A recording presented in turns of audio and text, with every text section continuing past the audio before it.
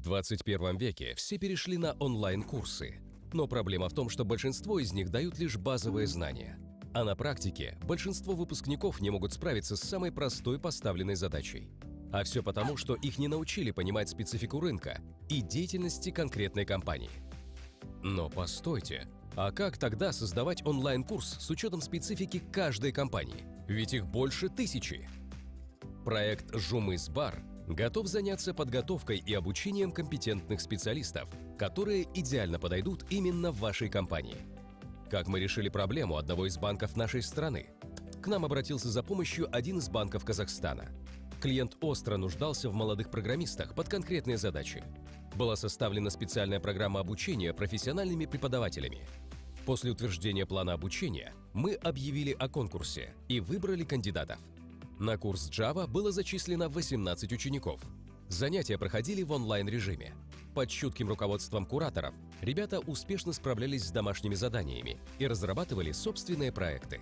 У каждого ученика был личный кабинет, где они смотрели повторы занятий не только с ПК, но и с мобильного устройства. Через 3 месяца банк получил 9 отличных молодых специалистов, которые идеально подошли под конкретные задачи банка. Проект «Жумыс-бар» самостоятельно составляет программу обучения в разных сферах деятельности. А наша главная миссия – это выпускать квалифицированных специалистов, которые соответствуют специфике деятельности вашей компании. «Жумыс-бар». Найдем, обучим, трудоустроим.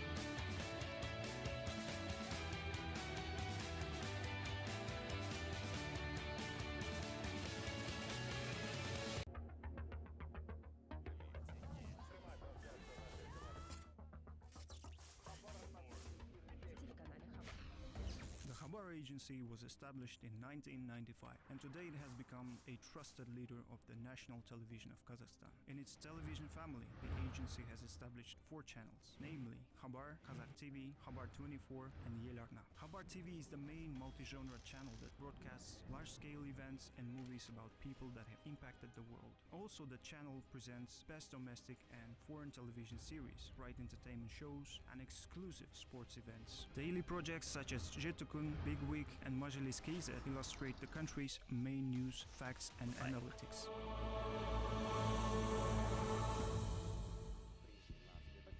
The day begins with the Khabar 24 news. The Khabar 24 channel is an information flagship of the country. Every hour through the live stream, people witness the most relevant news that project only facts and objective reality. Besides news, fresh exclusives, and brand new projects, the channel delivers captivating programs on the most relevant topics that concern the lives of people. For instance, Diagnosis is a TV program that narrates about up-to-date health issues and the quality of services provided in the healthcare system implemented in the country.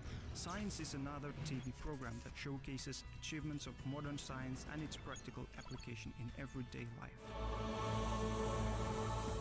Kazakh TV is an informative and branded channel that voices about dynamic developments of Kazakhstan. The channel broadcasts programs and documentaries that reveal investments, tourism potential, and global initiatives of the country. There are also projects dedicated to the cultural and historical heritage such as Golden Horde, Abay, Al-Farabi, as well as unique archaeological findings such as the Archaeology Project. There are also reality shows such as Baylanı Sayası'nın Dış Yerde that narrates about mastering of traditions, culture, and language. Kazakh Golden Hits is another project with a musical flavor that brings together favorite songs and artists from different generations. Kazakh TV is available in national and international broadcasting formats, the signal of which covers 4 continents, over 118 countries around the globe.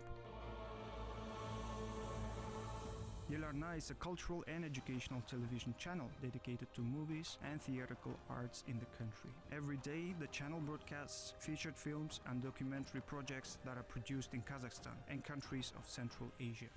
Khabar agency is a full member of the Asia-Pacific Broadcasting Union and also is an associated member of a European Broadcasting Union. Since 2018, the agency has been participating in the Junior Eurovision Song Contest, where talents from our country have been showcasing their high level of art. In 2018, the agency has signed a memorandum with the Korean Broadcasting System, and in September of the same year, it has signed a protocol of cooperation with the Turkish Radio Television Corporation. Relying on a world-class experience and following our traditions, we enlighten the educated modern society.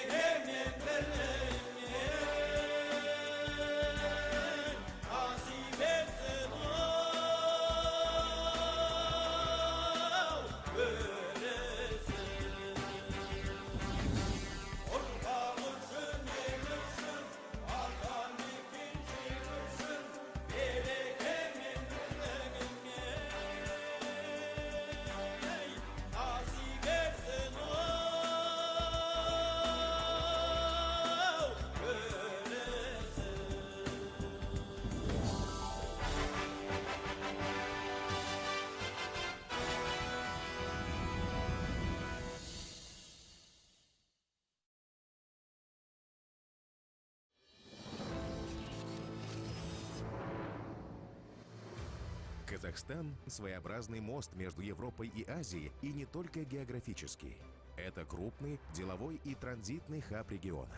Понятно, что в таких условиях эффективное обеспечение безопасности полетов и предоставление качественного аэронавигационного обслуживания в воздушном пространстве Казахстана становится стратегической задачей. И с этой задачей вот уже 26 лет успешно справляется РГП «Казаэронавигация». Современная и постоянно развивающаяся компания.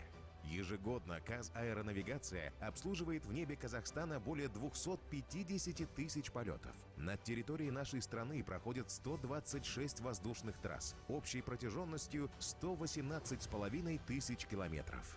У Казахстана 73 воздушных коридора на границе с сопредельными государствами – с Россией, Китаем, Кыргызстаном, Узбекистаном, Туркменистаном и Азербайджаном.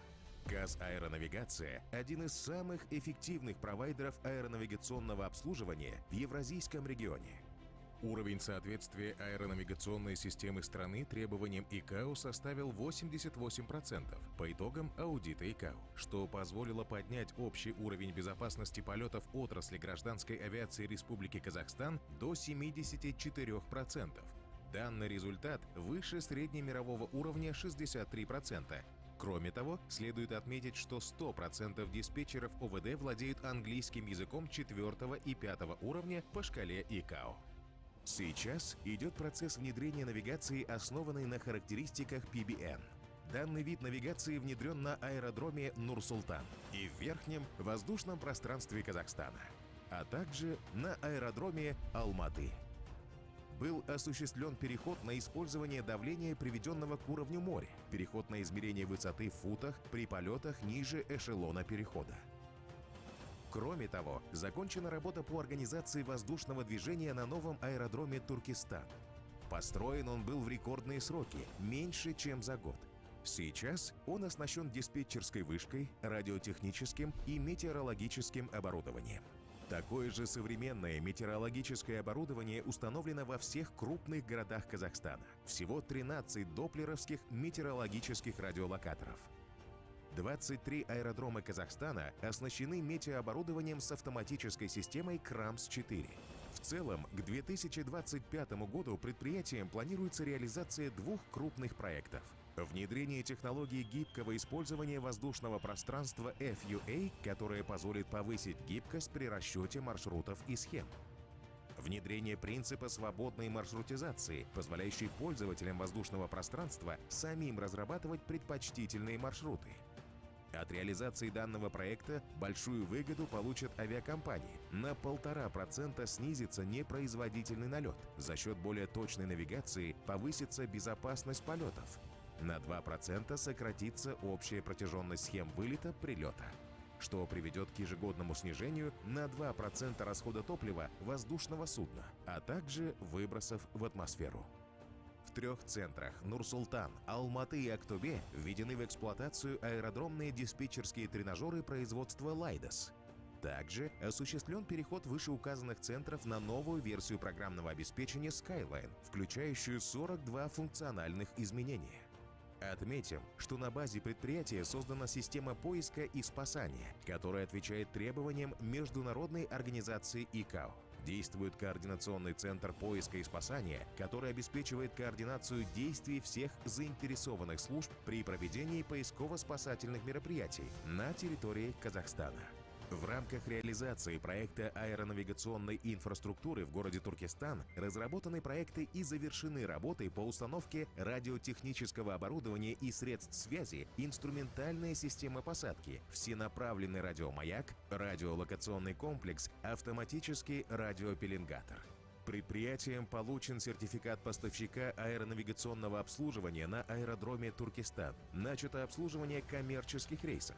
Реализуется проект по модернизации сети AFTN-РК для внедрения системы обмена сообщениями AMIHS. Внедряя эти проекты, РГП «Казаэронавигация» преследует четкую цель – сделать полеты максимально эффективными и безопасными не только в Казахстане, но и на всем Евразийском континенте. И каждый, кто знаком с работой и коллективом РГП «Казаэронавигация», уверен – эта цель достижима.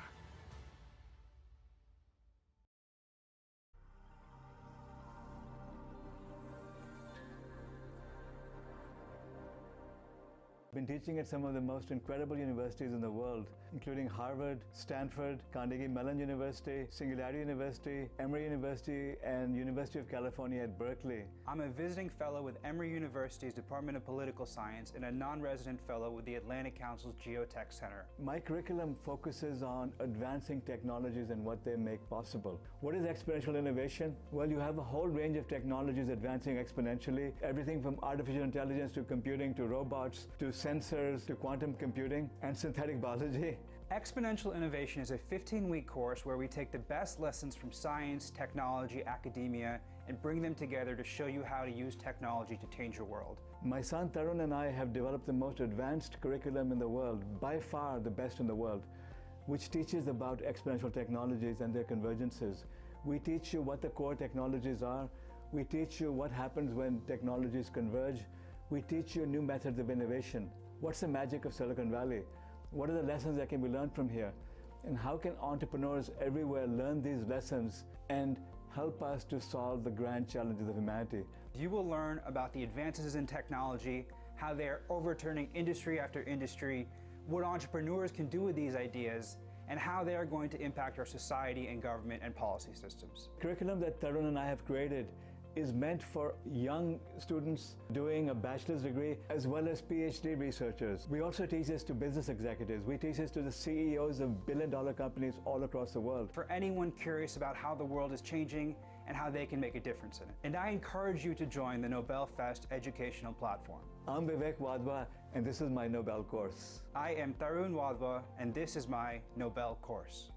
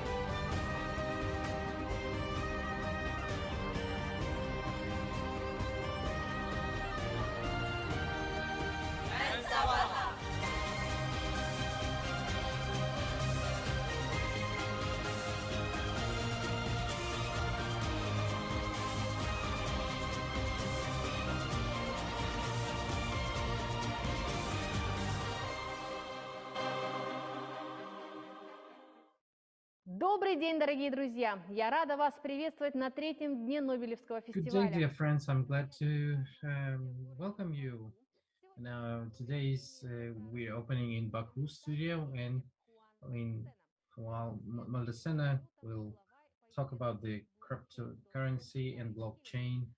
Garrett Kalman and Nobel laureate Tawakkol Karman and many others. So we open the third day of large-scale lectures, which will help you to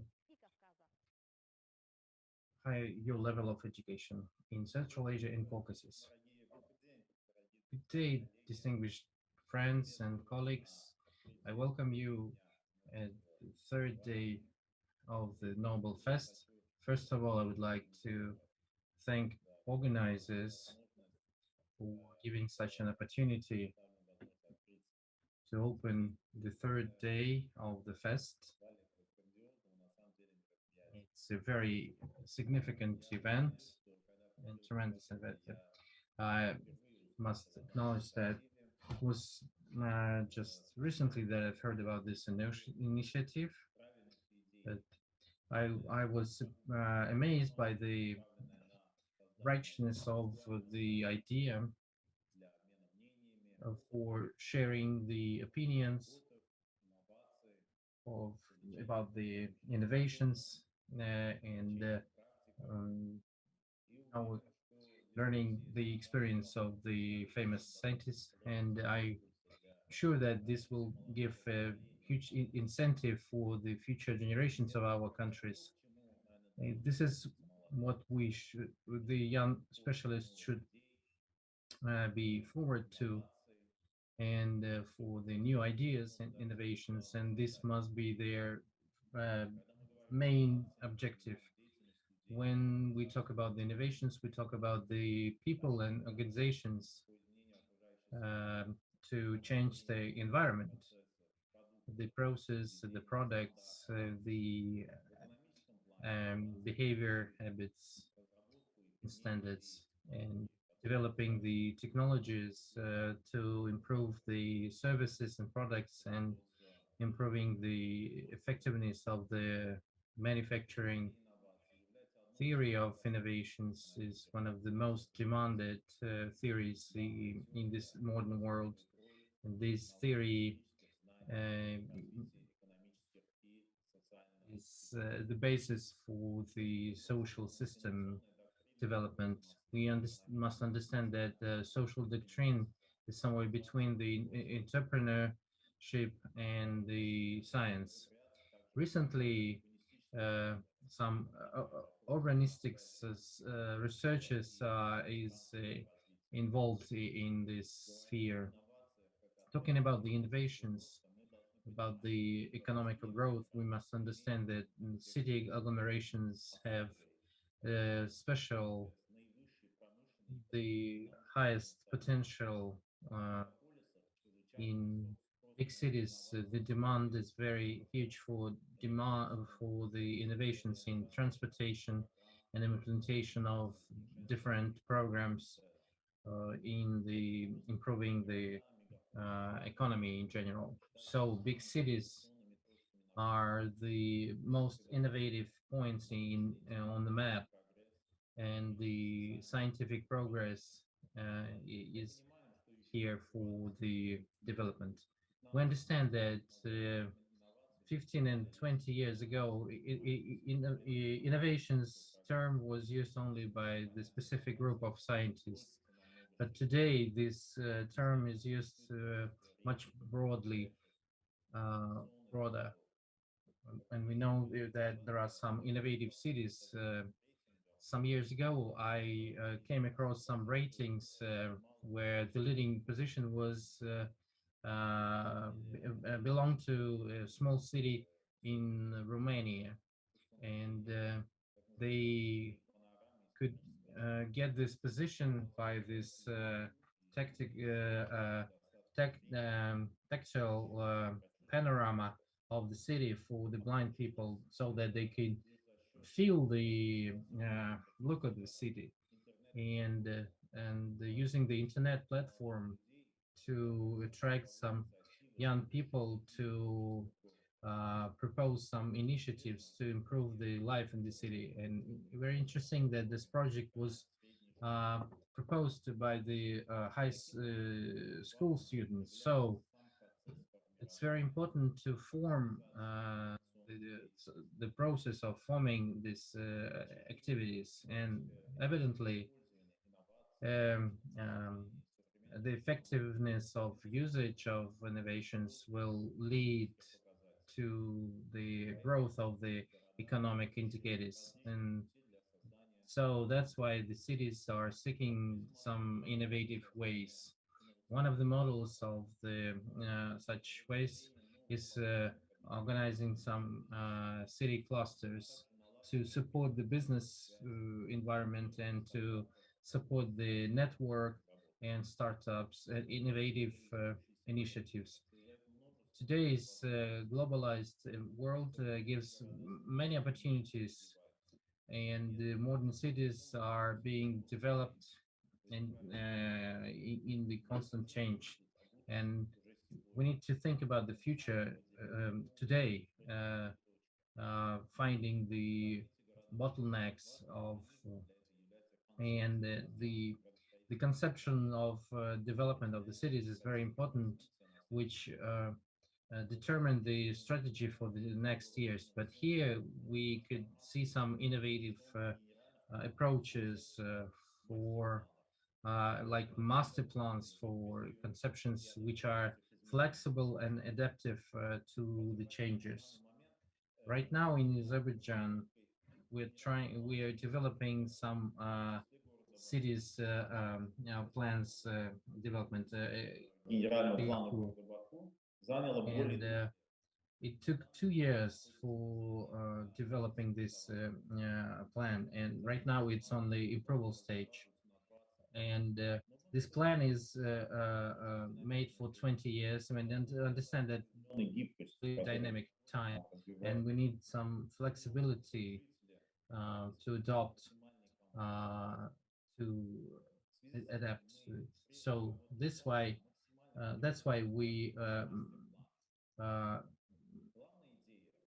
at maximum level we're trying to use the flexible model, um, which is based on the planned theory of development of the city and the standards of the servicing for people.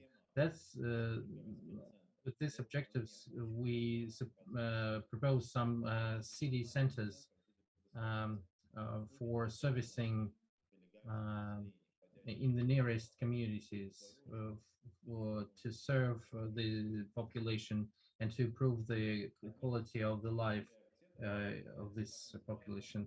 One of the fourth priorities is the new innovative in economics and in locating these centers. We're also seeking for the improvement ways to improve the from the scientific progress. For example, we digitalize all the information about the buildings and premises, and this is the most difficult and bureaucratic process in the countries. And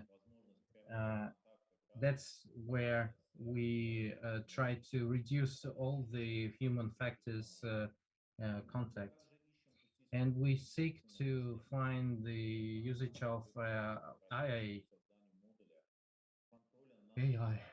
and with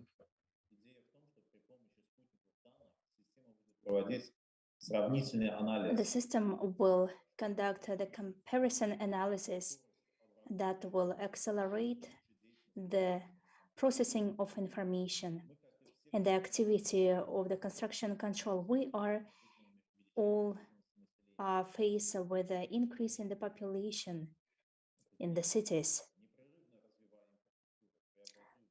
always developing the infrastructure and the urban development, and there are some complex tasks connected with the transportation system, the environment system, and the improvement of the quality of life of the population. And it's not so easy to solve all these issues. We need new approaches, and new approaches undoubtedly can emerge in discussions. And from this point of view, the Nobel Fest has a very important role We are all live in one region who have similar cultural, social, economical roots, and we all face with the same challenges. And we need more interaction and to exchange our experience. For me, it was a big honor to present at the opening speech of this Nobel Fest, where organizers prepared different interesting topics at the economy for people. We will discuss economical and political future of the Central Asia, Caucasus countries, the future of finances, money. We will analyze different tasks, inclusive economy. We will have some topics connected with space and the role of women as leaders. Mr. Aldo Faisal from the Medical College of London will hack our brain, and I congratulate all the participants and speakers. I invite you for very fruitful discussion that should be used by you. Thank you very much for your attention. Казахстан – своеобразный мост между Европой и Азией, и не только географический. Это крупный деловой и транзитный хаб региона. Понятно, что в таких условиях эффективное обеспечение безопасности полетов и предоставление качественного аэронавигационного обслуживания в воздушном пространстве Казахстана становится стратегической задачей. И с этой задачей вот уже 26 лет успешно справляется РГП «Казаэронавигация». Современная и постоянно развивающаяся компания. Ежегодно «Казаэронавигация» обслуживает в небе Казахстана более 250 тысяч полетов. Над территорией нашей страны проходят 126 воздушных трасс общей протяженностью 118,5 тысяч километров. У Казахстана 73 воздушных коридора на границе с сопредельными государствами – с Россией, Китаем, Кыргызстаном, Узбекистаном, Туркменистаном и Азербайджаном. «Казаэронавигация» – один из самых эффективных провайдеров аэронавигационного обслуживания в Евразийском регионе. Уровень соответствия аэронавигационной системы страны требованиям ИКАО составил 88% по итогам аудита ИКАО, что позволило поднять общий уровень безопасности полетов отрасли гражданской авиации Республики Казахстан до 74%. Данный результат выше среднемирового уровня 63%. Кроме того, следует отметить, что 100% диспетчеров ОВД владеют английским языком 4 и 5 уровня по шкале ИКАО. Сейчас идет процесс внедрения навигации, основанной на характеристиках PBN. Данный вид навигации внедрен на аэродроме Нур-Султан и в верхнем воздушном пространстве Казахстана, а также на аэродроме Алматы. Был осуществлен переход на использование давления, приведенного к уровню моря, переход на измерение высоты в футах при полетах ниже эшелона перехода. Кроме того, закончена работа по организации воздушного движения на новом аэродроме Туркестан. Построен он был в рекордные сроки, меньше чем за год. Сейчас он оснащен диспетчерской вышкой, радиотехническим и метеорологическим оборудованием. Такое же современное метеорологическое оборудование установлено во всех крупных городах Казахстана. Всего 13 доплеровских метеорологических радиолокаторов. 23 аэродрома Казахстана оснащены метеооборудованием с автоматической системой КРАМС-4. В целом, к 2025 году предприятием планируется реализация двух крупных проектов. Внедрение технологии гибкого использования воздушного пространства FUA, которое позволит повысить гибкость при расчете маршрутов и схем. Внедрение принципа свободной маршрутизации, позволяющей пользователям воздушного пространства самим разрабатывать предпочтительные маршруты. От реализации данного проекта большую выгоду получат авиакомпании. На 1,5% снизится непроизводительный налет. За счет более точной навигации повысится безопасность полетов. На 2% сократится общая протяженность схем вылета-прилета, что приведет к ежегодному снижению на 2% расхода топлива воздушного судна, а также выбросов в атмосферу. В 3 центрах – Нур-Султан, Алматы и Актобе – введены в эксплуатацию аэродромные диспетчерские тренажеры производства «Лайдос». Также осуществлен переход вышеуказанных центров на новую версию программного обеспечения Skyline, включающую 42 функциональных изменения. Отметим, что на базе предприятия создана система поиска и спасания, которая отвечает требованиям Международной организации ИКАО. Действует координационный центр поиска и спасания, который обеспечивает координацию действий всех заинтересованных служб при проведении поисково-спасательных мероприятий на территории Казахстана. В рамках реализации проекта аэронавигационной инфраструктуры в городе Туркестан разработаны проекты и завершены работы по установке радиотехнического оборудования и средств связи, инструментальная система посадки, всенаправленный радиомаяк, радиолокационный комплекс, автоматический радиопеленгатор. Предприятием получен сертификат поставщика аэронавигационного обслуживания на аэродроме Туркестан. Начато обслуживание коммерческих рейсов. Реализуется проект по модернизации сети AFTN-РК для внедрения системы обмена сообщениями AMIHS. Внедряя эти проекты, РГП «Казаэронавигация» преследует четкую цель – сделать полеты максимально эффективными и безопасными не только в Казахстане, но и на всем Евразийском континенте. И каждый, кто знаком с работой и коллективом РГП «Казаэронавигация», уверен – эта цель достижима.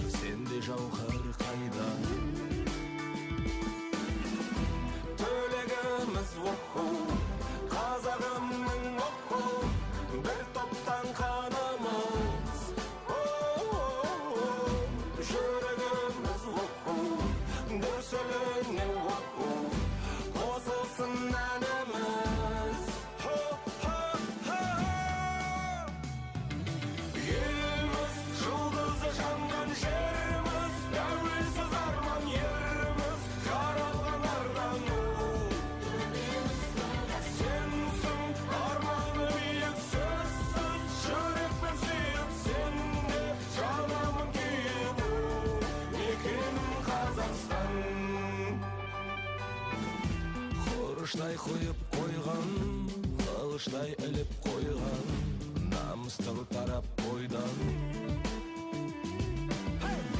Құлшынып еңбектенем, малшынып терге бөгем, мақтанып кеуде керем.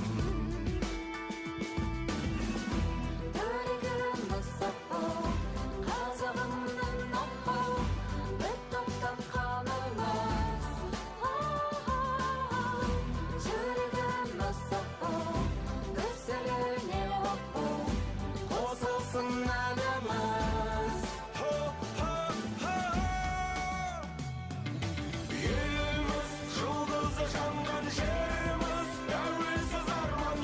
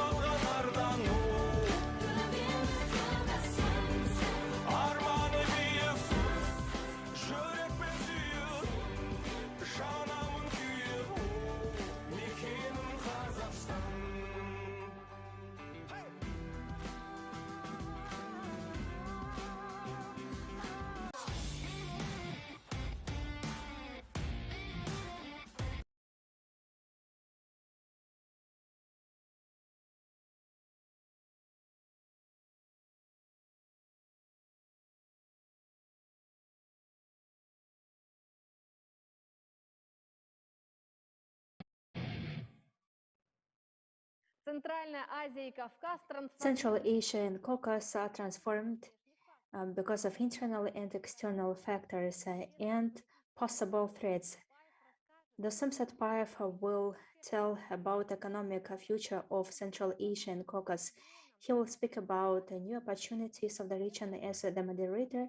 Lyazzat Ramazanova will present and Impact Group. Good afternoon, dear viewers. Welcome to the next discussion in the framework of the third Nobel Fest. Last year, Central Asia had the economic decrease. We didn't see similar decreases since the recession in Russia in 1998, the economic crisis in 2008, and the oil prices drop in 2015. Based on the World Bank, about 1,900,000 people will achieve the threshold of poverty in Central Asia. And how in the current conditions not to find ourselves in the periphery? The politologist and the author Dosym Satpayev will speak about it. Mr. Dosym Satpayev, the floor is yours. I welcome everyone. Thank you very much for your invitation. Indeed, what you've mentioned before, they are challenges for the whole world, but humanity passed such stages of different breaks and crises for several times. People say that the world is not like it was yesterday, but another definition is popular that we will live in a new normality, especially if we speak about a new wave of the pandemic. But virusologists expect new waves, and of course there will be new problems, economic, social problems. The speaker is not heard. Microphone is off. What we expect in the future? Usually people look with a hope in the future, but I disagree if you ask other people from your surrounding how they look at their perspectives in the future. Probably half of them will be pessimists. But anyway, let's go to the topic itself. We can see very interesting tendencies connected with the future dynamics of the development absolutely in all spheres, in geopolicy, in education, in the science. If you take any segment, you will find revolutionary changes. Let's take Alibaba Group and its founder, Jack Ma. He said that in the future, oil will be not so important compared to the internet. That is why many people will face with the problems. And that is why many people need to think about on the future, what kind of niche they will find,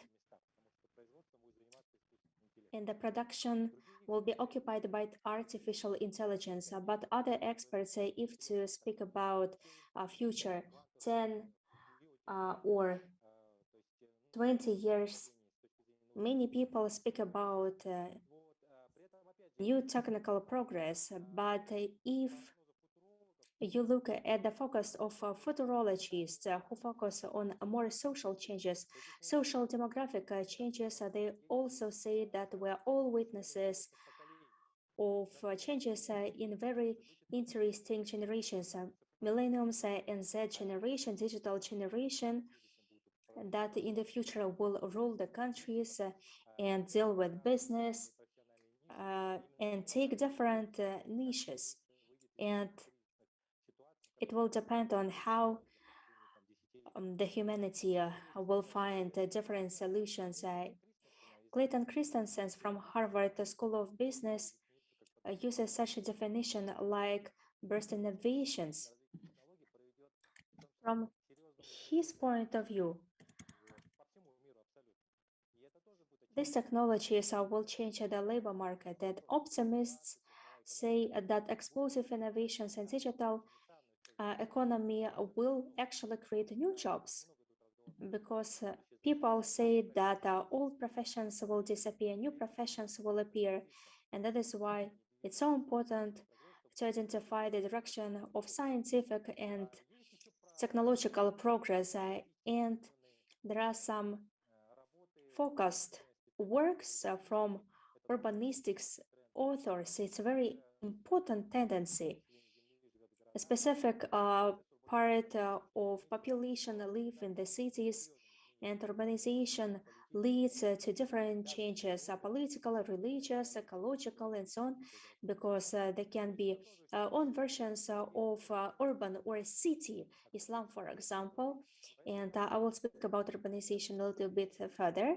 What I have already mentioned, in particular, for example, active migration processes that we observe today, it seems to me that it uh, justifies the authors of the book The End of the Power.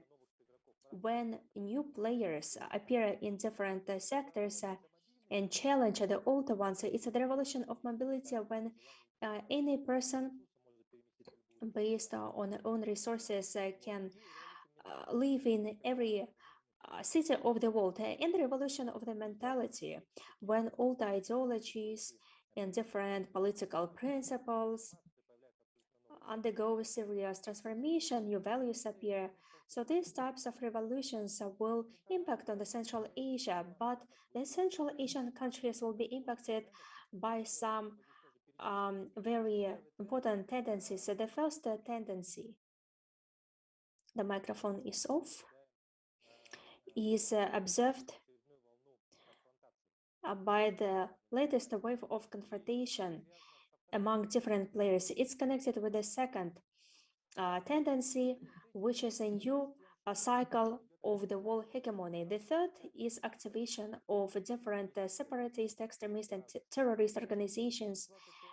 The fourth tendency is connected with an increase in the number of the regional conflicts. We're not speaking about the Third World War, but the increase in the number of regional conflicts will cause different problems for different societies in different regions of the world. And unfortunately, we see that this number is increasing, including old conflicts and new conflicts that has very hot phases. The fifth is hybrid wars and cyber attacks. It's clear that with the development of digital society, hybrid attacks of different hackers will be very serious problem for many countries. Very important tendency, which is connected with the pandemic, is the neo-ignorance, infodemia, fakocracy, and conspiracy theories. We see that all these directions impact on the public conscious and Chomsky enlisted 10 instruments of the impact on the society.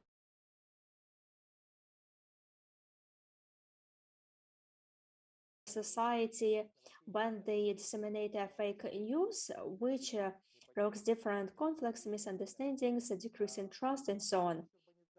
As for urbanization processes, I have already mentioned about it. It's a permanent tendency. We need to focus on that. Migration. And this process will go on along with the other trend. These are the climate changes and climate and some diseases. For example, the melting of the ice in the polar circle.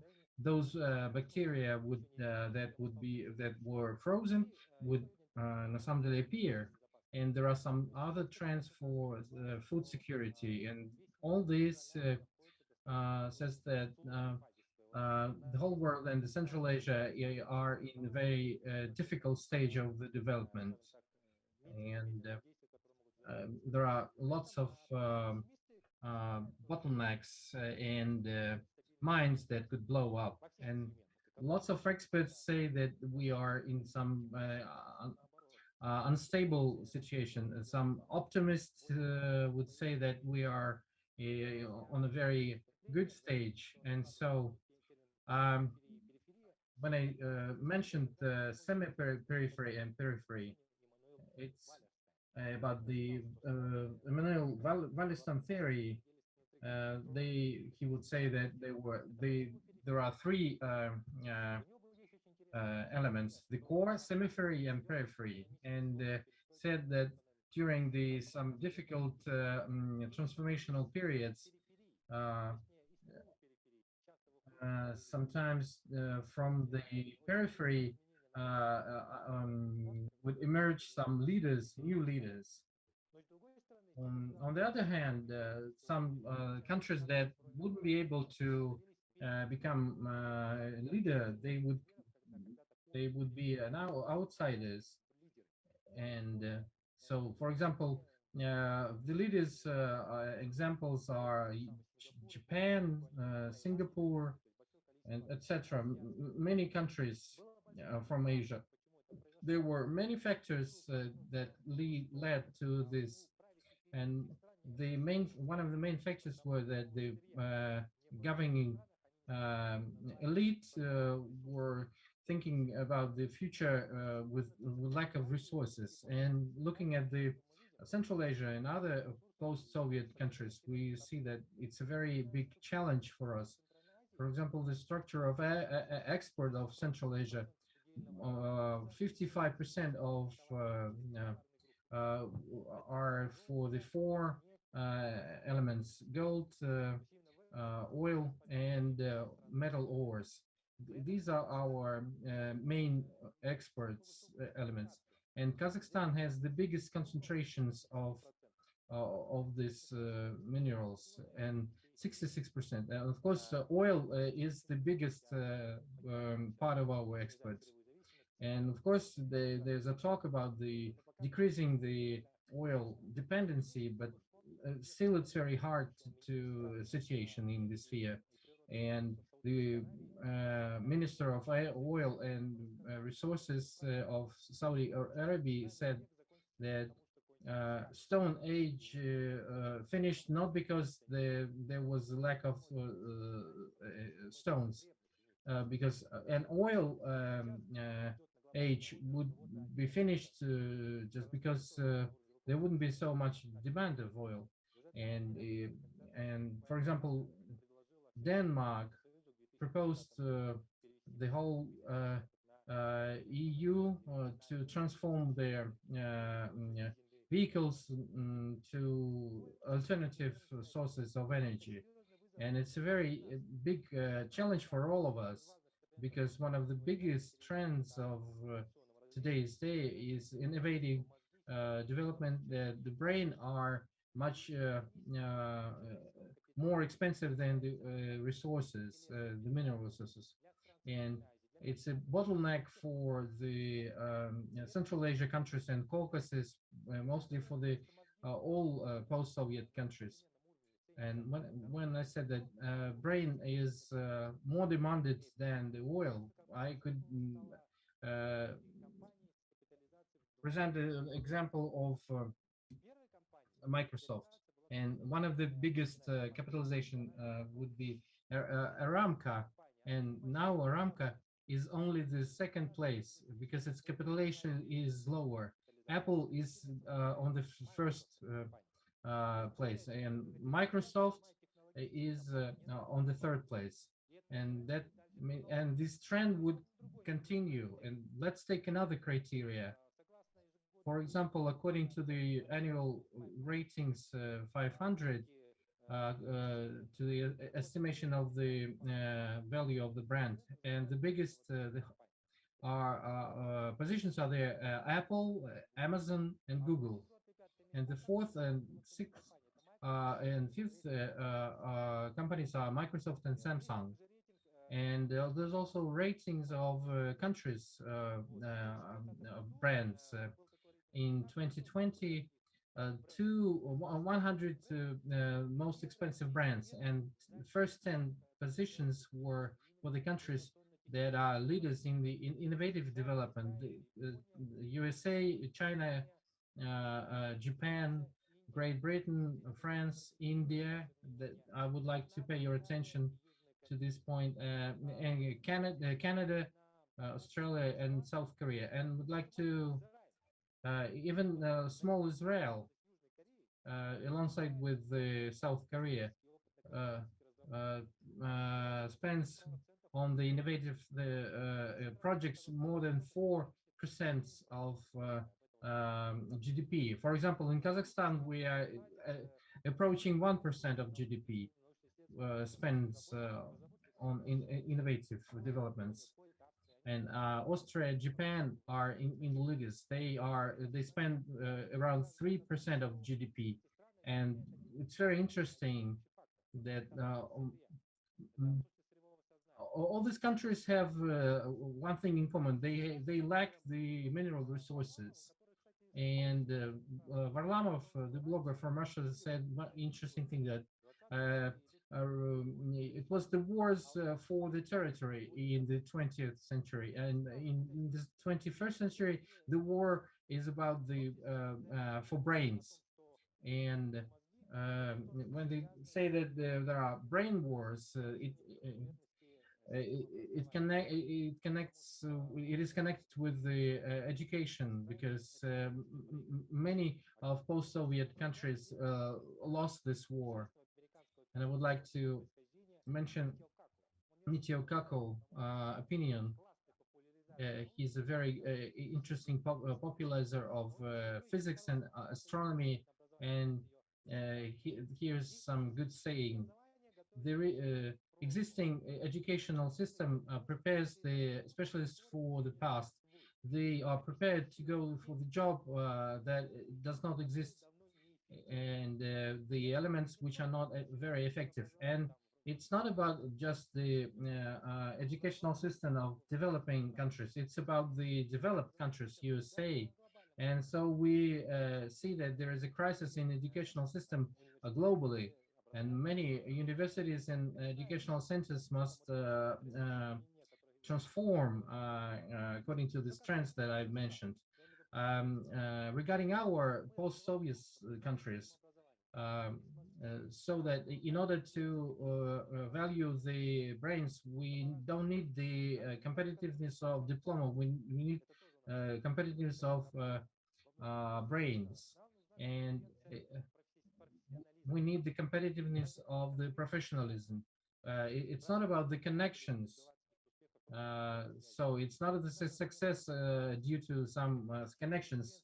We need the success due to the skills.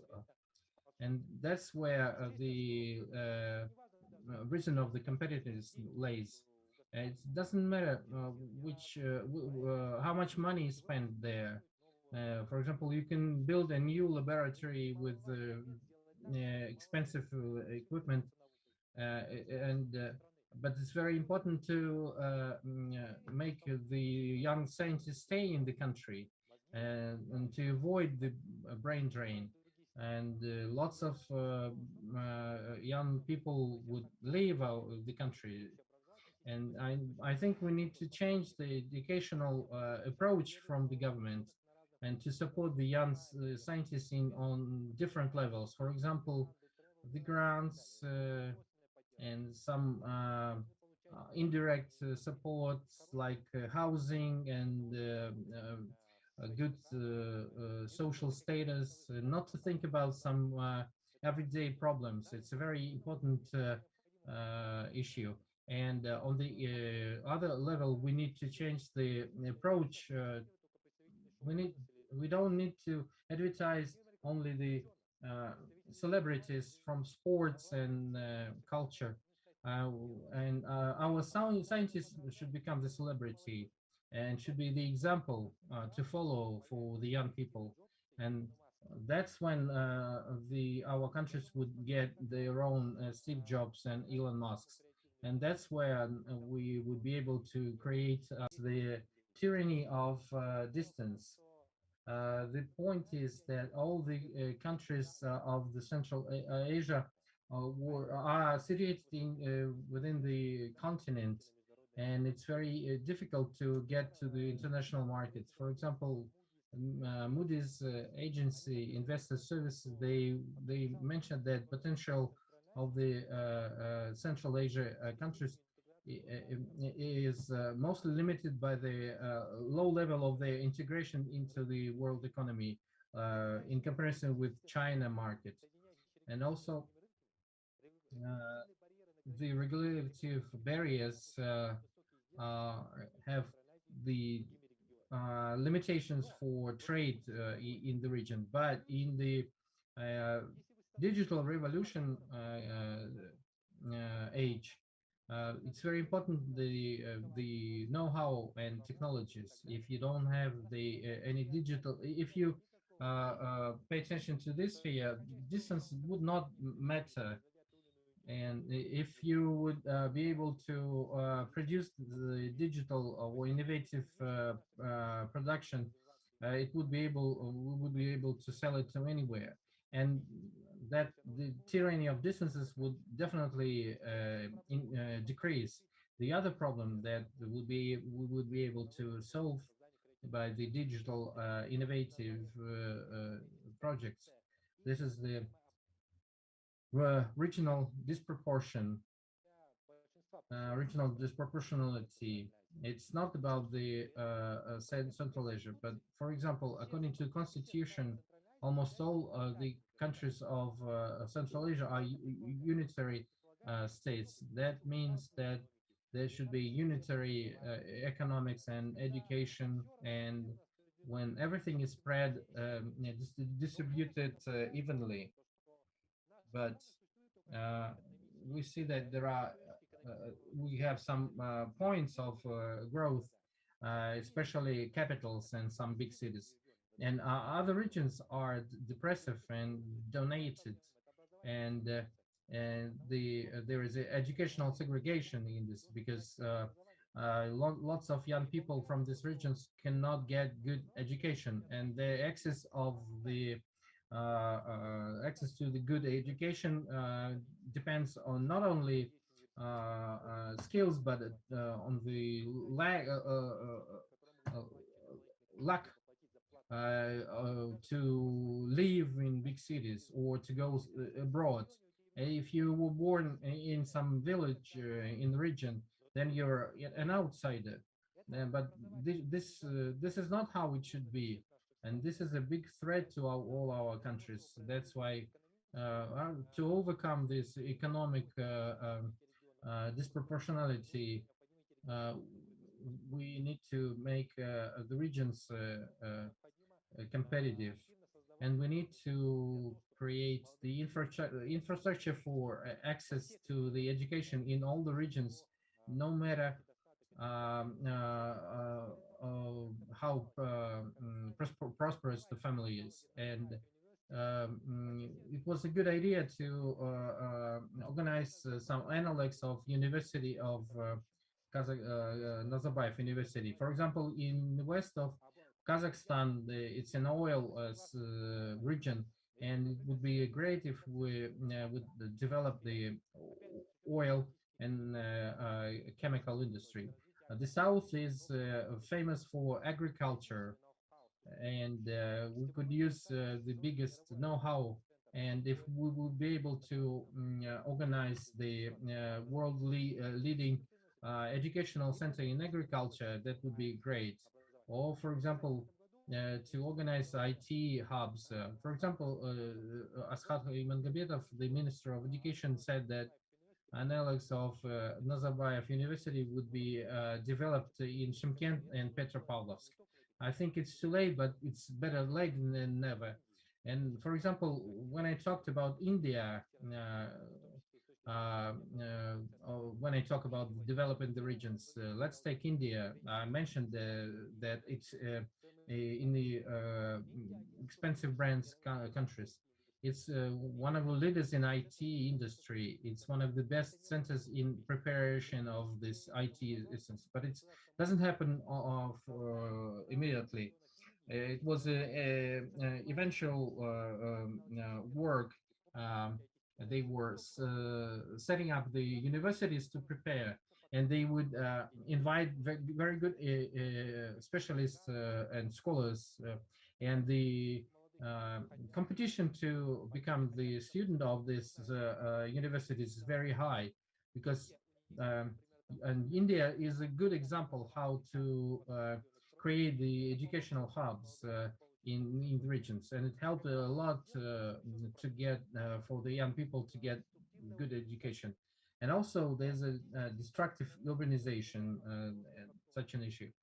We see that there's a big growth of urban population. It's a global trend, as I said.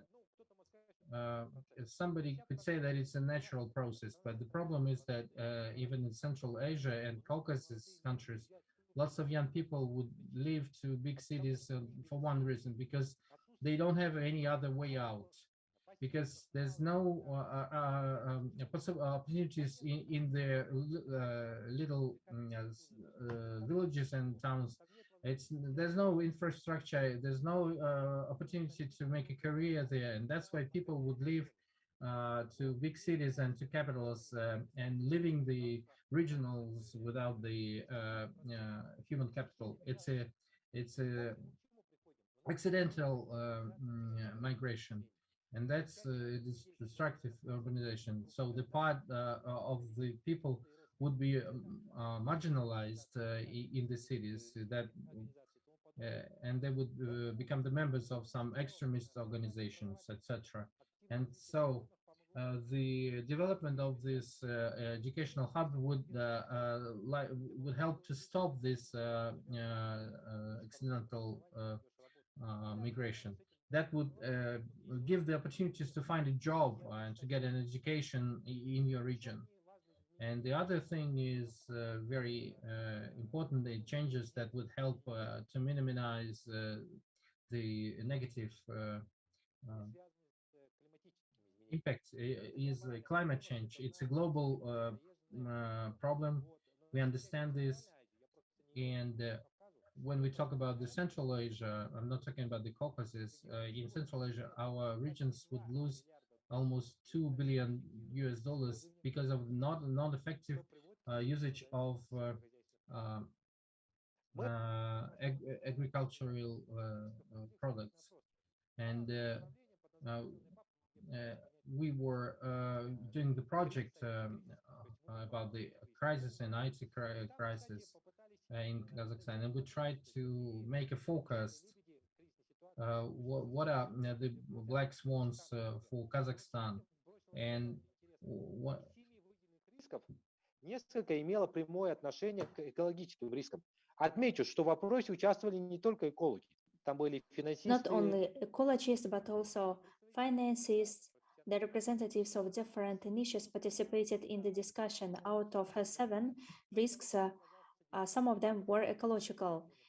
Then the deficiency of water that can lead to the conflicts in Central Asia. Then the climatic changes, another risk. And the 7th place is taken by environmental refugees appearance. It means that all our countries need to change the mechanisms of the development or strategic development. And these programs should include all force measures that we can face with. Pandemic showed very well that it can cross out all the plans, including personal and state development plans. It changed our life and conscious. It's also connected with environmental disasters that will impact on agriculture, urbanization, and so on. But at the same time, we need to make the lemonades from the lemons. And as for the added value chain, I would like to say a very interesting thought. When we speak about Central Asia and Caucasus countries, probably it also can be included into the process. For us, it would be beneficial if we would take the niche and to consider as prioritize the innovation technology, support of startups, and the development of alternative sources of energy and energy-saving resources. Thus, we could make and become the analog of the Silicon Valley from the point of view of the development of renewables. We could have know-how, different patents, technological and scientific ones. And there was one phrase of one IT guy who said that probably in the nearest 20, 30 years, newly trillion companies will be the companies that will develop technologies connected with minimization of climate changes. Probably it won't be IT companies, there will be companies that will minimize environmental risks. And we could take this initiative, Central Asian countries, because we have hydro resources where we could test water saving testing. We also have many sun days and windy days. We could attract different startups, including wind power startups. We have many opportunities to test these innovative mechanisms, taking into account our future economic development. And also we have another interesting tendency that should be focused on if we speak about Central Asia and Caucasus countries. It's a demographic tendency. Few people focus their attention on it at the state level. Периферии, даже их не упоминают. Хотя я считаю, что это очень важный момент. The demography is always on the periphery, but it's very important. In Central Asia, we have two tendencies. On the one hand, it's very high level of birth rate in Tajikistan and Uzbekistan. And people say that it's not possible to provide jobs for young people in Uzbekistan. And every year there are 7,000 young people who search for jobs. And as for Tajikistan, the World Bank made a conclusion that a very high level of labor migration is a high level of birth rate with a lack of effective labor market. But there are some other examples. For example, aging of the population. It's Kazakhstan and Kyrgyzstan.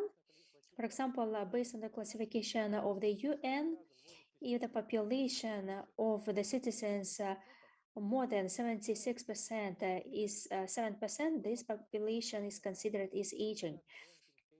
And rating KZ Analytical Organization says that Kazakhstan faces with the aging population. 2010, the share of pensioners is 10%. In 2020, it's 11%.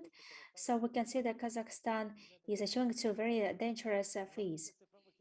But development of digital technologies, new innovation, Sophia's создавать новые рабочие места, новые профессиональные ниши, и более того, даже create new niches, and if we change the qualifications independently on your age, the age is just a nominal rate. There are many people who are pensioners, but they want to change their professions and they want to work in new fields, and digital developments and online learning can help. And it's a very important proof if we are in the tendencies of and trends of information technologies and development, we will be in the upfront. I have few time, but taking into account what I have already told before, we need to change our approaches in the development of the companies, and we need to understand that 21st century is the age where brain will be more valuable than natural resources. And I think that with this motto, we need to go to the future, and of course, with optimistic approach, but at the same time, we shouldn't forget about risks and threats that are surrounding us, and that will be expecting us in the future. Thank you very much, Dosym, for a very interesting presentation. We have many questions, but I would like to give the floor to our audience. Let's give to our studio here in Nur-Sultan. You made many focuses in the future. In which focus you are very assured? It's very interesting question. You know, my specialization is political science. I'm a politologist. I'm more pessimist in many directions, but at the very beginning, I've already mentioned that humanity passed different cataclysms. Looked at the 20th century, 2 world wars. There were many tragedies, pandemics, and so on. We also faced with it. For example, the Spanish influence in the 20th century. So we're faced with many challenges, but I would like to be more optimistic. If we are not stupid, if we look forward, if we do not look in the future, we can lose our planet. But there are many people who understand that we need to change something, and you are young people, generation, who should introduce new approaches in conservative world. And that is why, as for the focus, who are more preferable for me, of course, I want to believe in more optimistic scenario, but any optimism will be more successful if at the same time it's realistic and if it sees different risks that we deal with them today and those risks that we will face in the future with. Thank you very much, Dosym. We have another question from the audience. Что бы вы предложили изменить в системе What would образования? you like to suggest in educational system to be prepared for global challenges that you listed before? Очень интересный вопрос. Very interesting question. You know, Socrates had a very interesting aphorism. Doctors, teacher, and judges are professions are from God, and other professions are from people. So the first, what we need to do in all our countries is to increase the social status of teachers.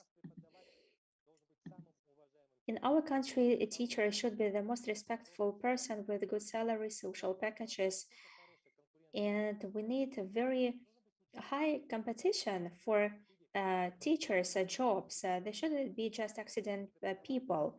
A teacher's profession should be very important and significant. This is the very first thing that we need to do.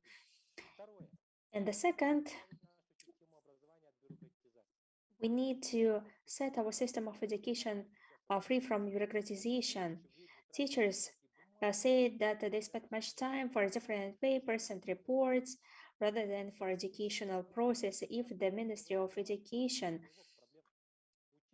drawn in this paperwork, so it's their problem. Finnish system of education, and I made a program on my YouTube channel.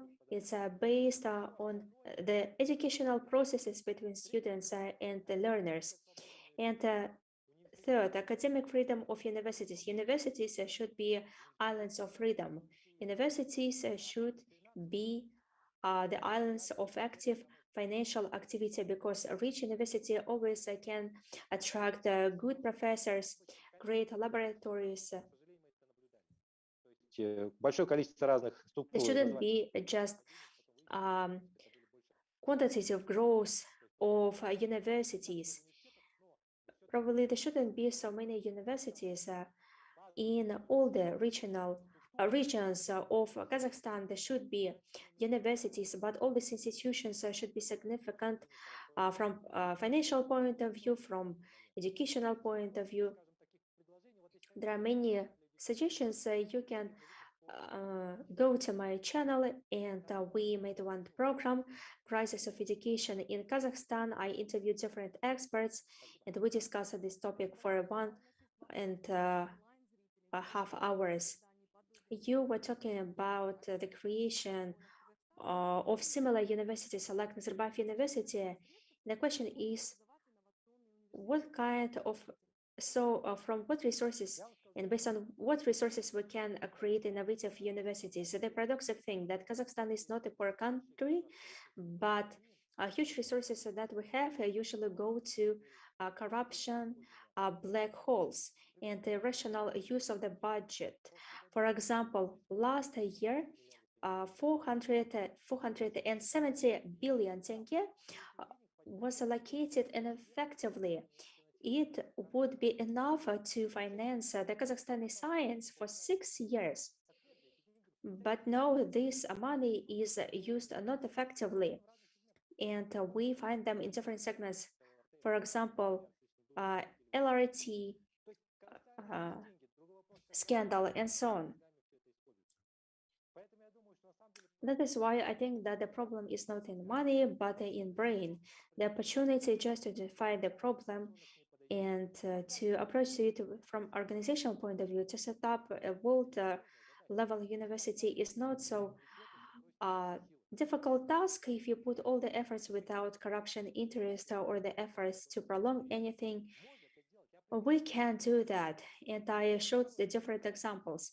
And to attract business, for 30 years we have many rich people who use our resources. We need to attract them to make them active to invest in educational centers. I think it will be just if, for example, you are in the Forbes list, you have billions and billions. If you are a citizen of the country, if you want your children or grandchildren to live here, you must invest in the sectors for the development of the country. Probably it can be PPP or the participation of separate businesses or the participation of the state, but with the attraction of its embedded experts that could provide financial monitoring so that our ministers and so on not to make these projects in additional source of money for them. Another question, Dosym.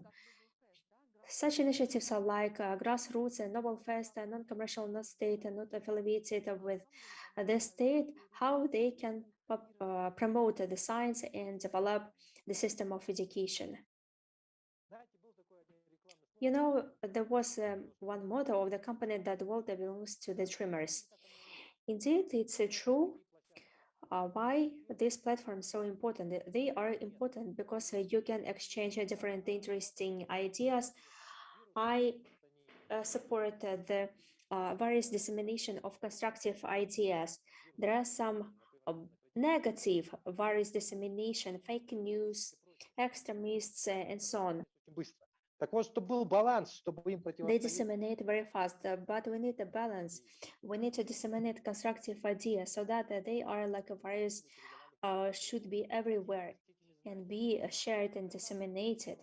Then we have a balance or a hope that the constructive ideas, activities in different sector, policy, ecology, education, they need to increase the number of those who supported them. Everything starts with the idea. You know that in the Bible, it says that in the beginning there was a word. So the same here. First we have an idea and then we change the world.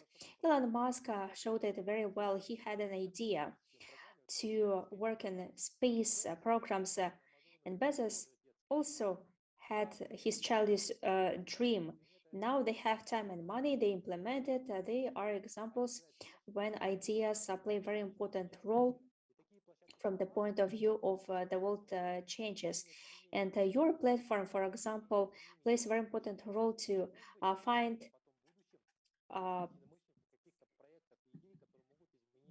different interested parties that can develop these ideas at local, at even world level. You know, thank you very much. 40 minutes are not enough to speak with such persons like you.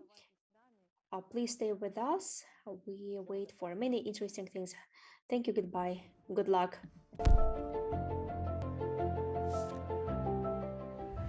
Last year, Kazakh National Agrarian Research University celebrated its 19th anniversary. Today, the university is developing as a world-class national research university. For this purpose, the university has created a developed research infrastructure.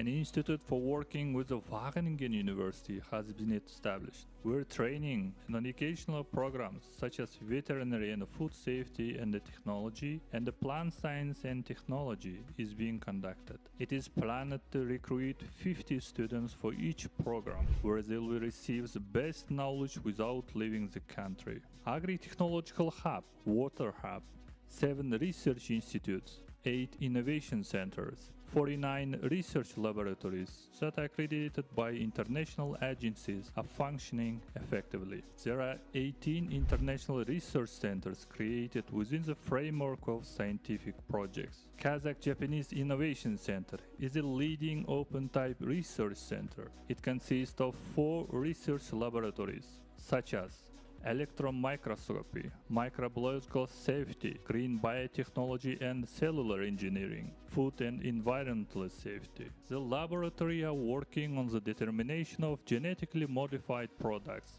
heavy metals, mycotoxins, the residual amount of pesticides, antibiotics, and xenobiotics. The methods of gas-liquid chromatography, chromatography mass spectrometry, electron microscopy, and molecular genetics are used. The laboratory staff is proficient in all research methods. Research Innovation Center for Food Technology and Quality develops new technologies for food production. The center consists of 2 research laboratories, such as analysis of physical, chemical, and rheological properties of raw materials and the food technology, as well as 3 mini workshops for the production of bakery and confectionery, sausages, and dairy products.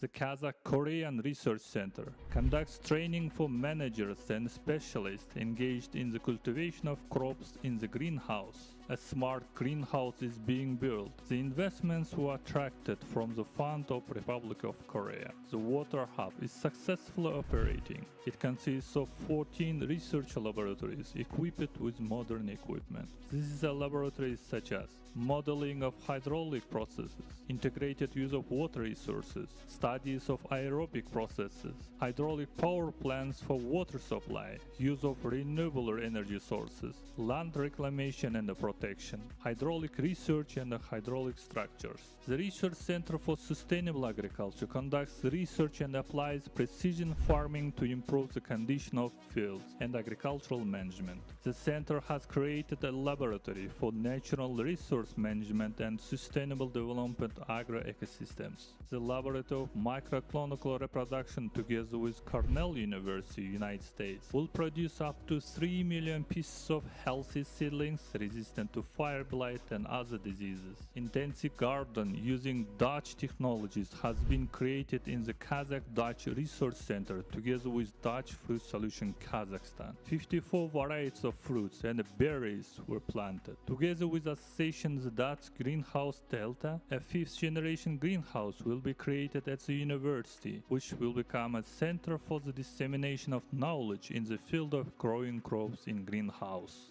The International Research Center for Vaccinology works together with foreign partners such as Ohio State University and Australian biotechnology company Vaccine. The center's scientists are working on creating a safe and... Следующая дискуссия пройдет...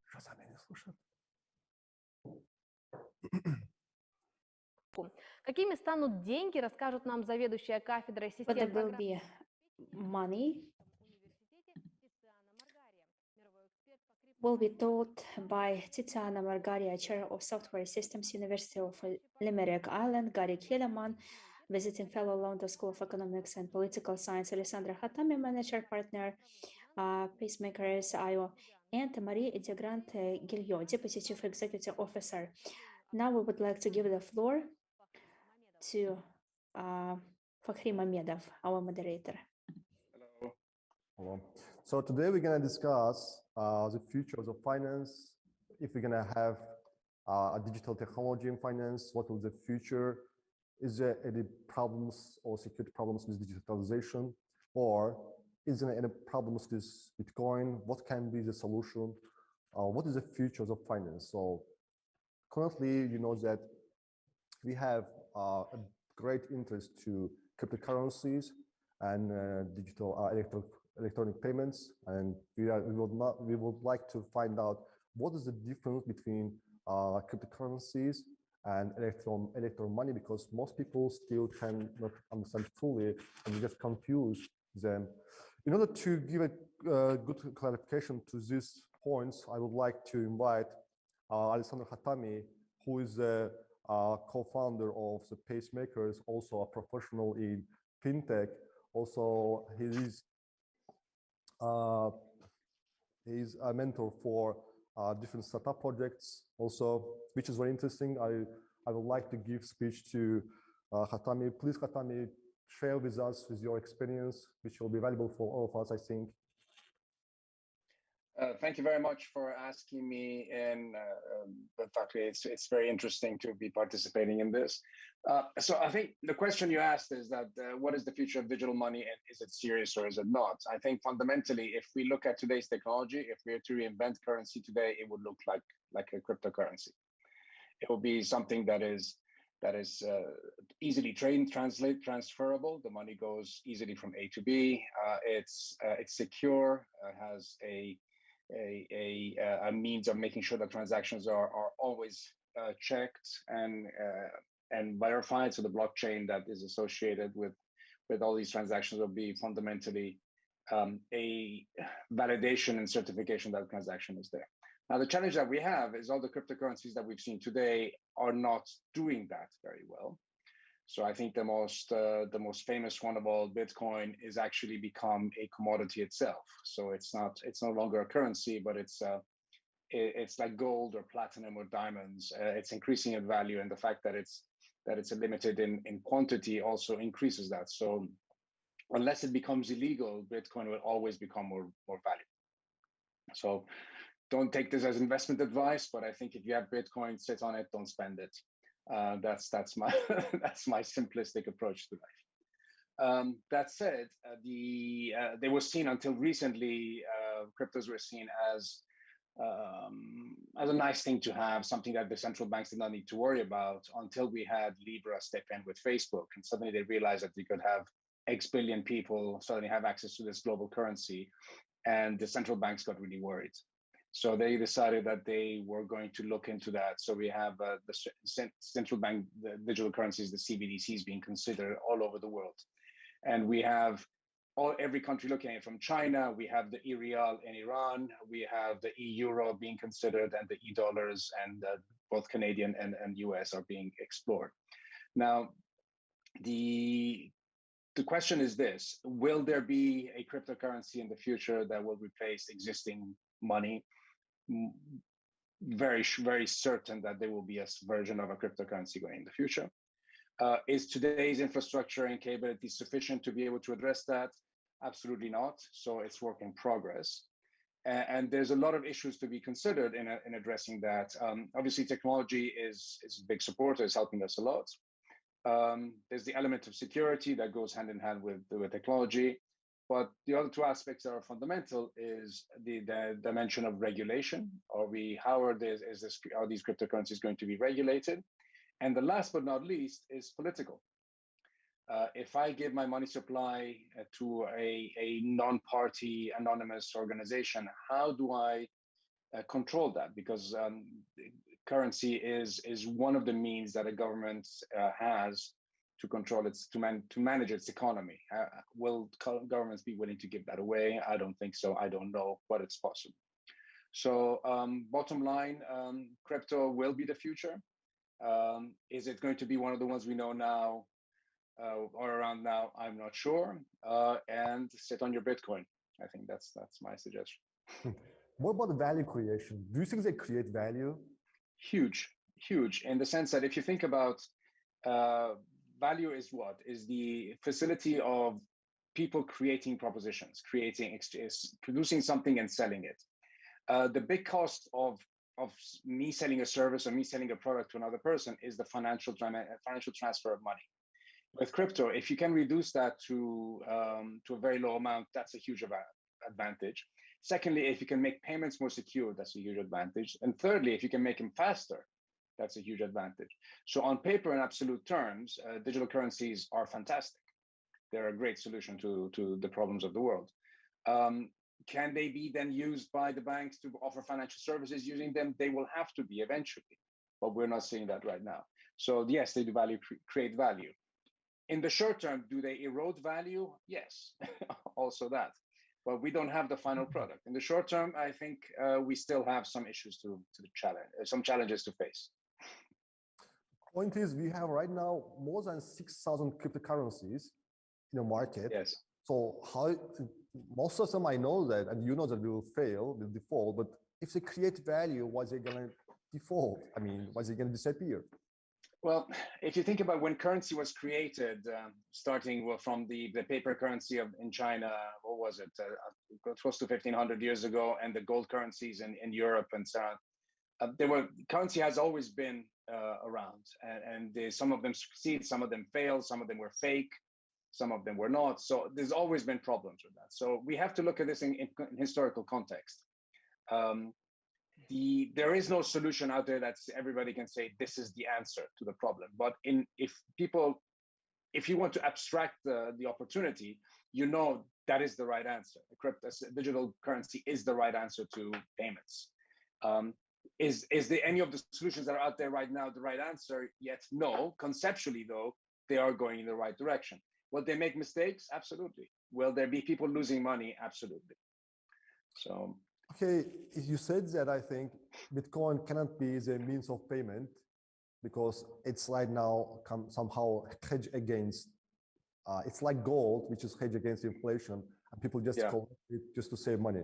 But what about the country like El Salvador, who accepted Bitcoin as a currency and people make payments with Bitcoins? How do you think, will it just will spread to other countries, or will it just stop in El Salvador? What do you think about it? Well, factually, you know that countries make financial decisions for many, many different reasons, and not all of them are economic. Okay, some of them are political. Could it be possible that the decisions made by El Salvador were not driven by sound financial considerations? Just a question. Could it be that it was something else going on in the choice of the Bitcoin as a currency? What do you think about electronic money? For example, I think Japan wants to introduce J-coins soon, and will create value and will cut most costs with transportation of money with from banks to different banks. What do you think in future? Do you think other countries will just transfer to that or not? Are you here? Yes, I definitely. Can you see me? Yeah. I think electronic money is an extension of the normal currency. So the yen is seen very much as a CBDC. So that's the objective going forward to that. I think that central banks will slowly will slowly move into digital currencies, also because it makes a big opportunity for efficiency and transparency and clarity in payments. So that's going to be definitely an area of adoption. So I think the difference between e-currency and currency is that they're still using the same principles, but one of them is sponsored by the state and the other ones are not. The main difference between that is that today, when I send you money using Visa or MasterCard, I am not sending you money. I'm sending an order to my bank to pay, to tell your bank that the money can transfer. With these digital currencies, the money actually leaves my phone and goes into your phone or to your device. So it's actually the currency itself is moving through the thing. So the technology there is incredibly complex. And principle, if you look at the principles, it's faster, it's cheaper, it's more efficient, more secure, but the technology is not there yet. And it's definitely not distributed yet. So it's a nice thing to look forward to. It's cheaper, but not about Bitcoin. Bitcoin is not so cheap. No, Bitcoin, I'm saying it's like gold. You know, you can make nice Bitcoin jewelry maybe someday. What about volatility? So how, as a professional in fintech, how you can think that we can decrease the volatility in prices of different cryptocurrencies? And second, how we can stop the frauding in different cryptocurrencies, because they go to the market without regulation, and China put bans to crypto exchange because to stop this frauds in the market. What do you think other countries should do to stop this fraud? Because most people, most new investors lose their money in fraud coins. What do you think? What we can do as a fintech expert? What is the solution to stop volatility and frauds? The same advice you would give for any type of investment. Are you talking to a trustworthy third party in the exchange of this? And then are you keeping your data secure? Are you, most of these, if you look at all the cryptocurrency failures that we've seen, they were in part because people made mistakes about their passwords and they threw away their drives and things of that kind. So that's one big thing.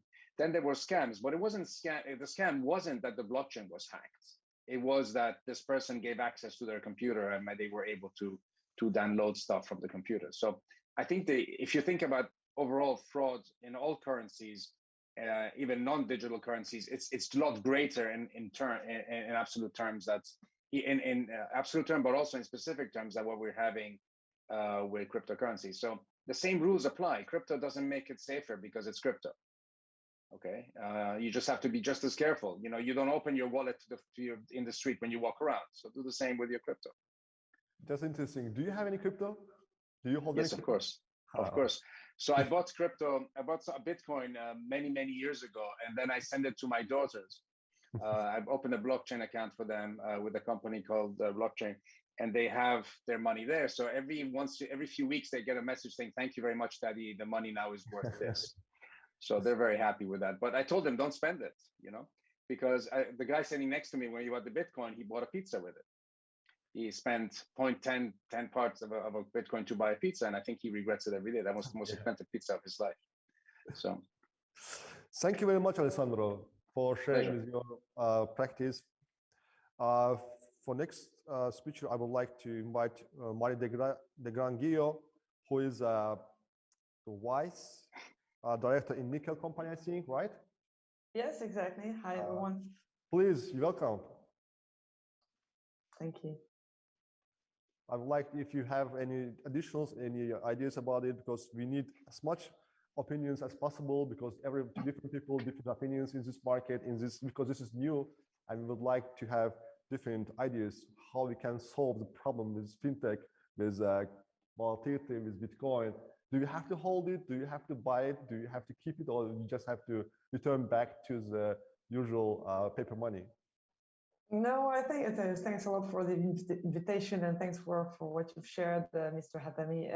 I think it's very interesting to listen to all this very long-term trend, because for me, I mean, the name of the conference is "The Future is Now," and we are really looking into the future where we talk about crypto or Bitcoin or electronic currencies. I'm not sure we are mature now to really say that it's changing the life of the people. I'm definitely sure that it will change on the long term things, and it could be very much disruptive at some point. But today we are more into, let's say, securing values and kind of trying to innovate. But it's not changing lives, I'm sure. And Nickel, maybe I can say a very short word on Nickel. So Nickel is the largest neobank in France. We have 2.2 million clients just in 7 years. We're 7 years old, and we are very much into payment and trying to change the way that Canadians are using their payment tools.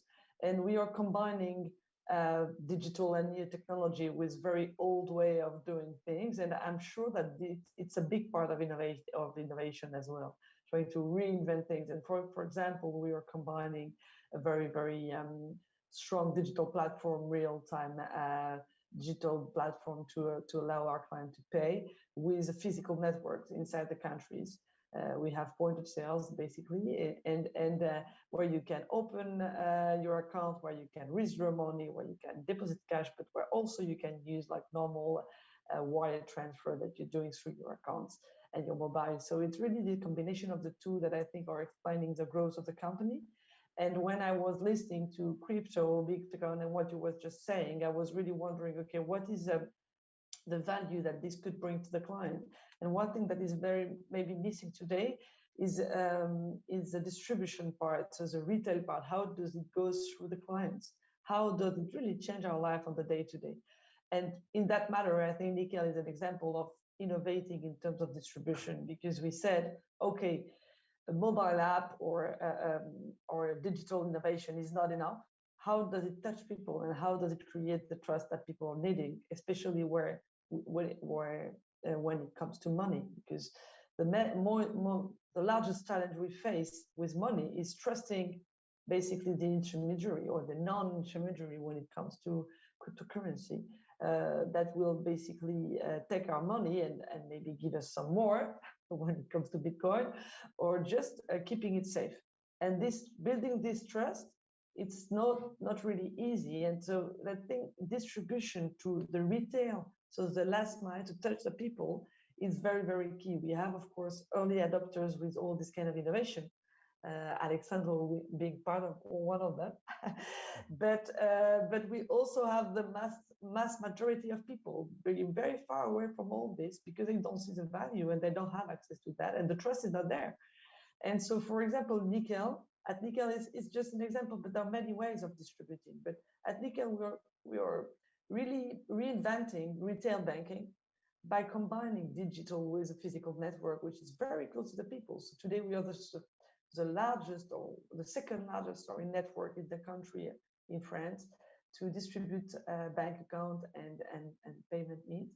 But it's not our own shops. It's the shops that you could find in your day-to-day life. So it could, of course, we are Europeans, so we are more looking at the markets we know, Western Europe and Eastern Europe, but it could work in any countries. And reinventing distribution is something that is very key for me when it comes to digital money and to payment, because at the end we want to create this trust to make sure that people, if we think that all these innovations will be useful at some point on a day-to-day life, then we think, okay, how to build this trust and how to make sure that this money is as powerful as the one we have in the pocket. And so far, I really think that the money that we have in cash in the pocket is quite innovative in a way, because it's trustful. I mean, if I give you, euros for me, but any kind of money, you will trust it. It's very fluid, it's secured. I mean, the only problem that you have is to have some of the money in your pocket at some point, which is a problem. But maybe sometime we can say, okay, what is the problem with all this new innovation? And this new innovation, what you need is at least to have battery on your phone, and sometimes you don't.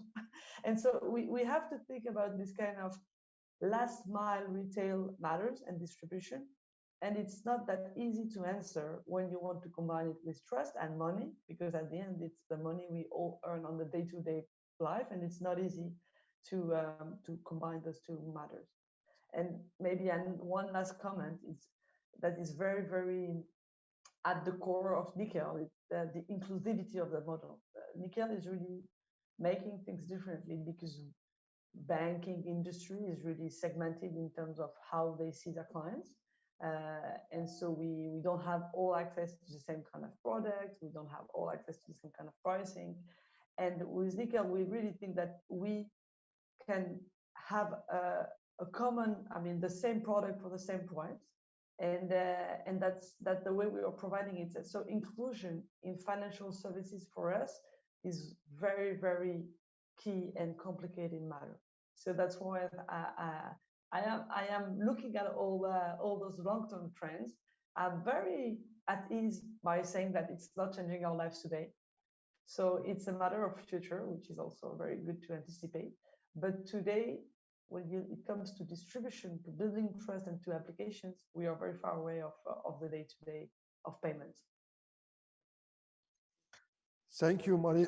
I have one question. I did your background, and you mostly did your education in Europe. I just wanted to ask a question about European community. How European people have, how you think about digital money? Because it's an old world. People are mostly conservative.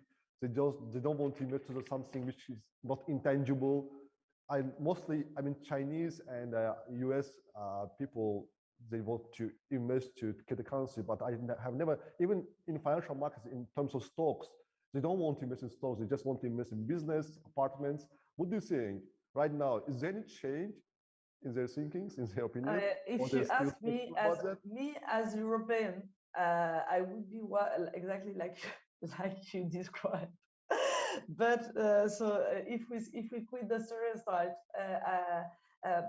I'm not sure. I mean, when I look at how banks or European banks are reacting to all those trends, it's definitely defensive. So it's my view is like we are more into a defensive kind of positioning where banks, and I mean, we have very big banks, and they are playing a big role in the world economy.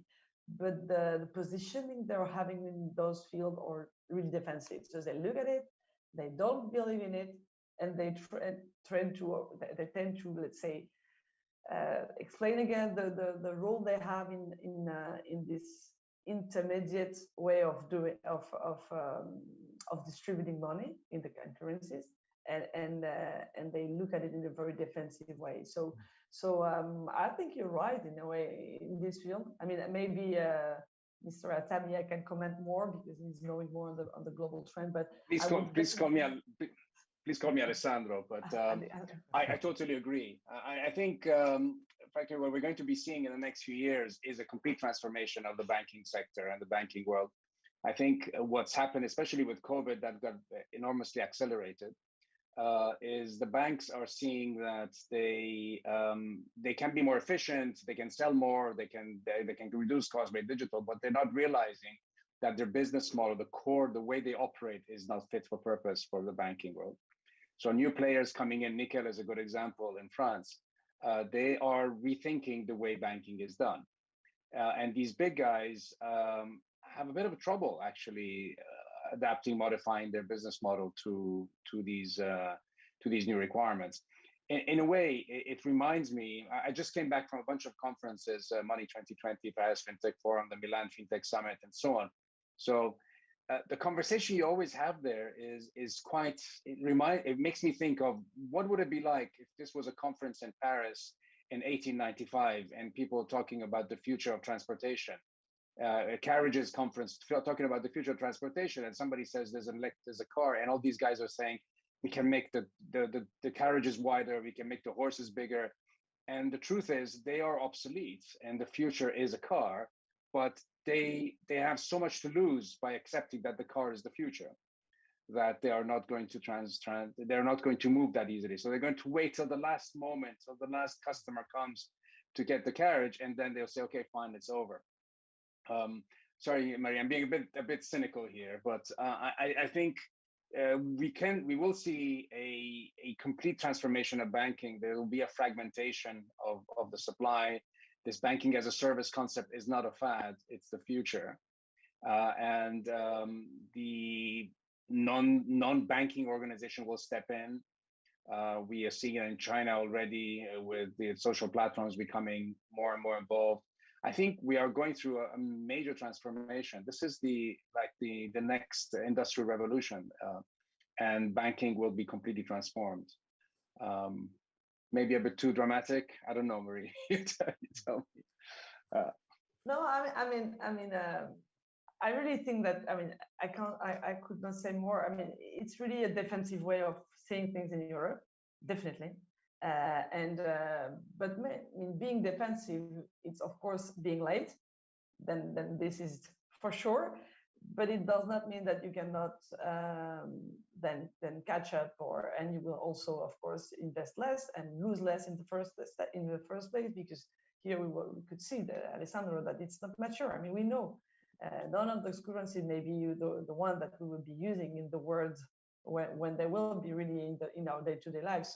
So it's a matter of adapting, I think, and of course there are then early players and then followers, and in that matter I have the feeling that Europe is more follower. But then, I mean, it's just the world changing, and let's see. No, I'm in England, so we're not in the EU anymore, but we're always European. But I think Europe is not as conservative as you're saying. I think the regulation that Europe is bringing to the table is actually changing the world to a certain extent. So GDPR, PSD2, GDPR is the data privacy thing, PSD2 is to open banking APIs. All of these regulations being copied across the world. So now, if you go to California, if you log into a website, it will ask you, are you sure that you want to share your data? Yeah, sure. In terms of regulation, we are quite good, actually. So, but it's a creative regulation. I don't think it's negative. I think it's really, because look, the problem with financial services is that it's not regulated right, not under-regulated, but regulated in a wrong way. And I think the politicians don't understand. The politicians that drive regulation, it's the legislators and so on, don't really understand what's required.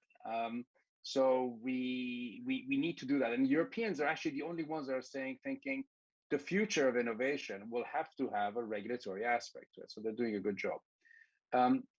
We have some problems in Europe, I think, in investing in early stage companies, because we don't have the big rewards that the Americans have. We don't have the cultures that the Americans have for VC and angel investing. But beyond that, I think Europe is a very creative place. I'm optimistic about Europe. Most of Switzerland, they want to transform as soon as possible to electronic money, I think, right? In Switzerland, well, the Swiss, if there's a way of making money, the Swiss will be there. So you know that.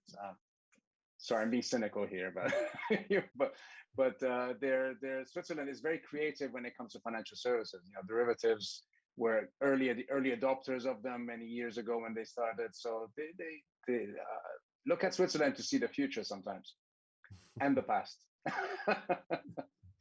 What about information to the people, to the world? Because as you know, only some 5% people in the world heard about this cryptocurrencies, electronic money, and even less than 1% can understand what is going on.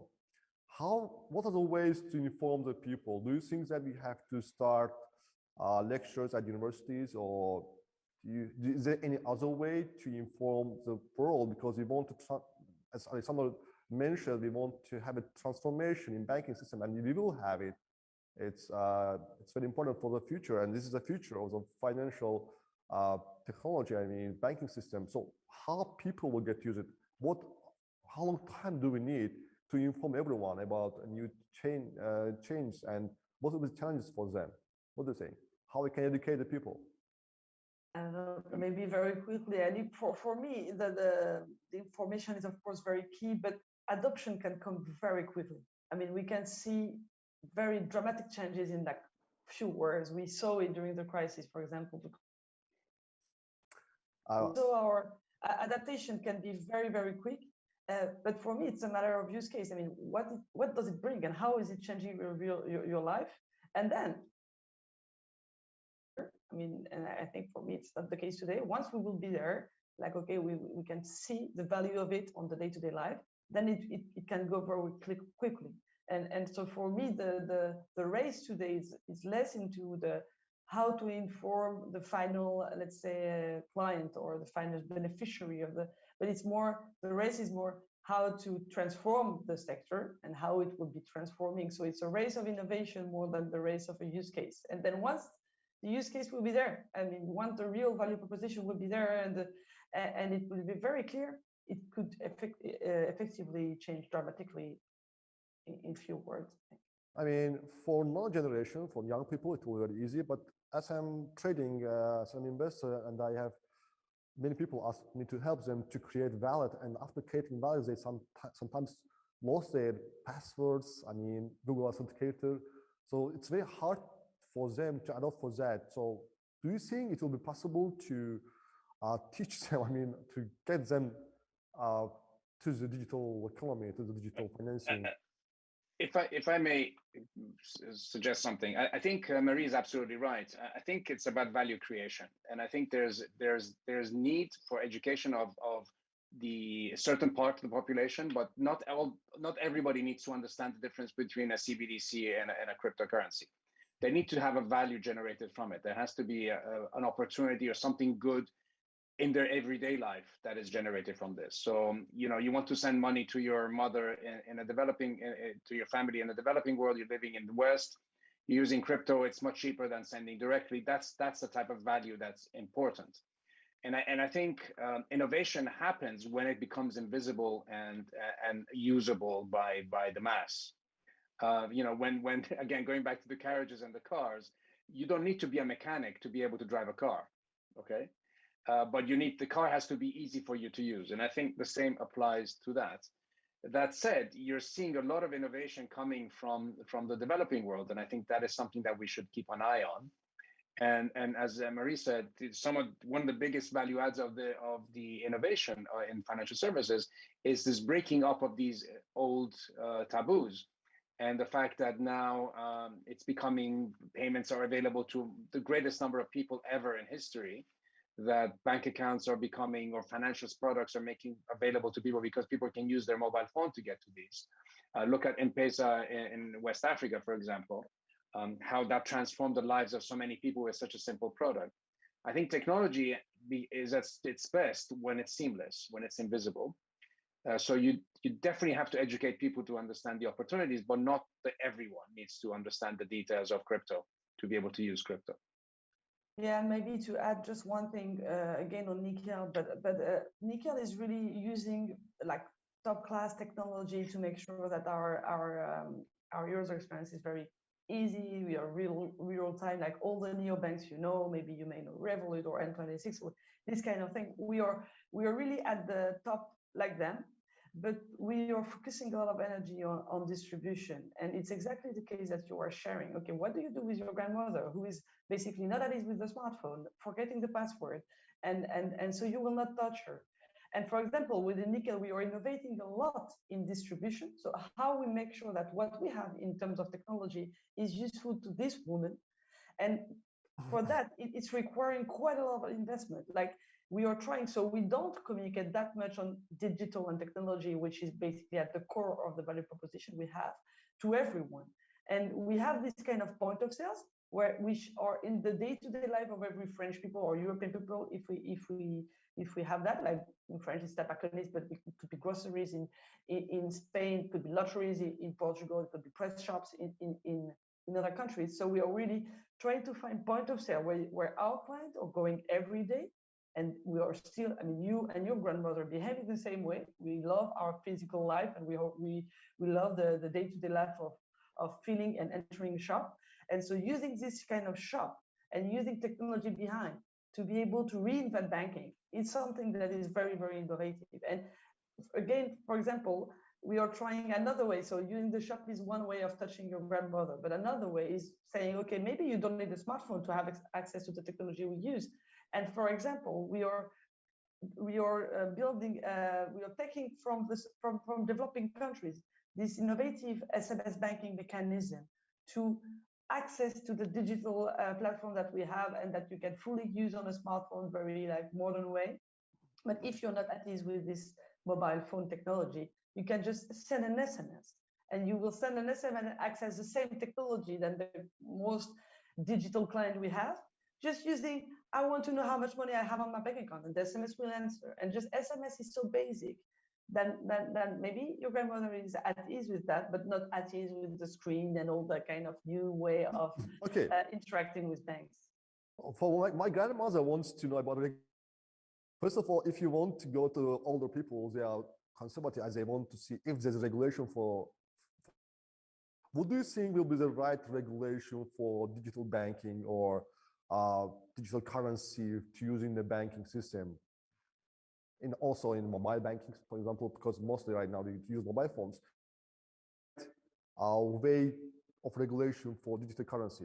Now, just before, do you hear me? Yes, yes. Okay, I had some problems with the internet.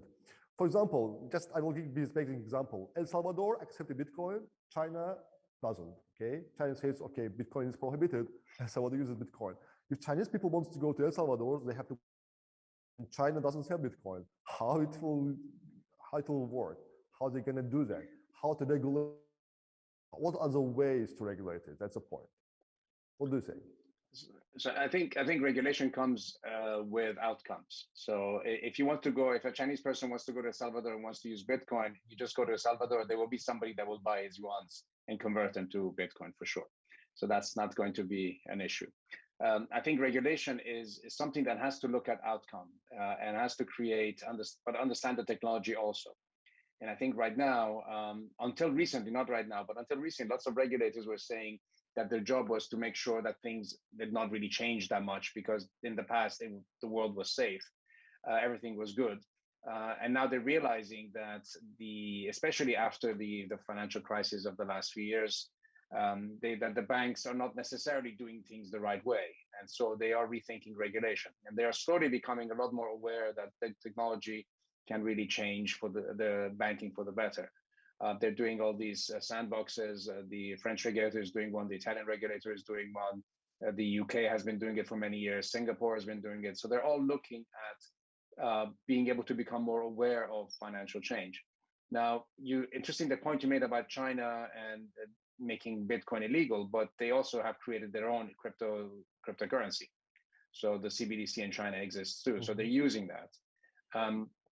But I think going to what you need to think about is regulators right now are at the turning point. They realize that they have to become more aware and more conscious of the innovation and technology, but they don't want to move too fast, and to create problems in the future. Regulators, by definition, are a bit slower than the market. So they regulate after the product has been created for a while. So I think you can expect CBDC and cryptocurrency regulation starting in a big way across the world very soon. How to regard Bitcoin? As an asset or currency or commodity? What is that? Maria, what do you say? I mean, I would say as gold today, but so as an asset. Commodity, asset? Really currency. But we don't spend it. We don't. No, I said asset. Sorry, not currency. Asset. But Salvador uses as currency. So it's a good time to go to buy some food. No, but it's more of a political. It's more of a political play. It's not really Salvador. They want to be more modern, but I think it's not going to be a huge impact on their economy. What if? And that's my personal view. I will all due respect to the Salvadorian government. What about other countries? Maybe they will also start to transfer to Bitcoin. What will be after that? In fact, I think let's talk about let's meet in 10 years, and you will probably see that most countries in the world will have a cryptocurrency, and some countries will only have a cryptocurrency. They will be their own. It will not be. It will not be Bitcoin. They will not Bitcoin. It will not be Bitcoin. But can we buy the currency with Bitcoin or not? Bitcoin, as I said, is like gold. With currency, you can buy gold, you can buy Bitcoin. Bitcoin is a speculative currency. The scarcity is what drives the price up, and it's very volatile because there's a lot of hype around it. So think of it as gold. Do you mostly believe there's a future in cryptocurrency or electronic money? They're going to converge. Maria, what do you see? Yeah, I would say the same thing. Converge. Thank you very much all for participating. It was very interesting. Sorry, my throat. I had a class before that, talk too much. It was very interesting, really. I don't think that in future we have to have such conferences, and we have to do that at universities. We have to invite students, because that's our future, that's our new generations. They have to be informed about this electronic payments, cryptocurrencies, so that they can teach their parents, their grandmothers, grandfathers, because for us it was very hard to transfer information to everyone. Thank you very much for having. Thank you very much for having us. It was a very interesting conversation. Very great to meet you. And Fakhir, thank you very much for your time. Crypto is not a fad. It's maybe Bitcoin, maybe, but cryptocurrencies will be here for a while. So I thank you. I have a question in the chat. Can you just show that the question in the chat?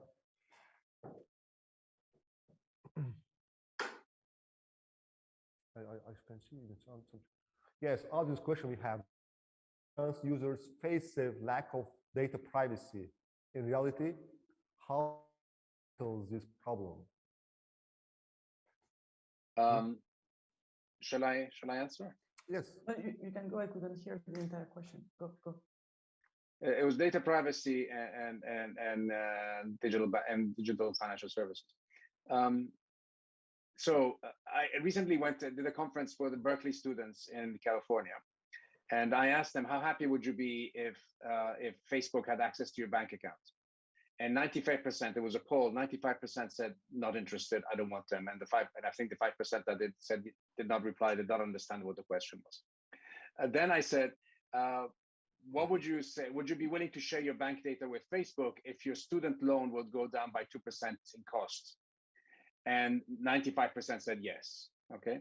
Then I said, would you want to share your bank information with Facebook if your student loan went down to 2% and Facebook used that information to market to you?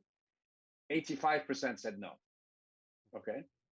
So I think the use of data, the importance of how your data is used, is going to become fundamental. One of the big things about GDPR that I really like much, it was a pain in the ass when it got implemented, but at the beginning, a European regulation for data privacy, is that the user of the data has to tell you what they're doing with your data all the time, okay?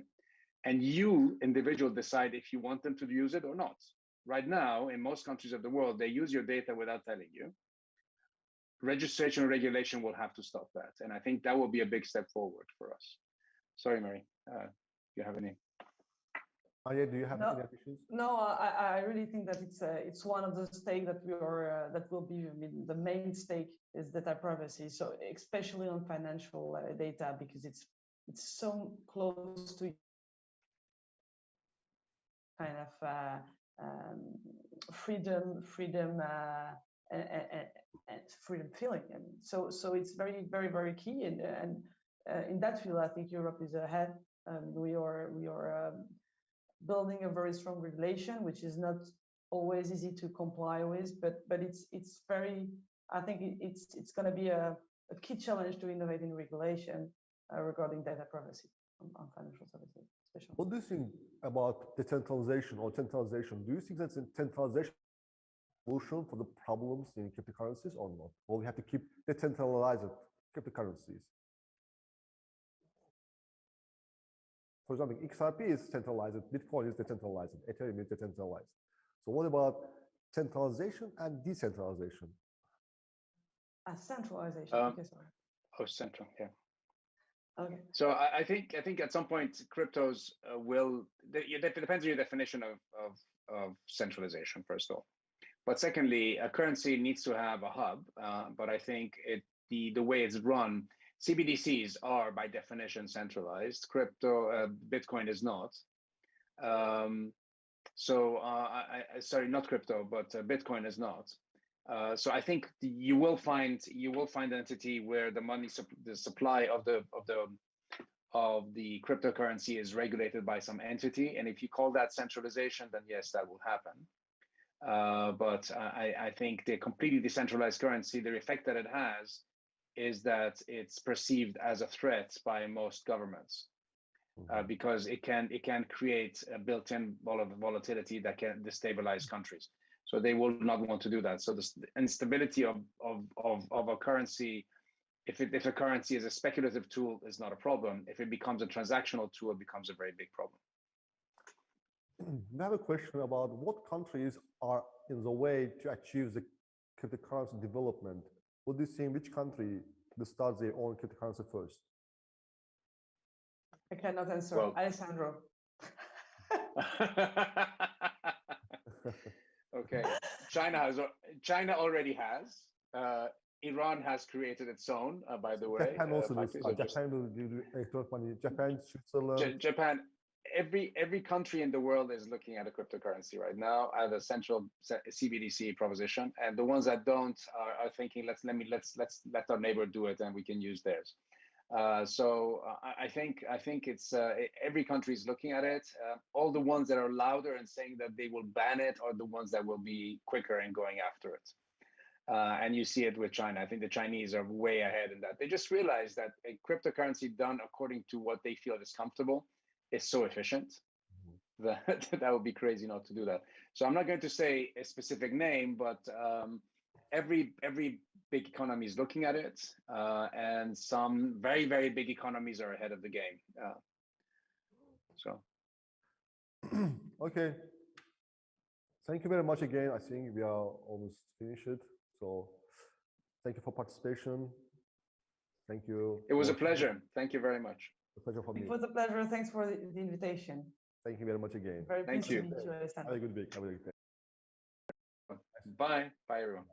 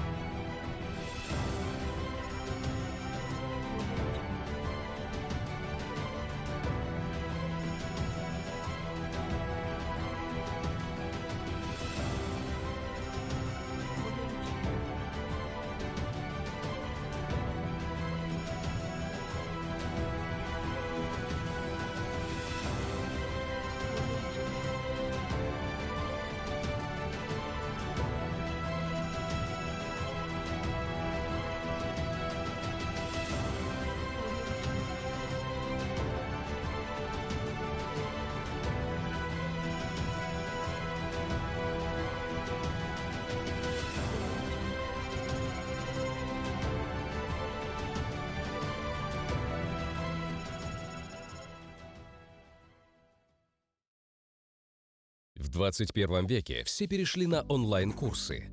Но проблема в том, что большинство из них дают лишь базовые знания. А на практике большинство выпускников не могут справиться с самой простой поставленной задачей. А все потому, что их не научили понимать специфику рынка и деятельности конкретной компании. Но постойте, а как тогда создавать онлайн-курс с учетом специфики каждой компании? Ведь их больше 1000.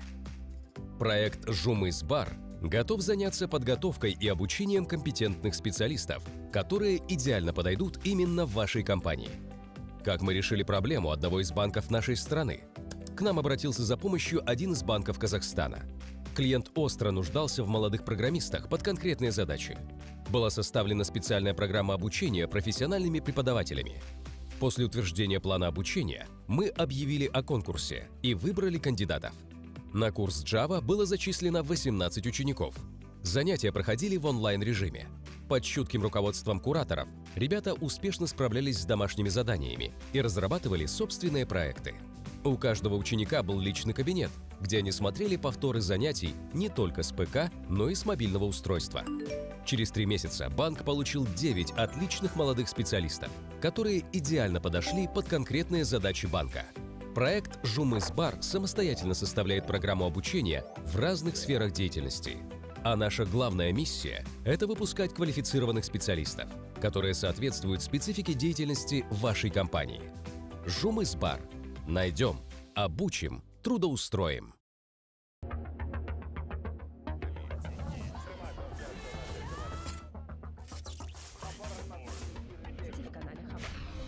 The Khabar agency was established in 1995, and today it has become a trusted leader of the national television of Kazakhstan. In its television family, the agency has established 4 channels, namely Khabar, Kazakh TV, Khabar 24, and Yelarna. Khabar TV is the main multi-genre channel that broadcasts large-scale events and movies about people that have impacted the world. Also, the channel presents best domestic and foreign television series, bright entertainment shows, and exclusive sports events. Daily projects such as Jetukun, Big Week, and Majlis KZ illustrate the country's main news, facts, and analytics.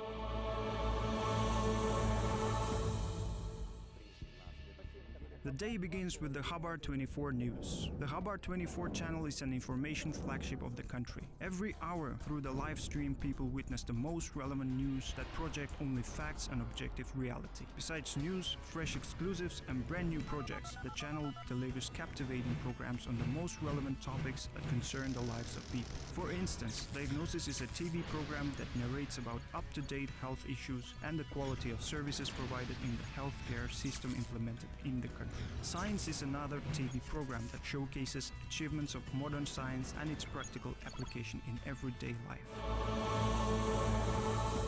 Kazakh TV is an informative and branded channel that voices about dynamic developments of Kazakhstan. The channel broadcasts programs and documentaries that reveal investments, tourism potential, and global initiatives of the country. There are also projects dedicated to the cultural and historical heritage such as Golden Horde, Abay, Al-Farabi, as well as unique archaeological findings such as the Archaeology Project. There are also reality shows such as Baylanı Sayası'nın Dışşehir'de that narrates about mastering of traditions, culture, and language. Kazakh Golden Hits is another project with a musical flavor that brings together favorite songs and artists from different generations. Kazakh TV is available in national and international broadcasting formats, the signal of which covers 4 continents, over 118 countries around the globe.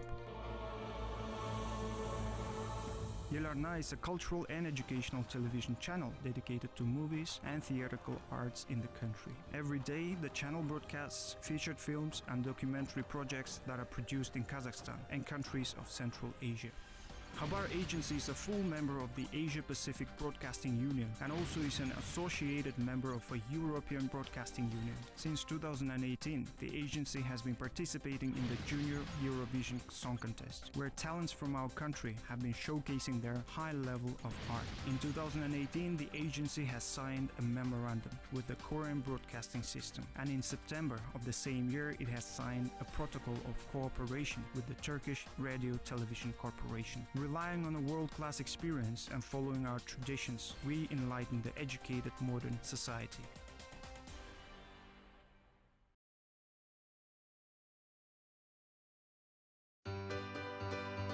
the alimentation revolution has already started. It's a movement of people asking for food designed and produced in a new way, one that brings health to both people and to our planet. This is what our new signature at Danone, One Planet, One Health, stands for. Because we've already joined in with our great brands, with our focus on healthy categories, with our commitment to promote healthier habits. With 30% of our recipes reinvented every year for healthier eating. With the 140,000 farmers we partner with to develop a more sustainable agriculture. With partners who share our purpose. And with our commitment to grow even more, sustainably and profitably as a B Corp. With all of you, all of us, with your engagement and energy. Because each time we eat and drink, we can vote for the world we want. Join the movement. Danone.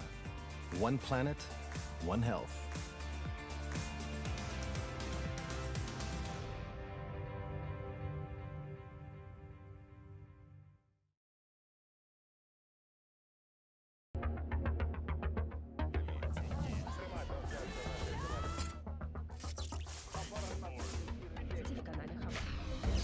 Khabar agency was established in 1995 and today it has become a trusted leader of the national television of Kazakhstan. In its television family, the agency has established 4 channels, namely Khabar, Kazakh TV, Khabar 24 and Yelarna. Khabar TV is the main multi-genre channel that broadcasts large-scale events and movies about people that have impacted the world. Also, the channel presents best domestic and foreign television series, right entertainment shows and exclusive sports events. Daily projects such as Jetukun, Big Week and Majlis KZ illustrate the country's main news, facts and analytics.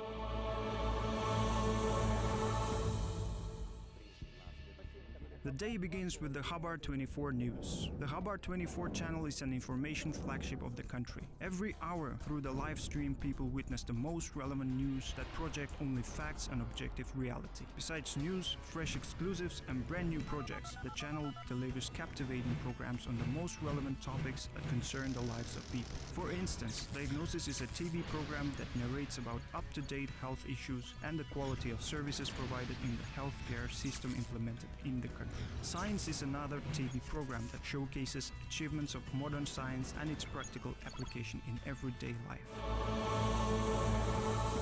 Kazakh TV is an informative and branded channel that voices about dynamic developments of Kazakhstan. The channel broadcasts programs and documentaries that reveal investments, tourism potential, and global initiatives of the country. There are also projects dedicated to the cultural and historical heritage such as Golden Horde, Abay, Al-Farabi, as well as unique archaeological findings such as the Archaeology Project. There are also reality shows such as Baylanı Sayası'nın Dışşehir'de that narrates about mastering of traditions, culture, and language. Kazakh Golden Hits is another project with a musical flavor that brings together favorite songs and artists from different generations. Kazakh TV is available in national and international broadcasting formats, a signal of which covers 4 continents, over 118 countries around the globe.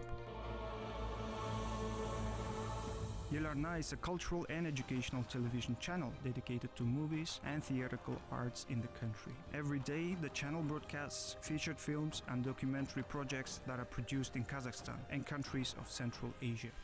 Khabar Agency is a full member of the Asia-Pacific Broadcasting Union and also is an associated member of a European Broadcasting Union. Since 2018, the agency has been participating in the Junior Eurovision Song Contest, where talents from our country have been showcasing their high level of art. In 2018, the agency has signed a memorandum with the Korean Broadcasting System, and in September of the same year, it has signed a protocol of cooperation with the Turkish Radio Television Corporation. Relying on a world-class experience and following our traditions, we enlighten the educated modern society.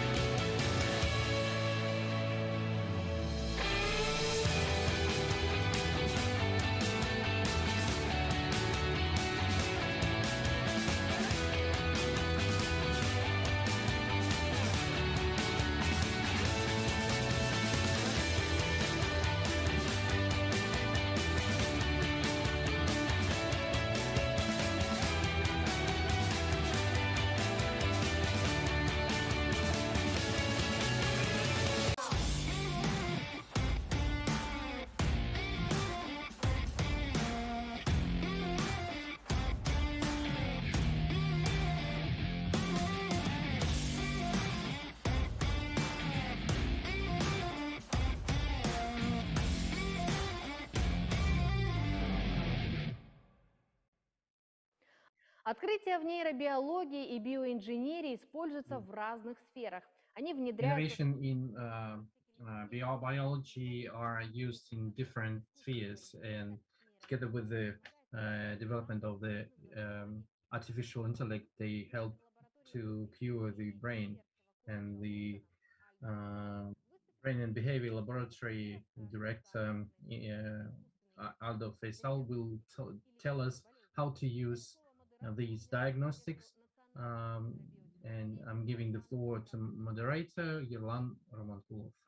Ladies and gentlemen, it is my great pleasure to greet you in this studio and present today's next speaker.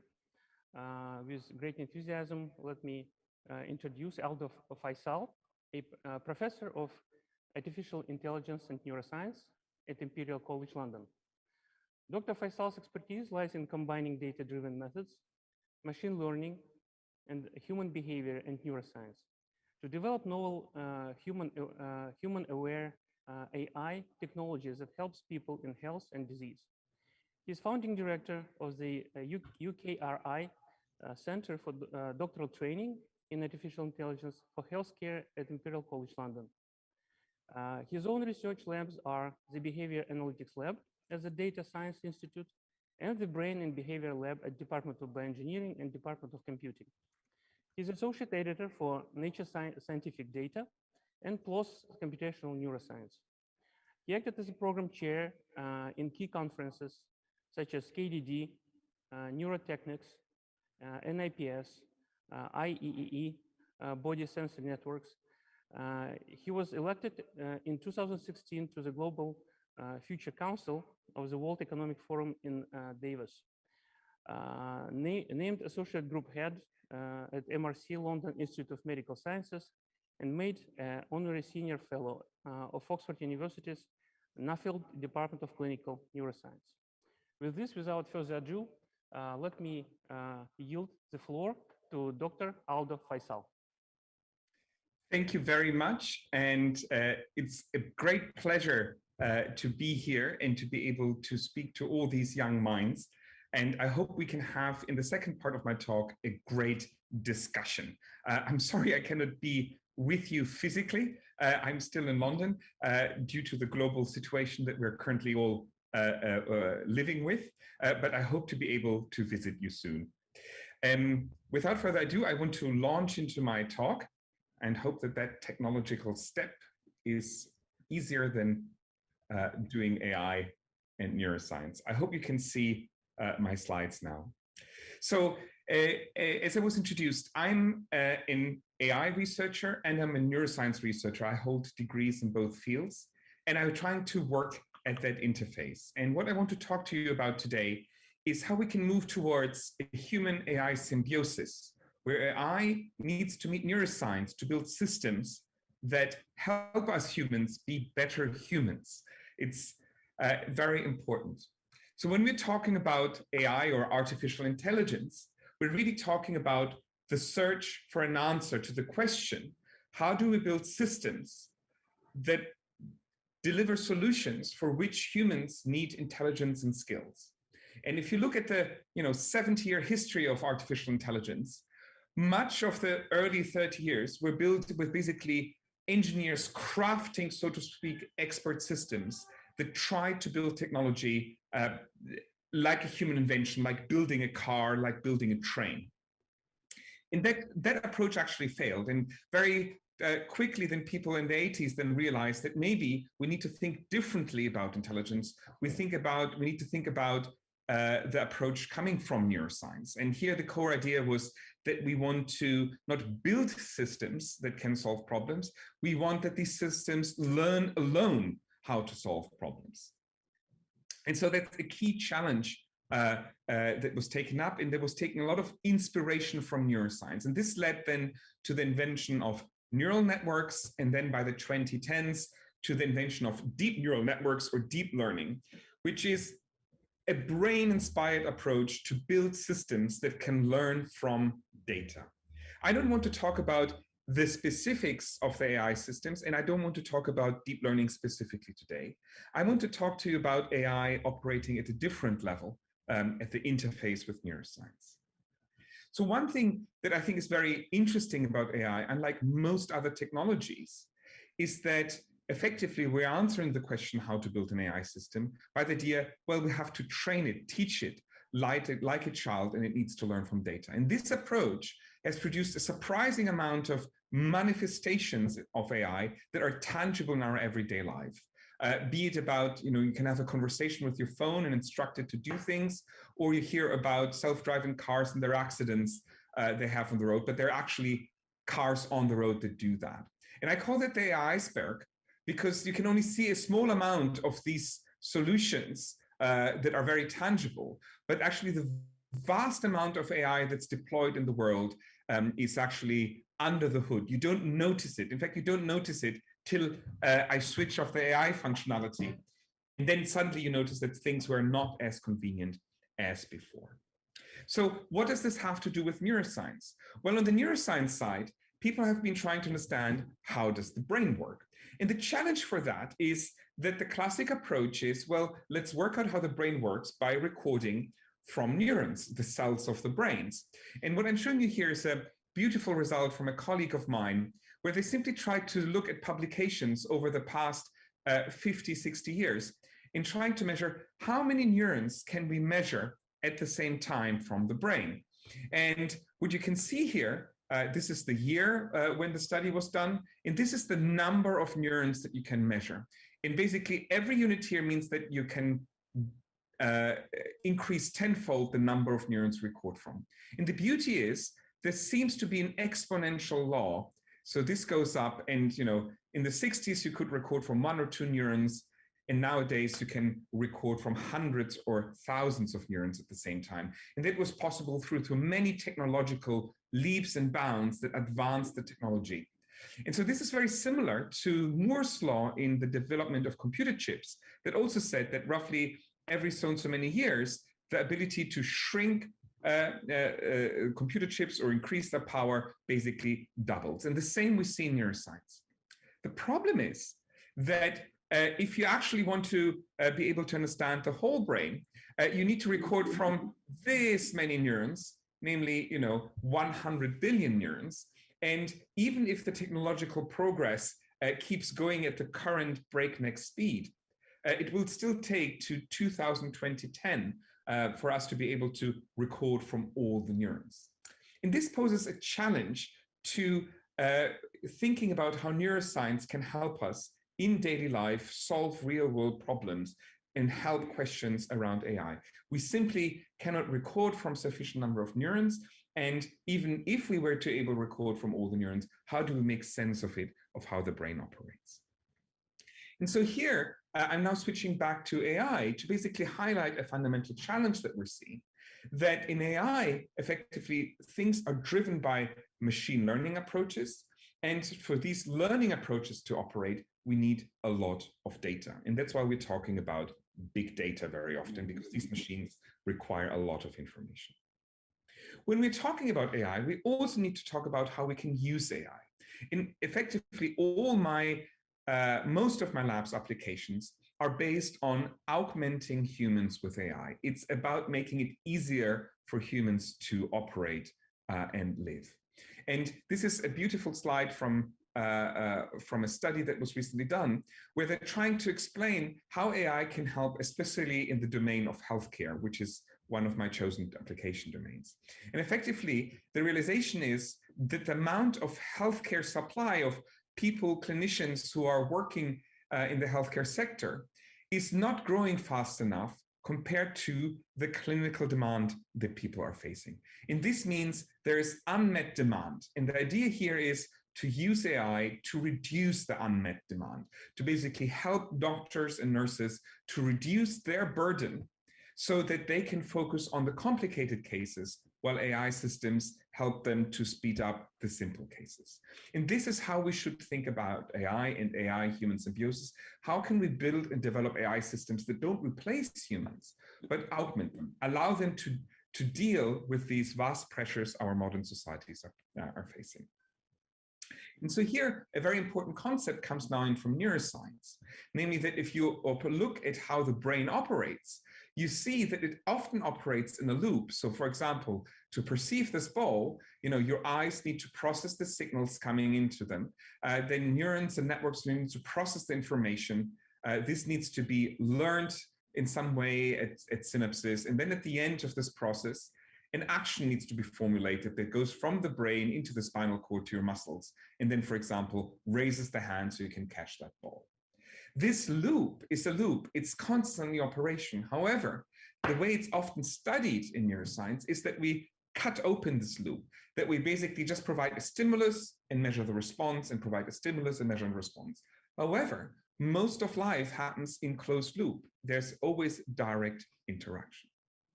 And this leads me to briefly talk about how we can think about the brain and why AI and neuroscience are actually very close to each other.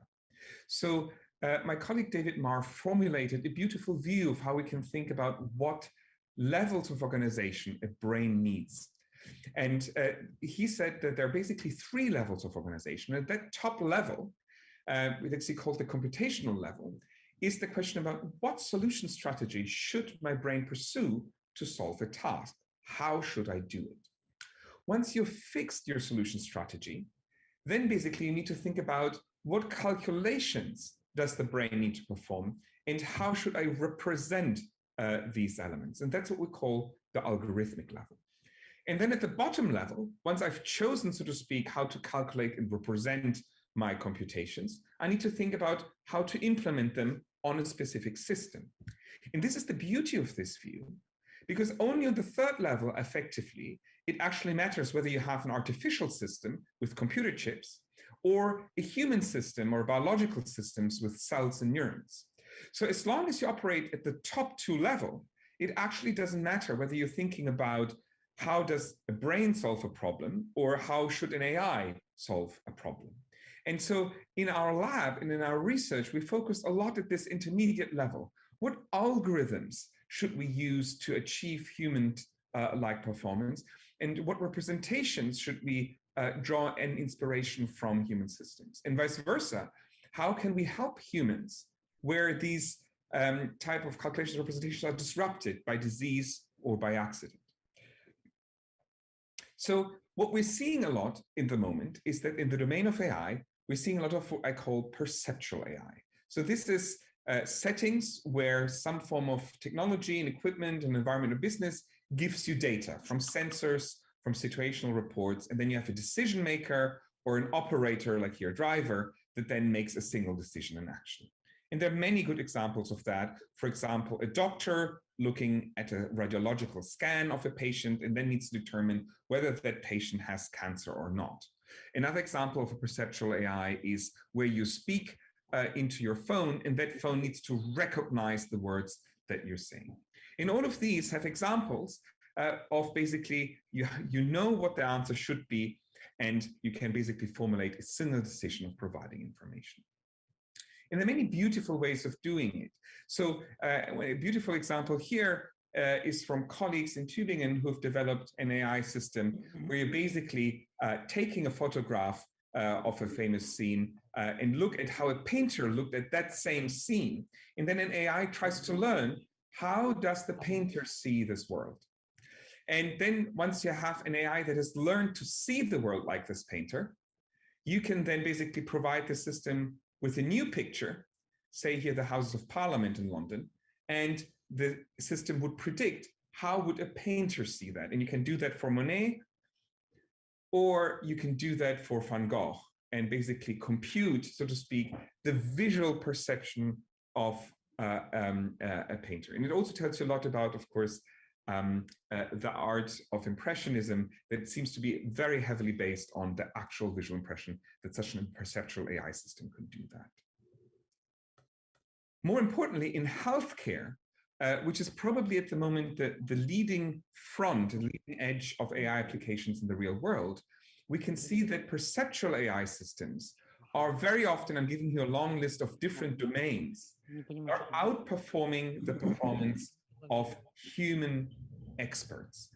We're seeing, for example, in the domain of radiology, and even in the domain of lung disease, for example, that AI systems that are exposed to the same data as human clinicians are, for example, from their eyes or from their hearing, that they can perform at above human levels of performance. And that's wonderful.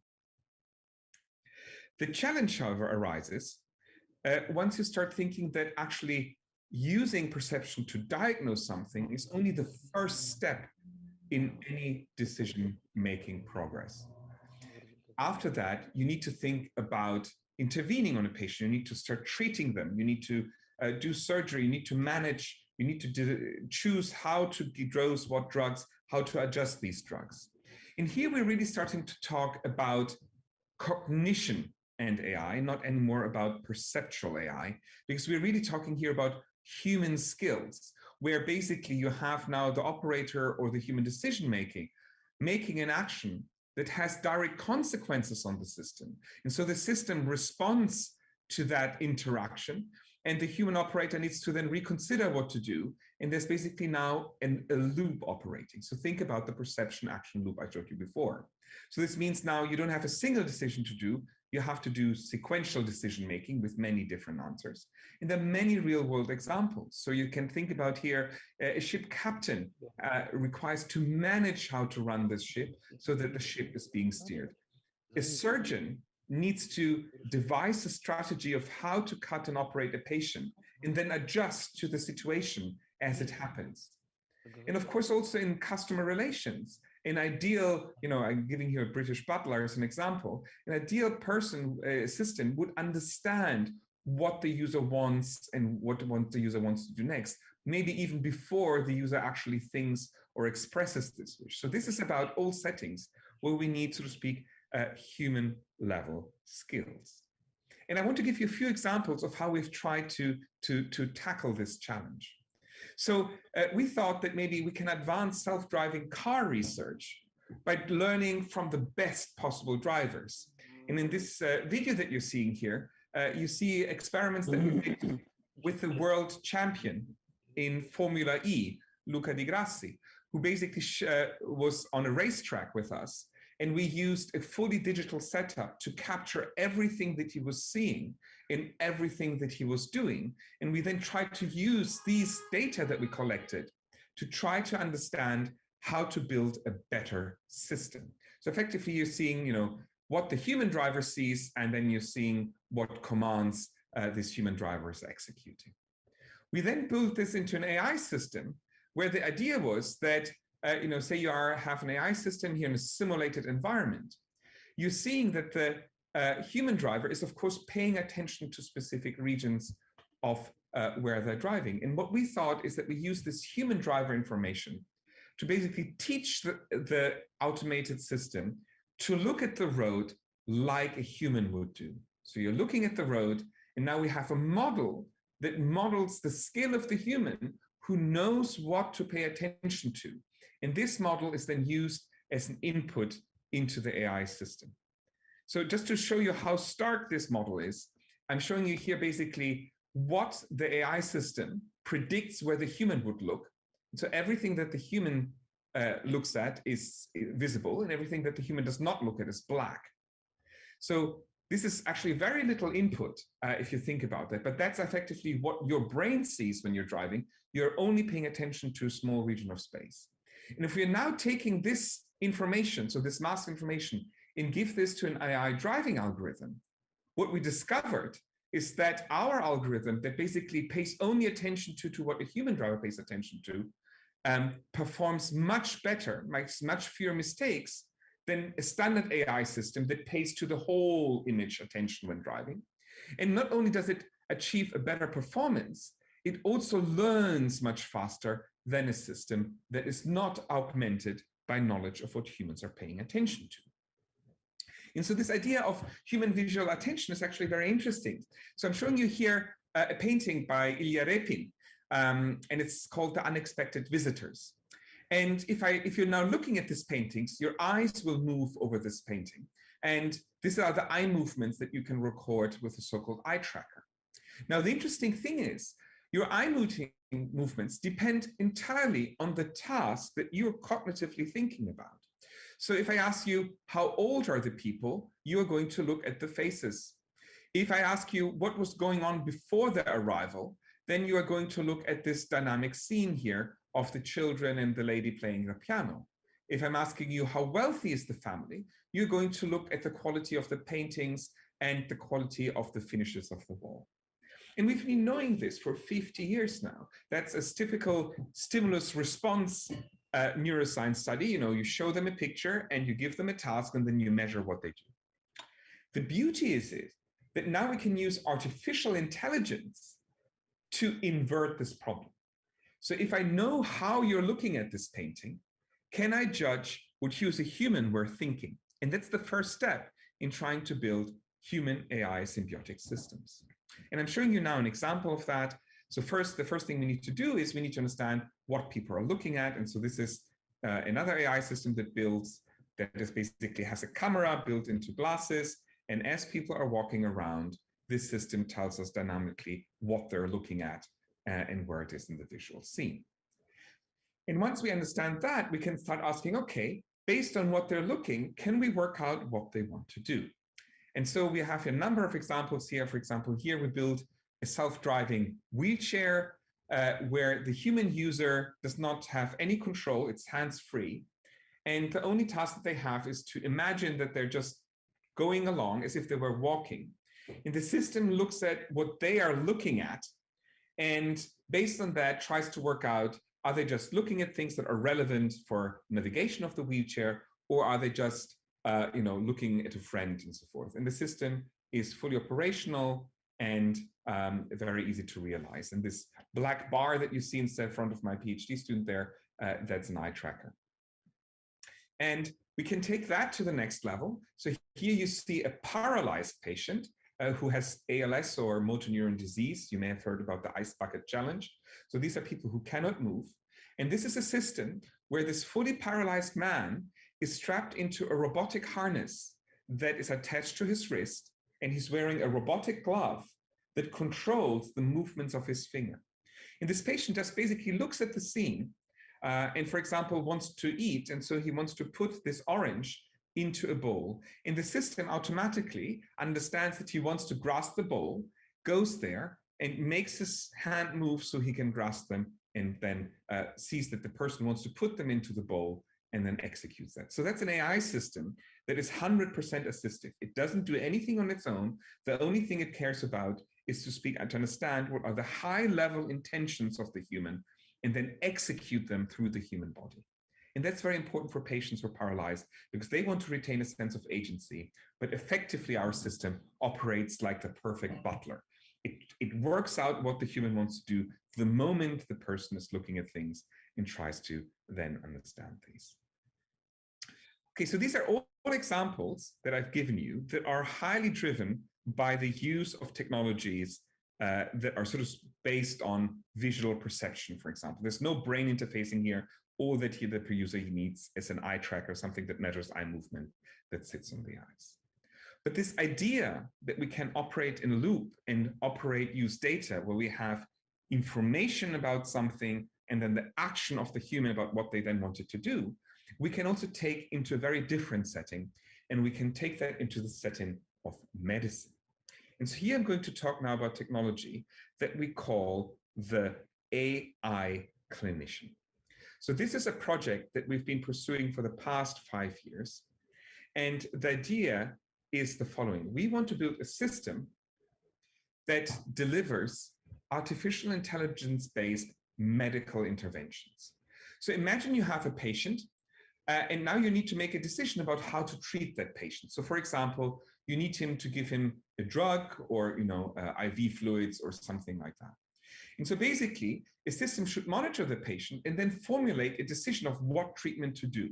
So think self-driving cars or an AI that plays chess, but now the chess game is not a game of chess, it's a game of medical treatments to save a patient's life.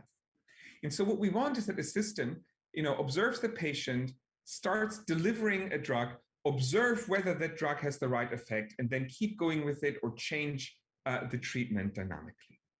But because we don't want to do this interactively, we don't want to do human experiments, What we've instead developed is an AI that learns this from historical operational data, effectively from any data that's generated in a hospital, where you collect data about patients, and then you know what treatments are given, and then you see what the consequences of this treatment are, and you're building a system that learns based on that. And so we called this system the AI clinician.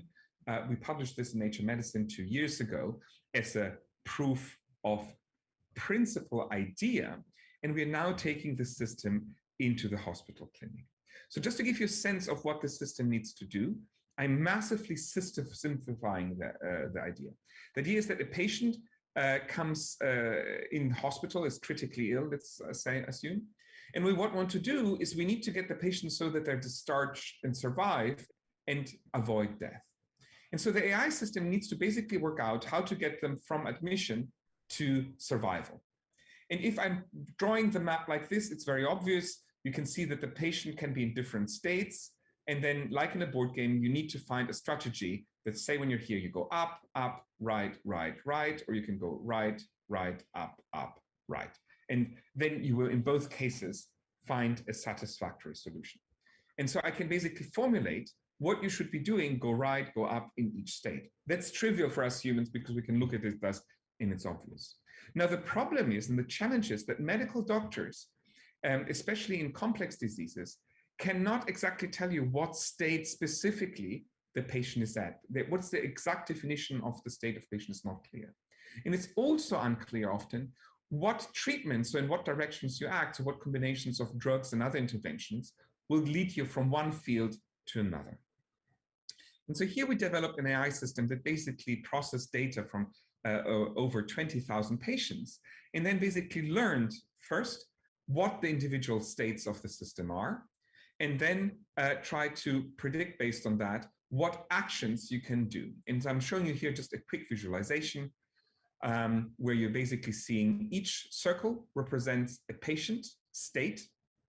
And so the patient can be in hundreds of potential states. And the color of the circle corresponds to how likely they are to survive or die, respectively.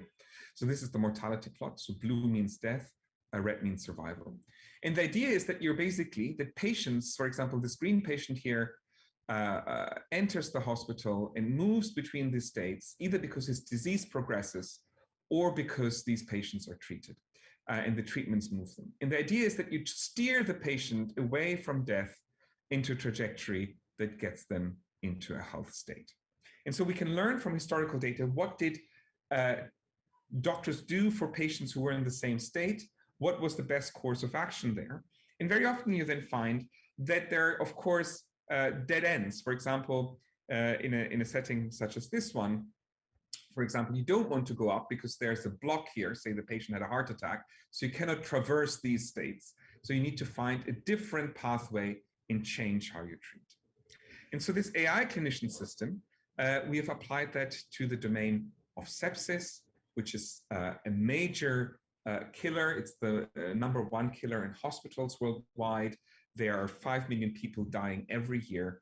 And in the context of the pandemic, basically every patient who dies in hospital from COVID dies with sepsis, just to show you the impact.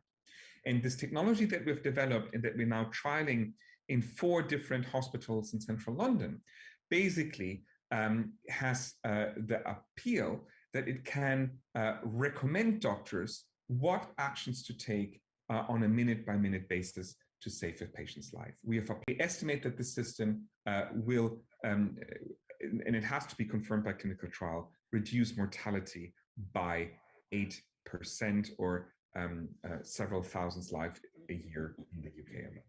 And just to show you how an AI system that operates as a recommender system looks like, that sits in a hospital, there's no robot, there's no self-driving car or anything. It's basically a software interface. It's very simple in that respect, that shows the clinician the interactions and the clinical data of the patients, and then basically tells them what it thinks the clinician should do.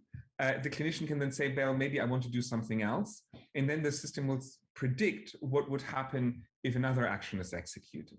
And then the doctor can basically observe these recommendations and basically try to engage in a process where the AI system and the human doctor start to building mutual trust by understanding what they are wanting to do and what consequences of their actions are. And so this is what we call a learning to trust technology, because there's a second AI that basically monitors if the recommendations of the AI system are followed and then tries to optimize these treatment decisions. And the beauty of this technology is it's not limited to intensive care or sepsis. The way we formulated our algorithms, they can be operated and applied to any medical condition where we have historical data about the evolution of patients and their trajectory from physiological measurements, heart pressure, blood pressure, heart rate, temperature, and so forth, and what interventions, so what drugs or what treatments were given to patients in a similar digitized form. And so if we know basically the perception of the doctor and the action of the doctor, and if that is captured, then we can now, with these new technologies we've developed, these new algorithms, we can basically build a model of the cognitive decision-making process in a clinical doctor. And just to give you a sense, so we trained and tested this system on 20,000 patients, and then we validated that on an independent data set with another 20,000 patients that were taken from a different study from a different hospital.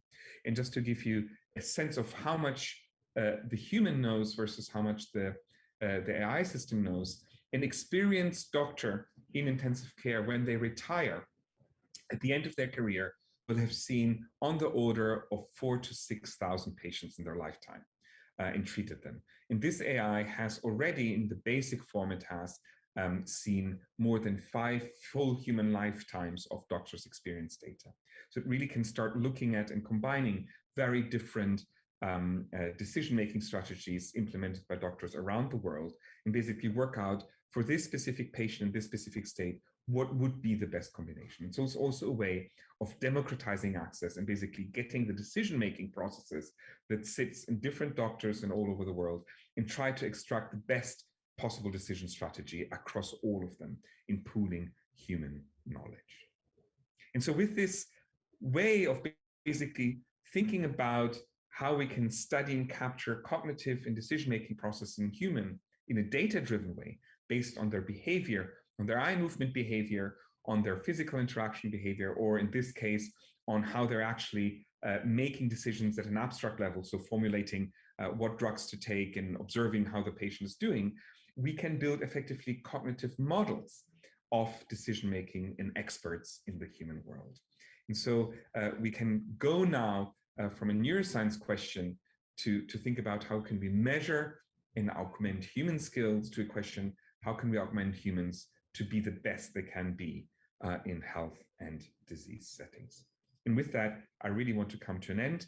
And of course, this research is never done by one person alone. I have a wonderful lab of postdocs and PhD students, some computer scientists, some engineers, some medical people that are fantastic in joining us in this exciting endeavor.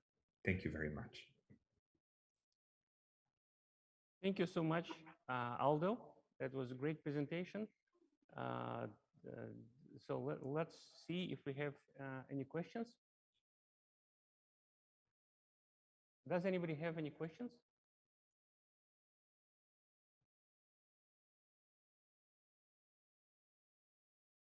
Please. Dear Dr. Faisal, when do you think we will have AI-powered doctors? I think it depends what we mean by AI-powered doctors. So we are already seeing in a lot of settings in radiology, so whenever we have image data of scans from the heart or the brain, for example, already AI systems in operation in a number of hospitals, and these are often performing above human performance levels. So that has started in this perceptual AI domain. I think in this domain of sepsis, we're piloting this technology in 4 hospitals. We will hopefully know in 1.5 to 2 years whether we can scale it up to a whole UK national level. There's a clear will to try to apply these technologies because they can reduce the burden on patients. This is, of course, always limited by us having the right type of data. So I'm not sure it will be easy, for example, to build AI systems for general practitioners or surgeons, because there's basically limits to what data we can capture.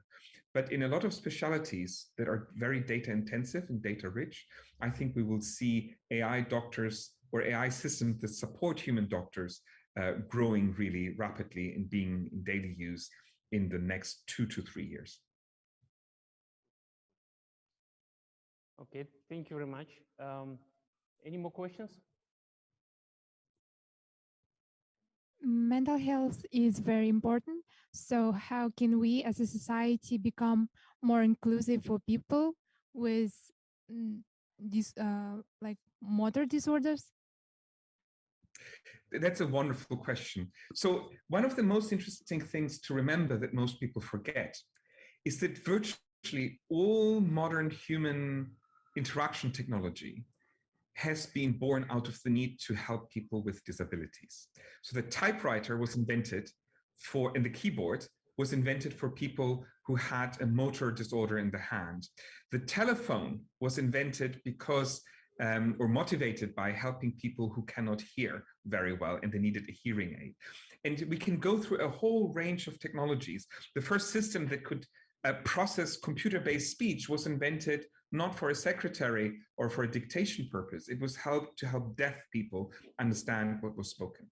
And so we believe that this usability of assistive technology to become effectively consumer technology will drive a lot the inclusivity. And I think what's important is that we always think about how to help in our technological design, not just about some customer at the end, but how to actually help a concrete patient with concrete disabilities. Very often, if you build a solution for them, it's also very useful for all the consumers out there. Thank you. Please, more questions?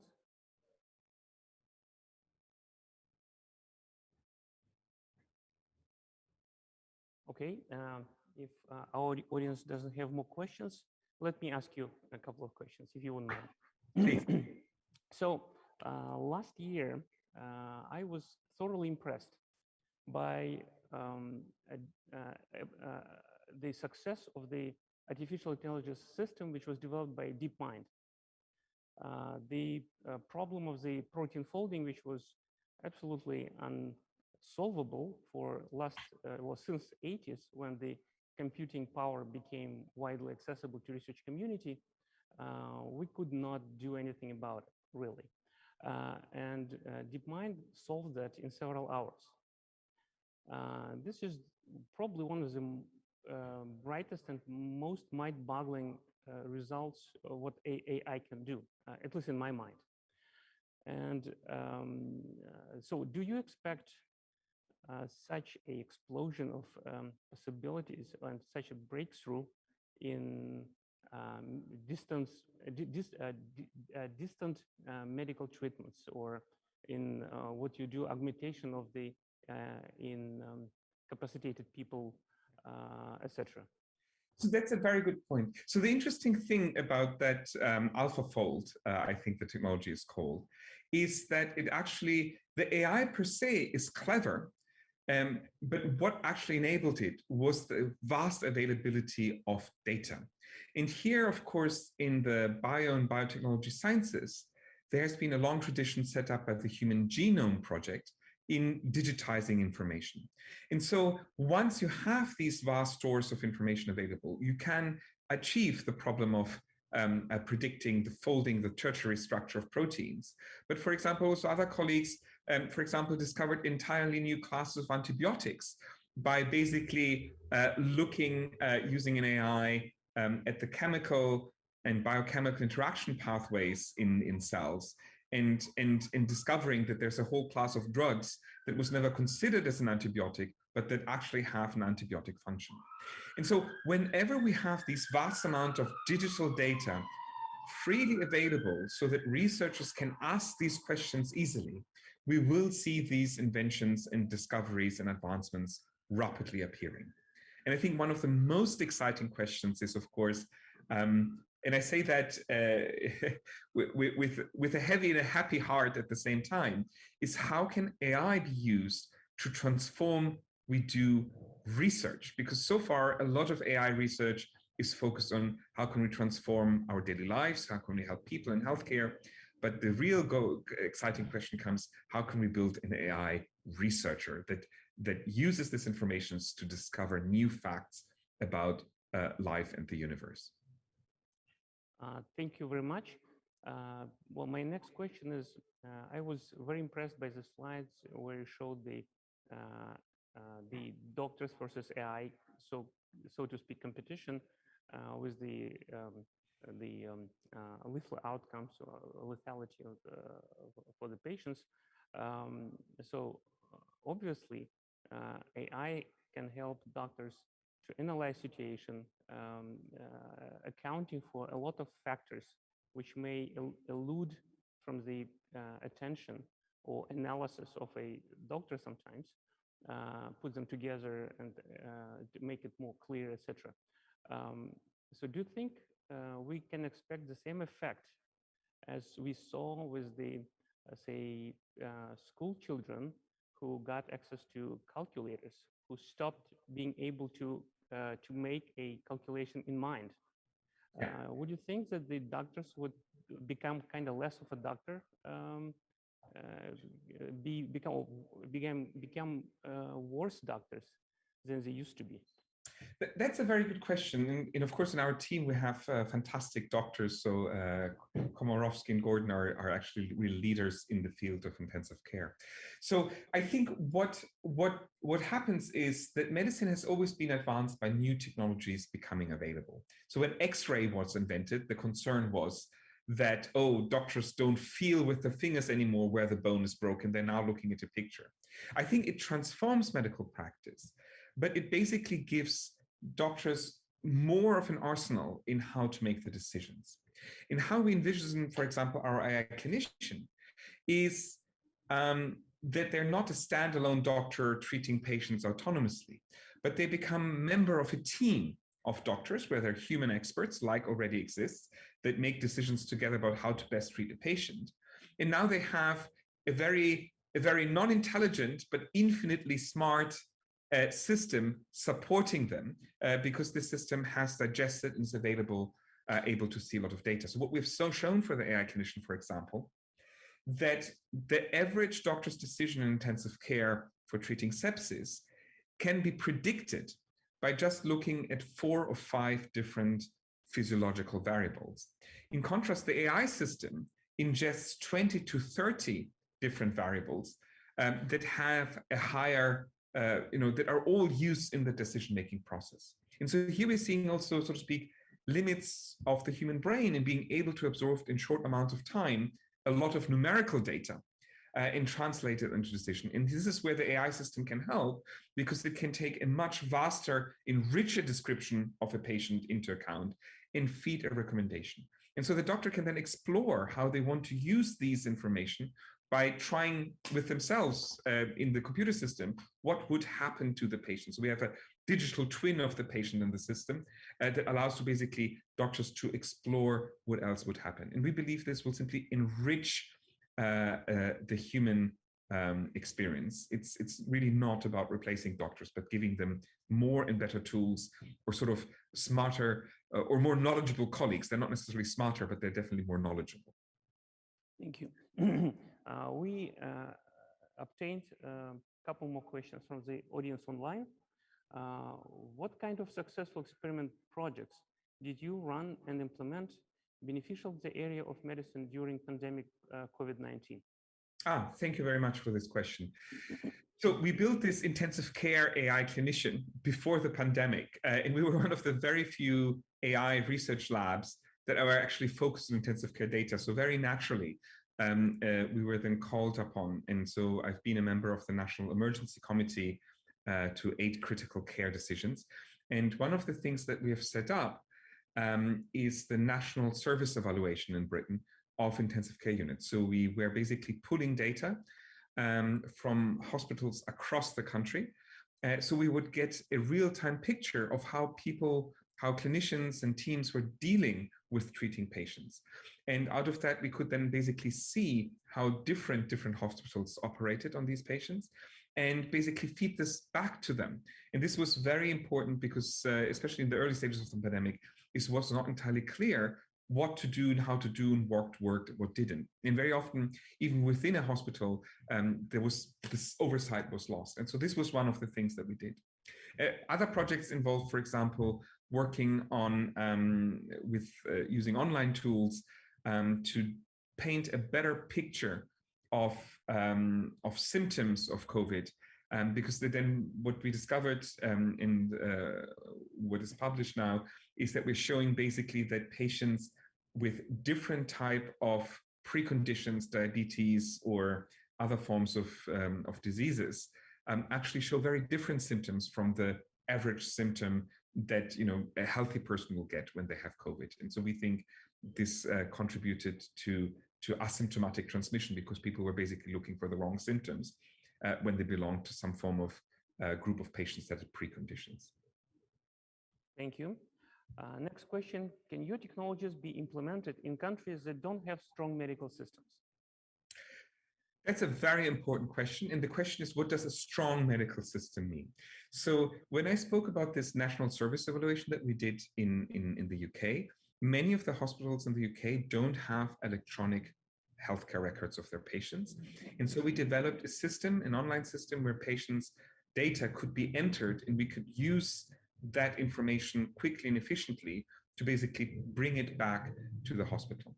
If we're looking at certain types of diseases, for example, if you want to look at triaging of patients or getting a rough picture or decision recommendation, then a lot of the technologies that we're using can be run off a mobile phone.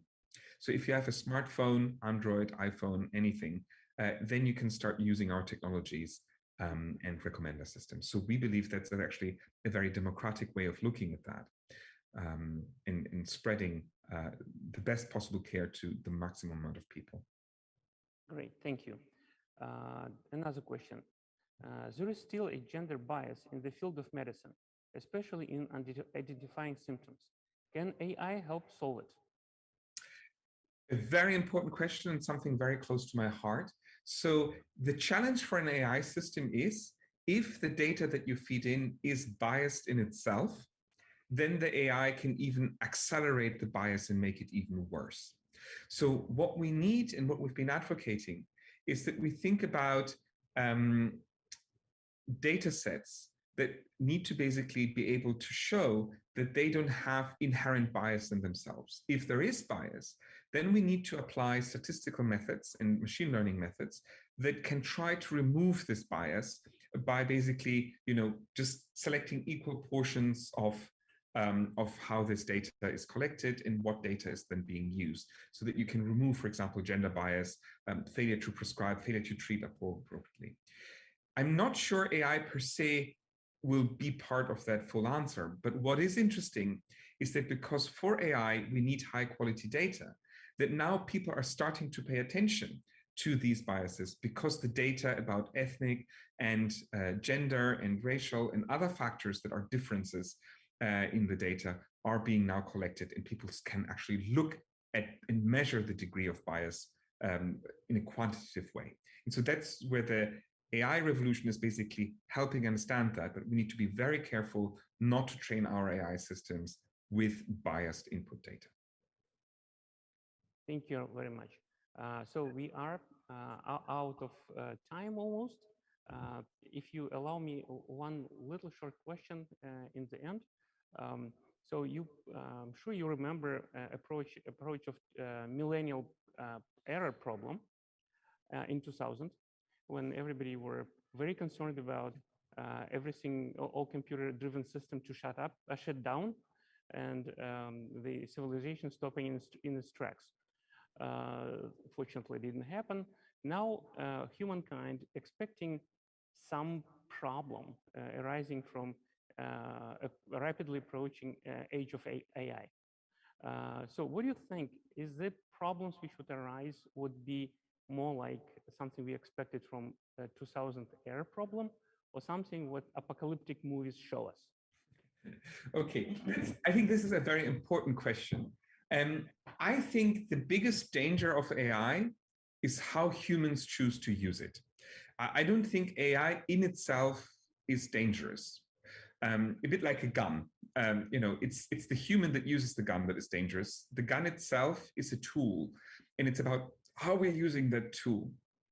And so what we're seeing that around the world, different countries, different trade blocs, Europe, US, China, for example, are basically pursuing slightly different strategies of that. So in Europe, there is very strong legislation and regulation that, for example, AI-based decisions that affect human lives need to be rendered explainable on request. So why is the AI doing something? There's also a challenge about how much we value or protect the privacy of individual people. Of course, if you hold all data private, then you don't have data from which you, for example, can train an AI clinician from. So data can save lives. But on the other side, there are, of course, ways of using AI systems that are harmful to people by discriminating against them or facilitating, helping just one group, but not another. So I think it's always ultimately about how we humans, we citizens of the world, choose to use AI systems that will determine what the biggest dangers are of AI. Thank you so much. This is the end of our session. Thank you, Aldo, for your very entertaining and very interesting story. So I will yield our session to the next speakers. Thank you. Bye-bye. All the best. Bye-bye.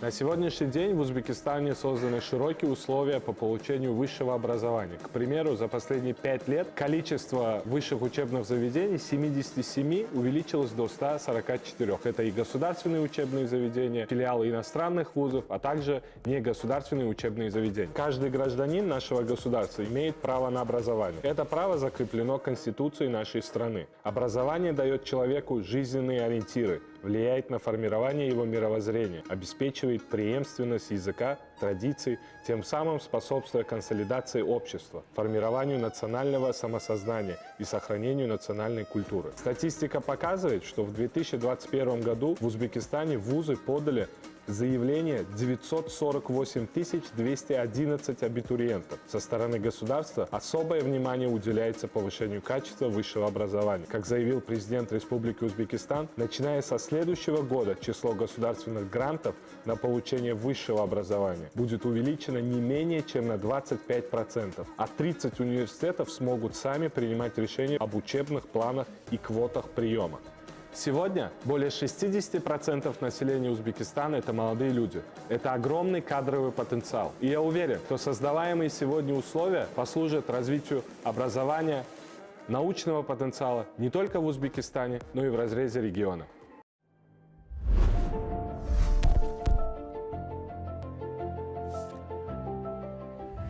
Last year, Kazakh National Agrarian Research University celebrated its 19th anniversary. Today, the university is developing as a world-class national research university. For this purpose, the university has created a developed research infrastructure.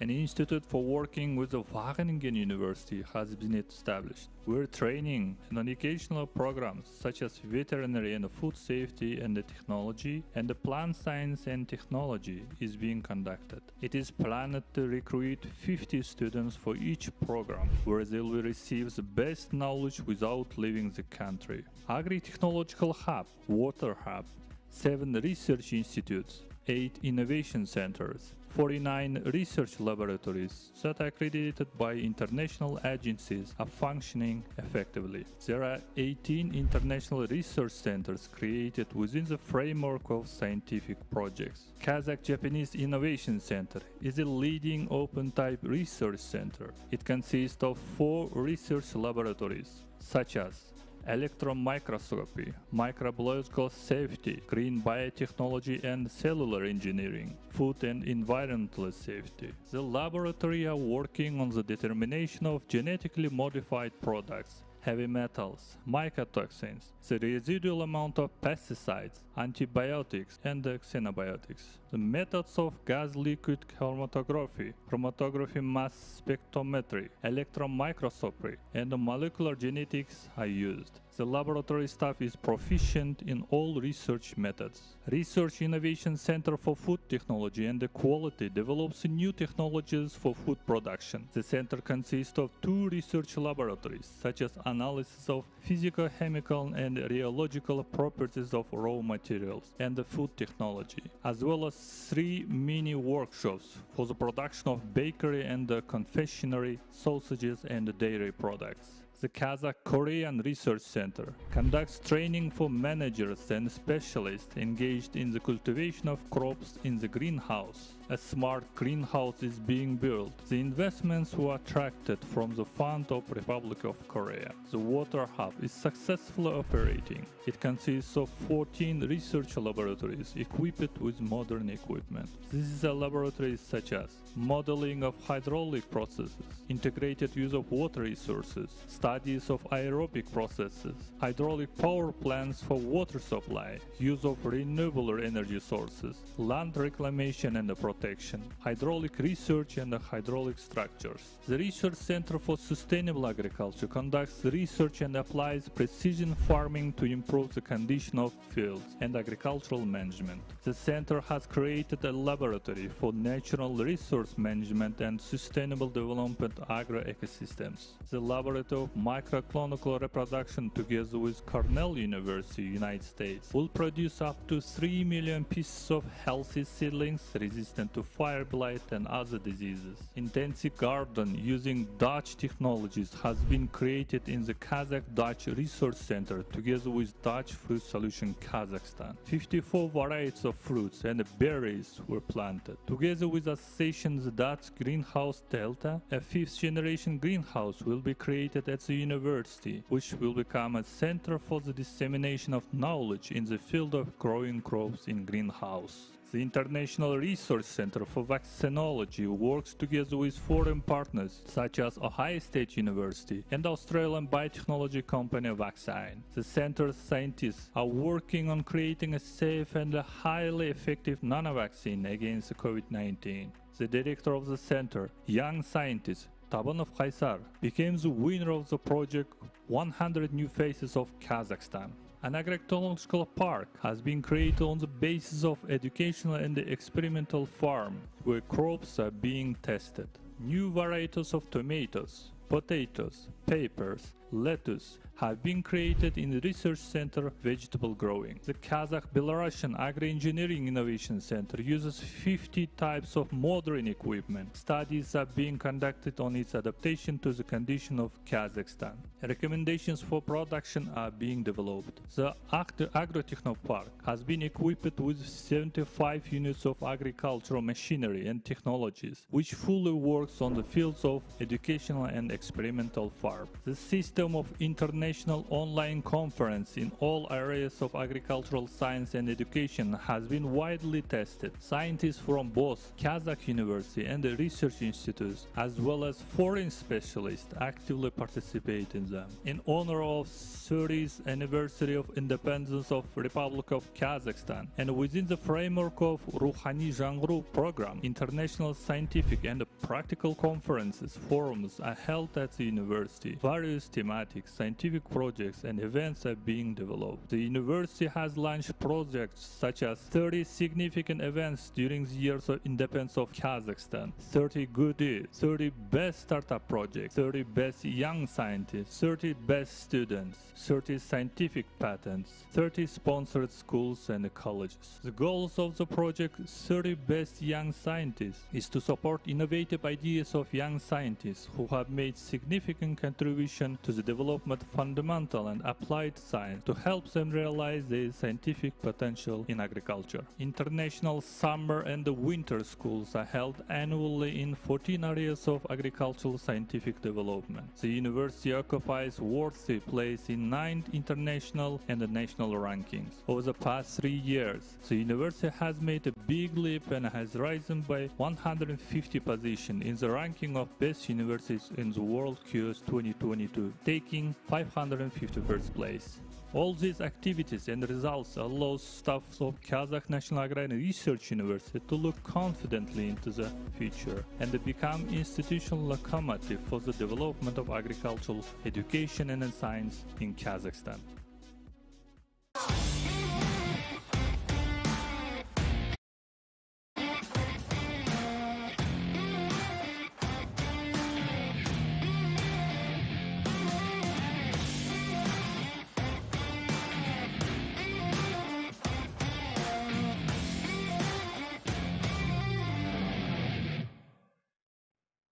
Мы рады, что вы остаетесь с нами. Сейчас We're мы... happy that you stay with us. Now we are transforming to the Tashkent studio, where we could discuss inclusive economy and together with the experts in this sphere, and together with Diana Beitler, and also Michael Shuman, Director of Economy Programs, and Senior Advisor of Welfare Economic Integration, Damla Buyuktaskin, and also Behzod Hashimov, international expert, doctoral student at the University of Wisconsin.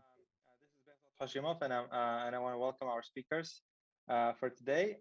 We have Damla Buyuktaskin.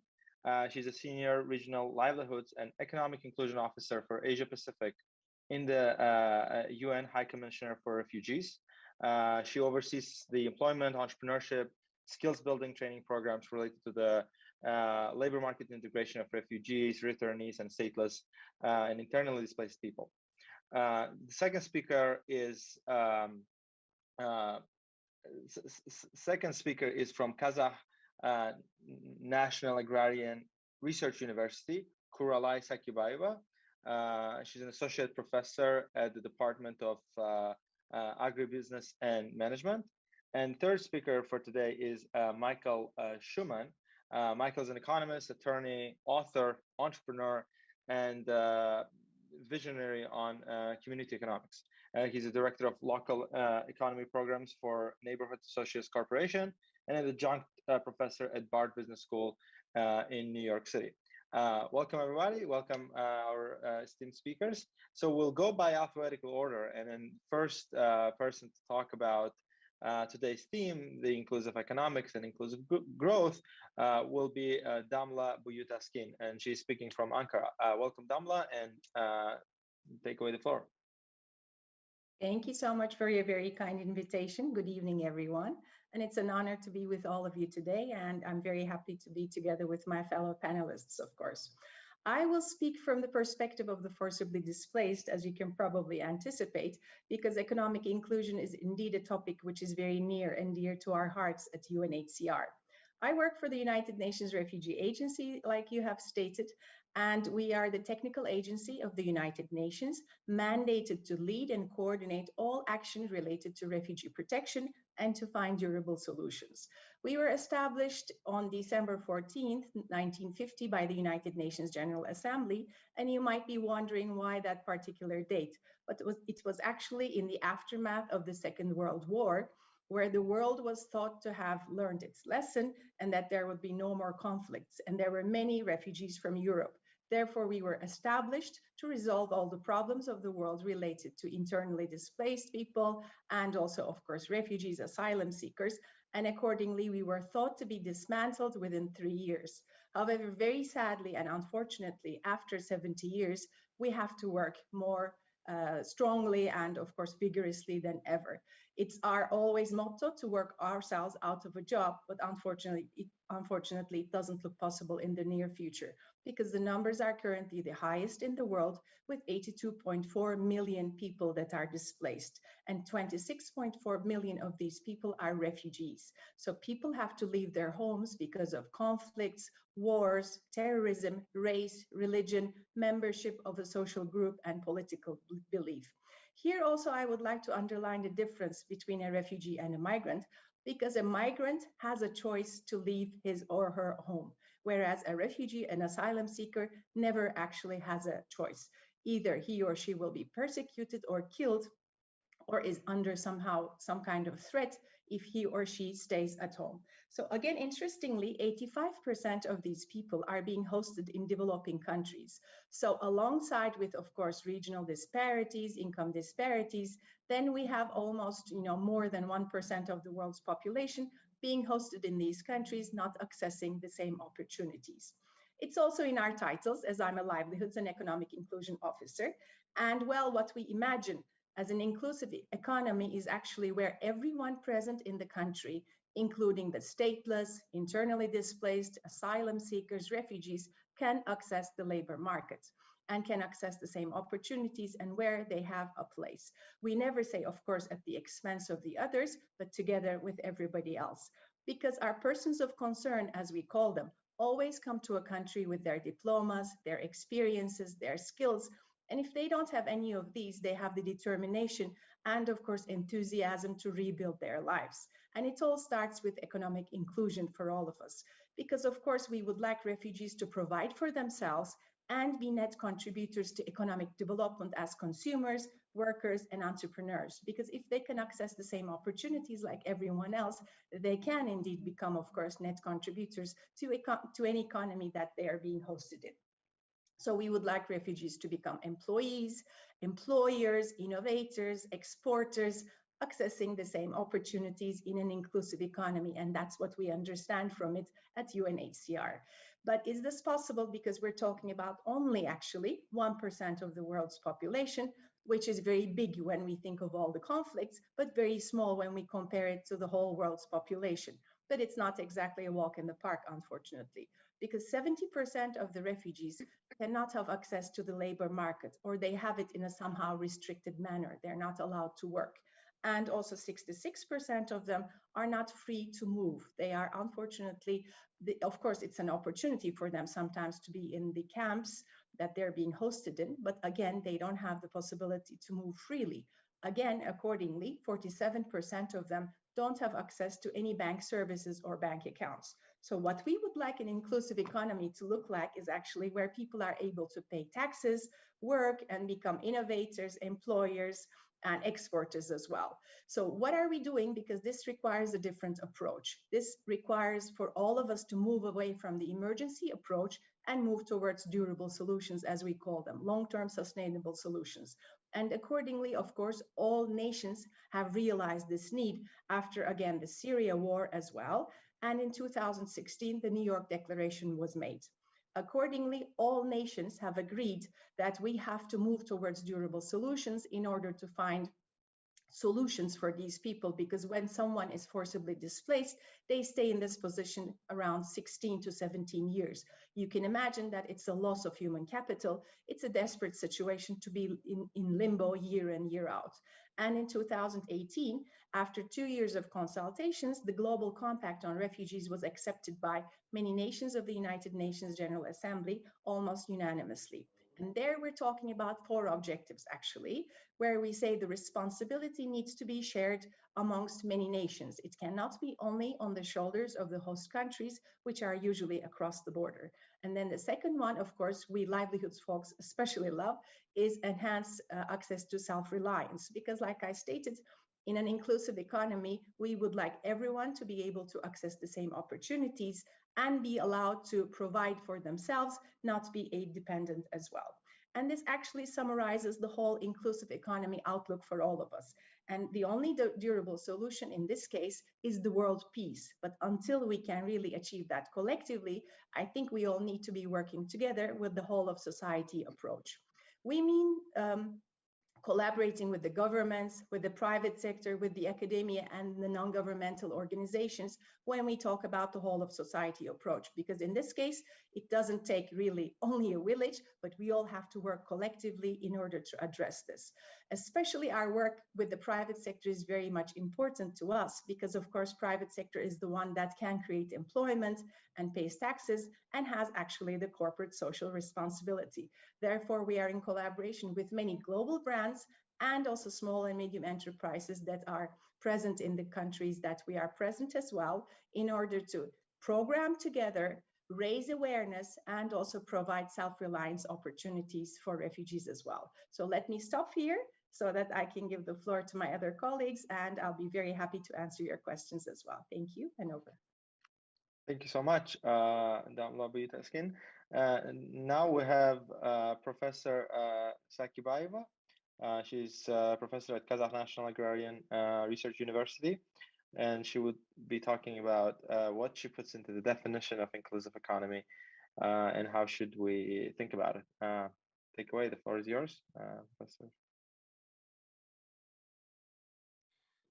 Dear participants of today's forum, I would like to welcome everyone and express my thanks on behalf of the Kazakh National Agrarian University. I'm sure that our young generation students have gained rich experiences and the knowledge from cutting-edge researchers and economists. It's a great honor for me to participate in the discussion on the issues of inclusive economy. For the convenience of many participants, I would like to go on my speech in Russian. Thank you.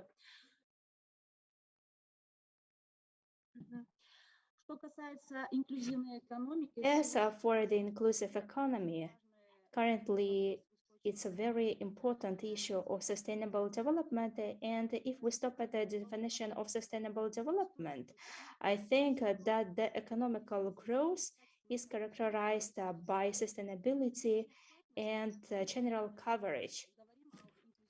And here we include inclusive economy. If to speak about, in general, about inclusive economy,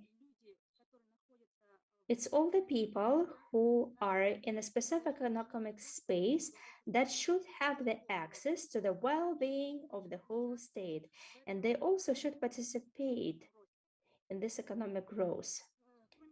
And moreover, high level of inequality impacts on the trust of the population and the markets that can impact negatively on long-term growth and macroeconomic stability. And that is why learning of inclusive economy currently is very important. Inclusive growth refers to the processes and the final results at the same time. As I have already mentioned before, people should benefit and receive specific shares. In order to make these processes effective, these processes should be long-term. And of course, Kazakhstan has specific problems connected with inclusive economies, but the state, the government made very important steps and the strategies where the main documents identify specific objectives and goals. And I would like to draw your attention that Kazakhstan has an equal placement of labor forces, industrial forces. As a consequence, the economy of the regions is not so effective. It means that if we look at the statistical data, the economy of our republic and the well-being is focused on 4 main regions of Kazakhstan: Atyrau, Karaganda, Nur-Sultan, and Almaty. More than a half of gross national products cover these 4 regions, and different regions have different levels from GDP point of view, and these gaps sometimes are in 8.5 times. It means that different people in different regions in Kazakhstan have different salaries, income, and that is why these levels are quite different.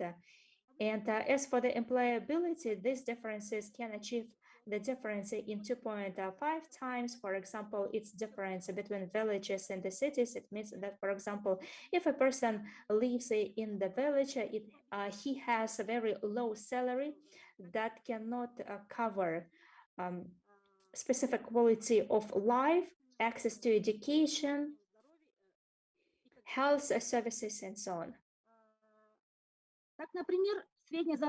For example, the average salary in Almaty region is only about 50% from city income. And here we could change the regional policy of the country. First of all, we need to focus on the strongest regions with high level of development of innovations. And the second, the inclusive development should provide equal opportunities for all the population. And we need to solve the main tasks, for example, the provision of food, the increase of income of rural population, to launch new jobs, and also good level of salaries, environment, jobs, the increase of labor effectiveness by 2 times in order to increase the capacities of the villages. And because I represent the Agrarian University, I very worry about rural areas because they do not have such opportunities like, for example, those people who live in big cities. What else? As for the measures for the growth of the salary, should be provided by minimum level of salaries for those employees who live, for example, in rural areas, and the regulation of the salaries by sectors of the economy and professional levels. And such an instrument can decrease the differentiation and the comparison of the low level of income and the average level of the salaries in different sectors of the economy. So thus we can develop the inclusive economy in different regions so that all the regions could have equal chances to receive a good qualities of life. Thank you very much for your attention. Thanks a lot for your comments. It was very enlightening. And our last speaker is Michael Shuman. He's now from Maryland. Please, Michael, take it away. Great. Thank you very much. I'm going to just share my screen for a second. So I was very moved by both of the previous speakers, and particularly by what Damla had to say. I am the grandson of refugees from Russia in 1906.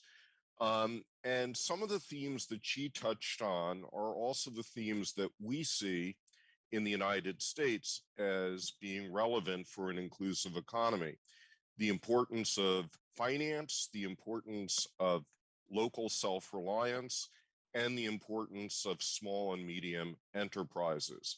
And my basic point is this: if you want an inclusive economy, you want inclusively financed local businesses. This is from the Harvard Business Review in the summer of 2010. It's a look at communities across the United States. And what it finds is that in those communities with the highest density of locally owned businesses, there is the highest per capita job growth rate. But not just that, this study from our Federal Reserve, our monetary authority, looked at counties across the United States. And in those counties with the highest density of locally owned business, there is the highest per capita income growth rate. So in other words, if you want to reduce poverty and increase inclusivity, locally owned businesses turn out to be your best ticket for doing so. And there's a bunch of other benefits for local businesses. They support entrepreneurship, local food businesses, support local health. We know that local business communities have higher rates of political participation and volunteership. And we know that more locally self-reliant communities built around local businesses, a diversity of local businesses, are more sustainable and have lower carbon footprints. The problem is that our investment systems are geared to give almost all of our savings to large multinational businesses. And we have to fix that system in order to support inclusive communities. If we could fix this system in the United States, if we could move the 2/3 of the capital that is currently going to global business into local business, because local business in the United States are 2/3 of our economy, every community would have about $100,000 of additional capital per person. That is serious money. And recognizing this, in 2012, President Obama signed a piece of legal reform called the Jobs Act, which basically made investment crowdfunding legal. By the way, I took this photo from the Rose Garden. It's the first and only time I was at the White House. Crowdfunding since then has meant that something like 1 million Americans have invested more than $1 billion in local businesses, 4,000 local businesses. And significantly, the most important beneficiaries of this legal reform have been businesses led by women and people of color. Exactly those people who were most excluded by the existing system. And there's a lesson in that changing law to make finance more inclusive is going to create a lot more support for local businesses of color. And we're also seeing in the United States the beginning of the spread of community investment funds that are built around businesses of color. This picture here is from the Boston Impact Fund, which has put together a fund of $10 million supported by grassroots residents of Boston that support businesses run by entrepreneurs of color. It's that kind of lesson. Take money from globalization, move it into localization through local finance, and you will get a more inclusive economy. Thank you. Thank you, Michael, for your comments. Now, if you let me, I would ask questions from our speakers in order that it was presented. So, my first question for Damla is the following. You know, in recent years in Central Asia, there's sort of a refugee crisis, as we can call. The humanitarian crisis is unfolding in Afghanistan, and millions of people are basically stuck there, and neighboring countries, all of the neighboring countries of Afghanistan, don't want the refugees to come to their homes. And that's not only sort of a Central Asian problem. Most of the developed world too, you know, Europe, the US, do not want refugees, basically, right? If you look at the current US political context, it's the same thing. The cap for refugees wasn't extended even after the elections. And you can find a similar patterns in Europe and in Western Europe and Central Europe as well. So although we understand how important it is to for humanitarian reasons to accept the refugees. It's also very important for economic reasons, because refugees are not only sort of consumers, they're also producers. And because it's a Nobel Fest, a very good piece of work by this year's Nobel laureate, David Card, was about people who came from Cuba on a Mariel boat lift. And he studied how, the Cuban immigrants who came to Miami affected the labor market and so on. And he finds that, all these fears about new people coming in and ruining the local economies are basically a myth. And so the question is, why do you think, although we understand the benefits and we are all sort of humans, we want to be good, politically, it seems like no one else in the world now wants refugees in their homes. Like, what is the political reason for that people don't want that? Let me try to answer this without getting myself in trouble. Well, first and foremost, we are the technical agency. So unfortunately, we are there to respond when crisis starts. And of course, we ask for all countries to fulfill their commitments because, again, like I stated, with the Global Compact on Refugees, which was signed almost unanimously, all countries have committed to 4 things which are very important related to refugee response. Well, first and foremost, of course, the core reason, the root reason needs to be addressed, and that's world peace. Without world peace being achieved, it will not be possible for forcibly displaced people to really remain in their countries. Because currently in Afghanistan, where again, we are all responsible for in the Asia Pacific Bureau, of course, people will have to move. Again, in Afghanistan, like I stated, they're internally displaced as well. And all in all, we will also be seeing climate refugees as well. Currently, they are not considered as such, but people will have to move because of disasters as well. So there are 4 objectives that everybody agreed in the Global Compact on Refugees. This is ease pressure on host countries, enhance refugee self-reliance, expand third country solutions, and support conditions in countries of origin for return in safety and dignity.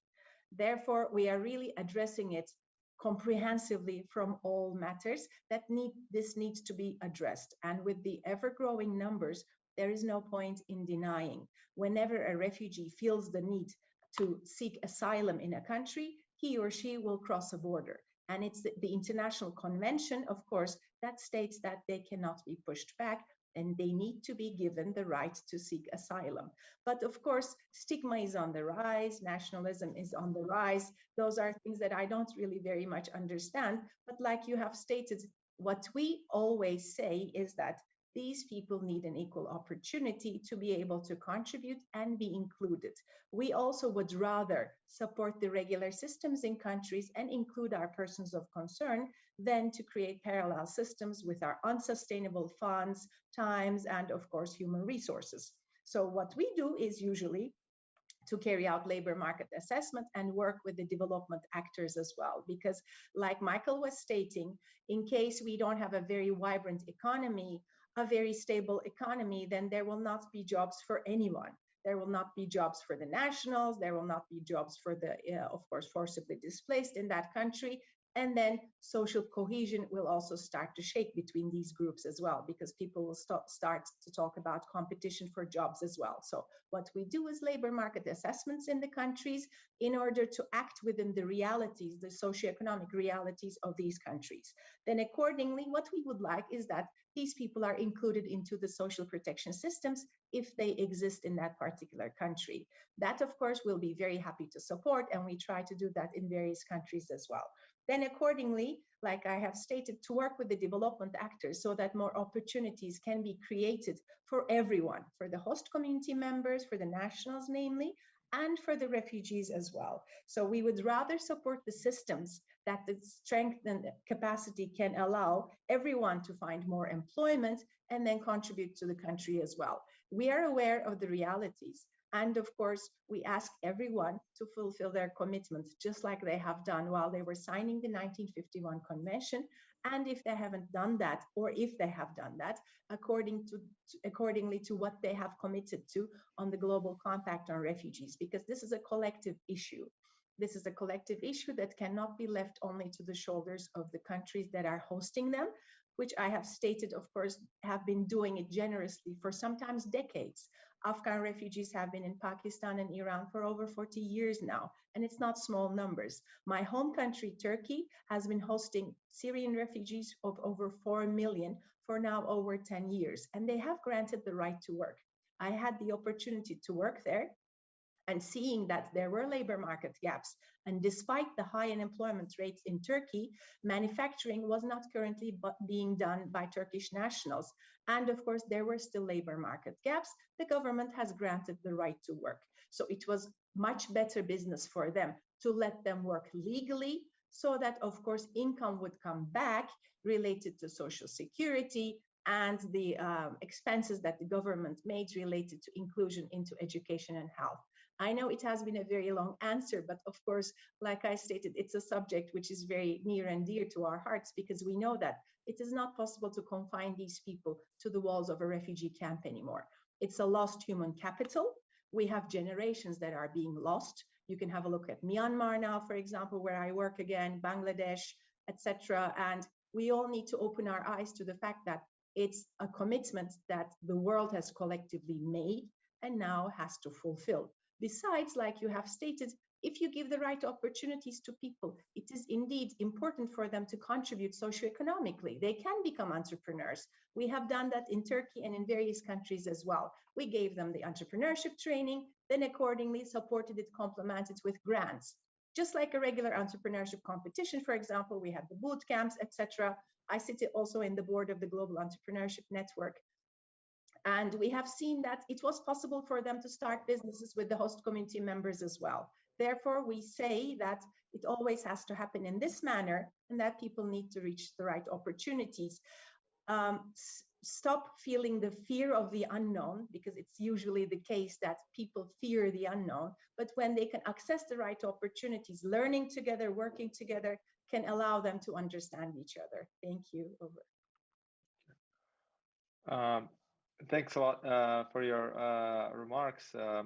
Yes, it's indeed a very near dear topic for all of us, especially the ones in Central Asia, because again, the humanitarian catastrophe is unfolding near our eyes, and basically the famine is coming to Afghanistan, as far as I understand, and which is going to lead to a refugee increase for sure. And so my question is for Kiralay Sakidayeva. And the question is about this regional differences in incomes and opportunities. And as far as I understand, the regional difference in incomes is not only sort of a policy or a political issue per se, but it's also a reality in the economy, right? Some sectors of the economy are much more productive than others, and therefore there is a disparity in sort of income. And help me understand, like, how shaping the policy of, say, using like minimum wages or minimum requirements for salary would deal with the fact that not every place is equally productive, and urban places in everywhere, not only in Kazakhstan but everywhere in the world, are more productive than rural places. And the migration from rural to urban is something that is sort of inevitable, and that is happening in the last 50 years. And so a basic solution that the world was sort of looking at it was just to make sure that the rural population has migrated to the urban centers with the least amount of cost, but not necessarily sort of trying to salvage the rural population or give them give them money. Like, how do you think about that?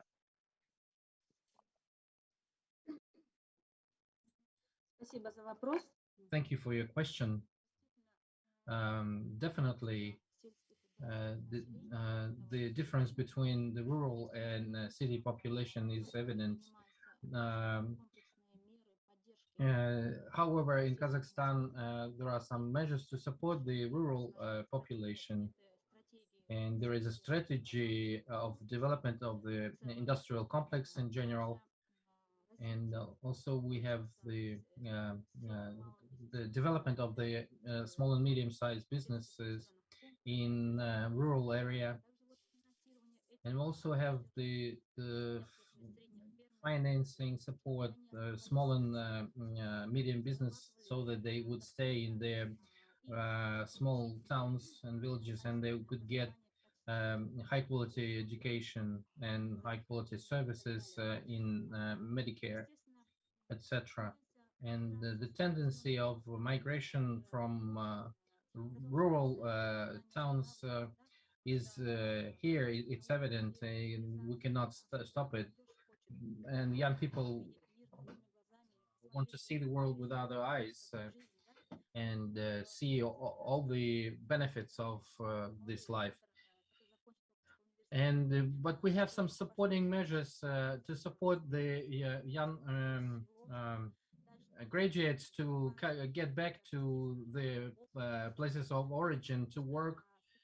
And from the Ministry of Education, there are some supporting measures for such specialists with higher education.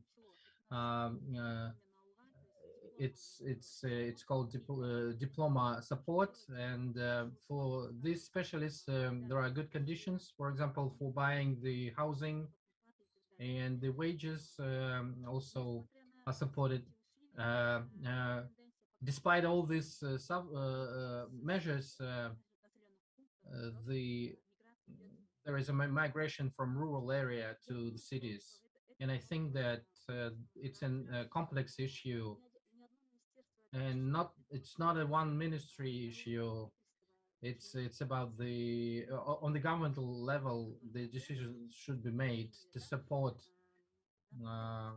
this. For example, to set the minimum wages, definite minimum wages in the rural area, so that the young specialists uh, uh, would be thinking about staying in the places of origin.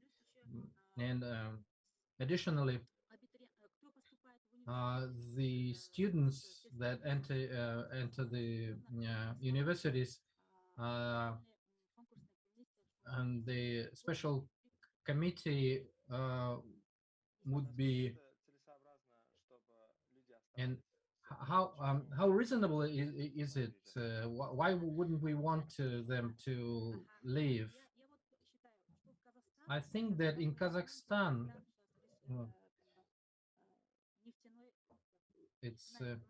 it's an oil country, and we depend on the oil profits.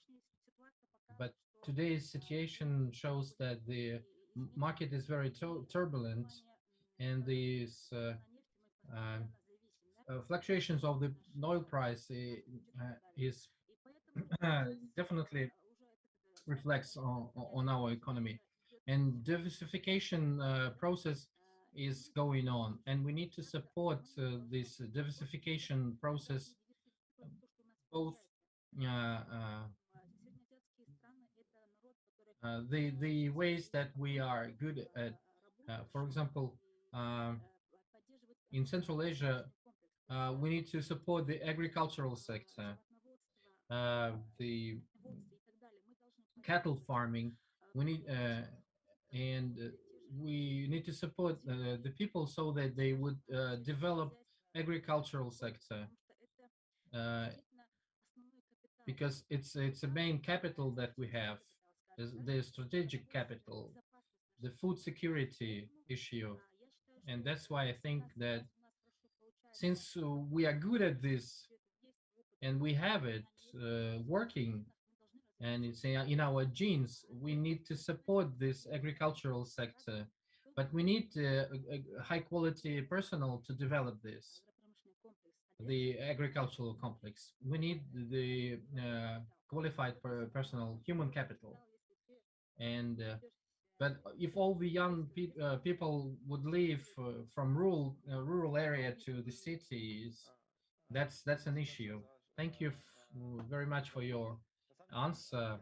And I'm thinking about this issue because the Kazakhstan big part of the population lives in rural area, in villages, and I think that the profitability and effectiveness of the labor in agriculture is very low. And in developed countries, it's only 1 to 3% of people living in agricultural sectors, and so that's 1 to 3% is enough, is sufficient population to produce all the agricultural products. And so maybe we should think about how profitable it is to make them stay and not to leave to the cities. And so I think it's a bad experience in general. But thank you for your answer. Yes, I agree with you about this. But we're talking about the equal opportunities, and we need to think about the equal distribution that so that all the regions would develop equally.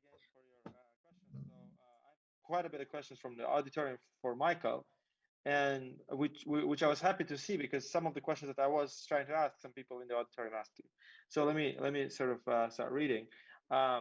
You're saying that people invest money in big businesses and the multinational corporations because they believe that the probability of success of the large businesses is larger, and then the risks are smaller. There's collaterals and so on and so forth. And people don't want to invest in small businesses. I mean, the banks and other investment funds and so on, because risks are higher, and the business opportunities are more riskier, by definition. And so this is sort of, you can see it in the cost of capital, right? The cost of capital for large corporations is much lower than the cost of capital for smaller, mom and pop shops, the main street, as you argue. And so, if that's the case, who has to bear the risks of investing in small and medium-sized corporations and mom and pop shops and the main street? So, how would you think about that? Yeah, so that's a good opportunity for me to clarify. I was not saying that larger businesses are more efficient, profitable, or risk-free. I was saying that they do have preferential access to capital. And the reason for that is because of law, because laws that were created mostly in my country, in the United States, in the 1930s and 1940s, were largely to serve larger businesses and larger investors. And the involvement of grassroots investors in small businesses was kind of an afterthought. But the truth is that smaller businesses are probably more profitable than larger businesses, so it's not return. There's data from Canada that shows that the most profitable businesses in Canada are those with 10 to 20 employees, and the least profitable businesses are those with over 500 employees. So that's something to keep in mind. In terms of risk, it is true that when you don't have a diversified pool of local businesses, it's a higher risk to invest in them. And that's, because we have an immature market. But it's not the case that investment in any given local business is riskier than a larger business. We tend to think of local businesses as all startups, but in fact, at any given time, 90% of local businesses have been around for a long time and have proven management and business models. And if you invest in those businesses rather than startups, your risks are commensurate with larger businesses. But it is true that the marketplace for investing locally is immature because we have to build a whole series of laws and institutions and practices to support these smaller businesses. Thank you. You are one of the architects of the Jobs Act, as far as I understand, which led, an average people, let's say an average American,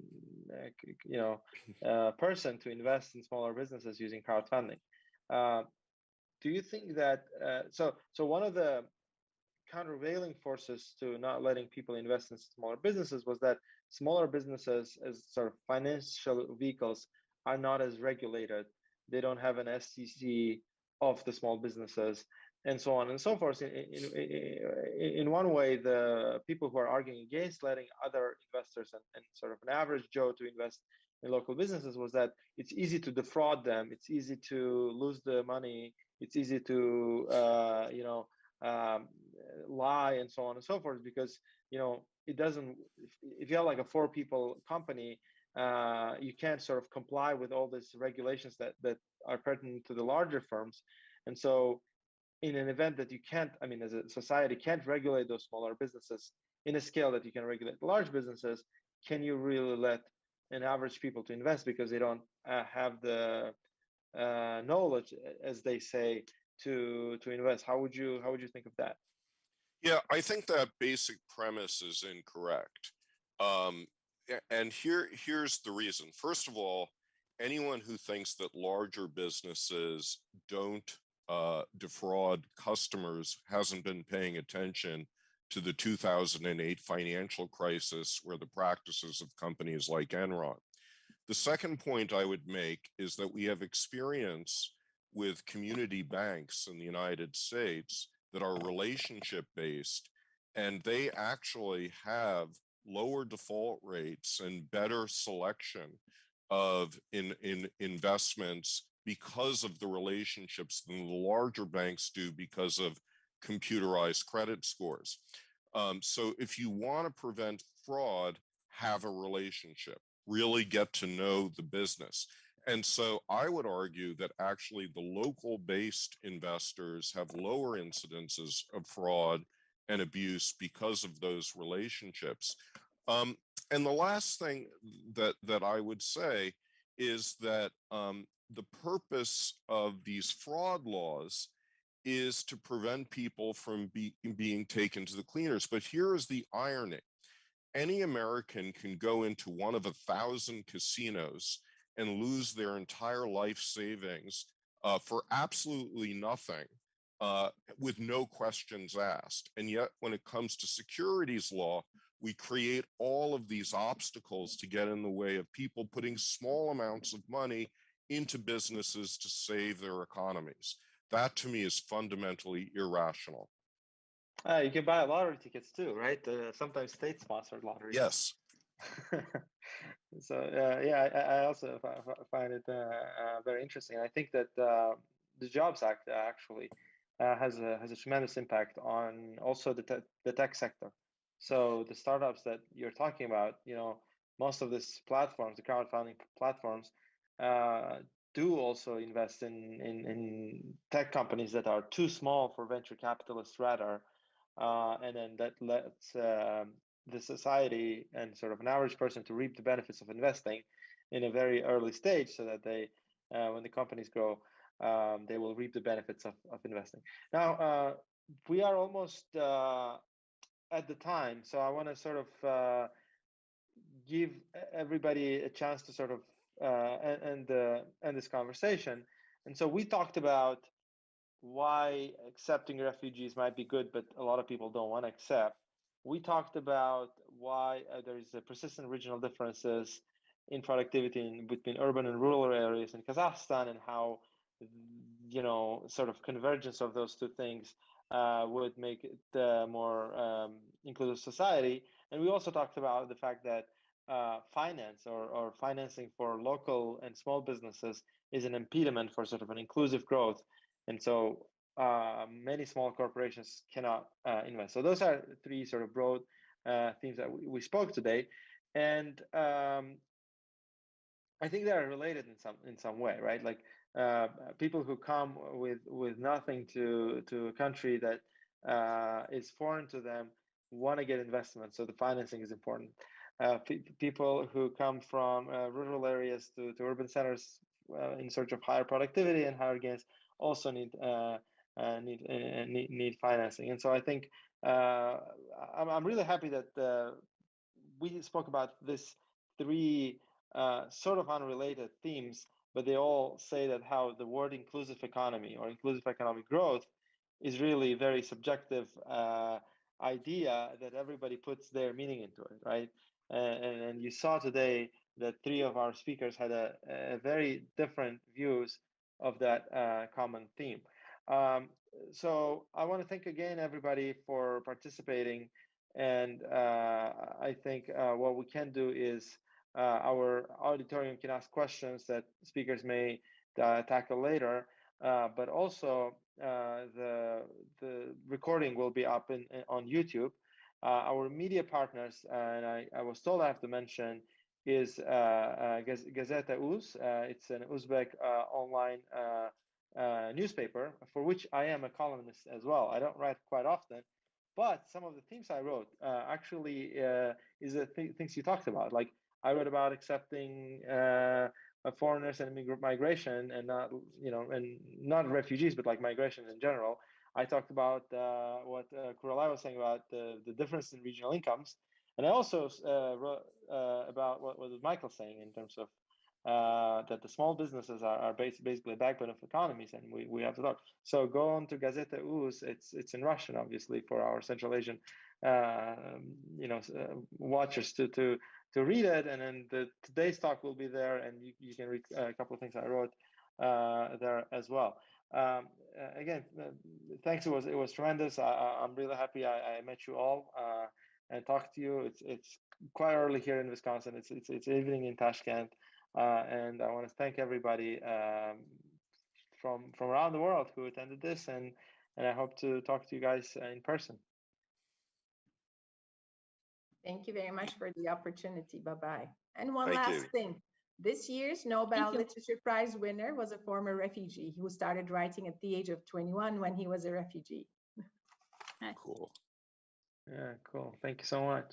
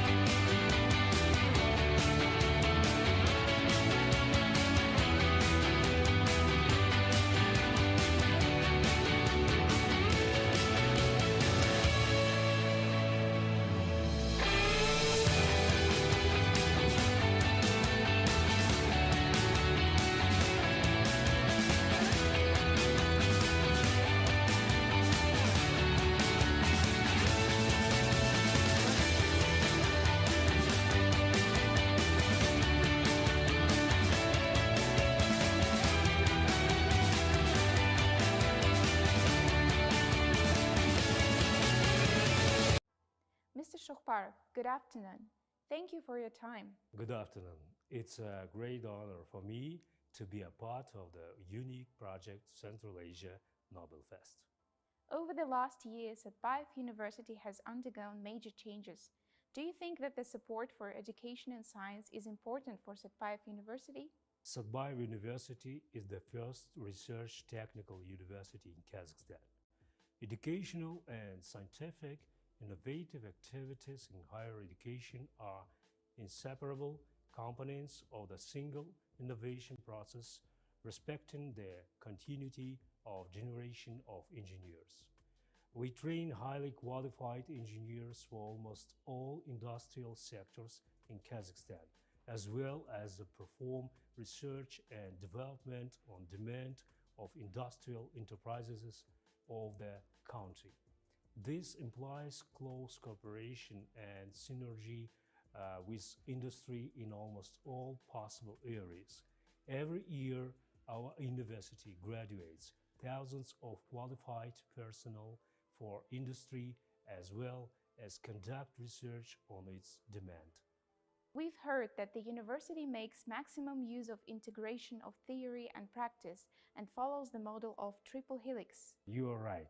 The university took a reference to the triple helix, the link between the university business and the state. There are key elements of innovation system of developed countries. What kind of research is being conducted at Satpayev University? In recent years, Satpayev University has carried out more than 50 research on behalf of industrial enterprises, chains of its sector.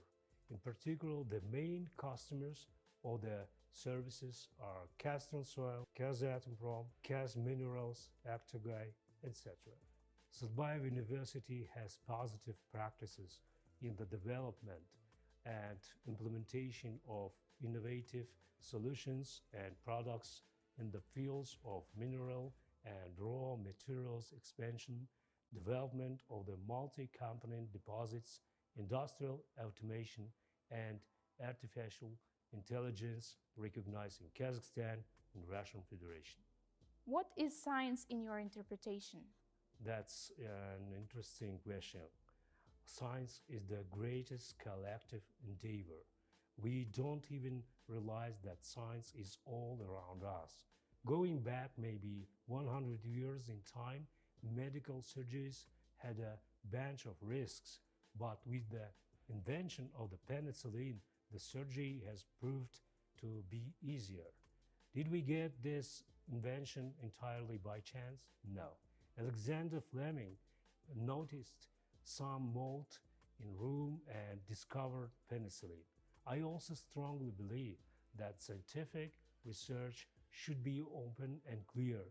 Engaging research means to be aware of the processes taking place in the surrounding world for the benefit of humanity. Which modern scientist inspires you to do new research? It's difficult to single out one person. To paraphrase the well-known expression, every even small discovery is a big step for all mankind.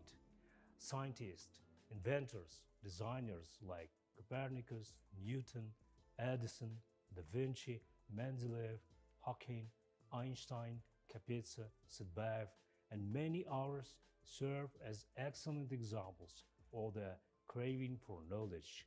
The biography of each of them can serve as examples for young student prospectors, which is a vital beacon. Why knowledge needs to be shared, and why is Central Asian Nobel Fest important to Satpayev University? As I mentioned earlier, science is the engine of development. Research results should not only be considered to remedy the country's problem, but also need to be aimed at solving worldwide issues. It's impossible to achieve great results without the exchange of experience, knowledge, and collaboration between countries. Hence, taking this opportunity, I assure you that Satpayev University has sufficient knowledge and competence, the experience in successful research activities in cooperation with the international community.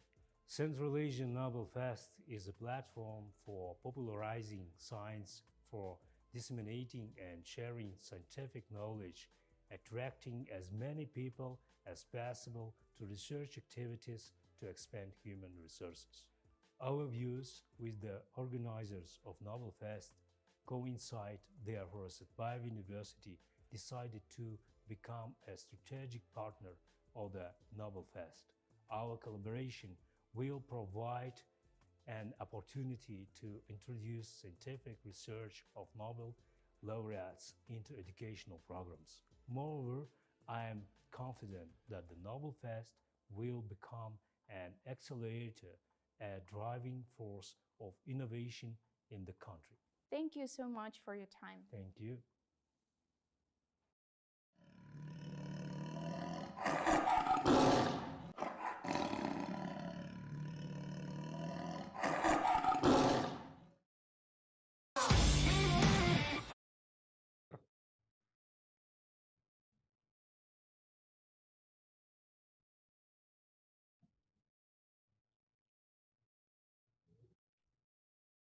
Нет.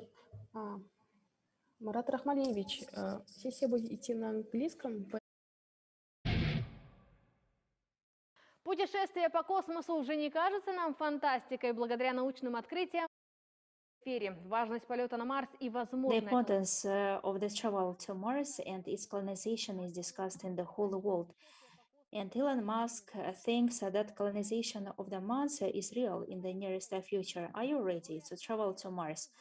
The laureate of the premium in the field of the fundamental physics, Juan Malcadena, professor, the founder of Space Researches and Studies, Lawrence Krauss, and the chairman of the board, the National Center of Space Research and Technology, Marat Nurguzhin, together with you, will speak about the opportunities of discoveries in space and colonies in other planets. Our session will be under the moderatorship of Director of Institute of Digital Technology and Technology at Satpayev University, Ержан Наурызбаев.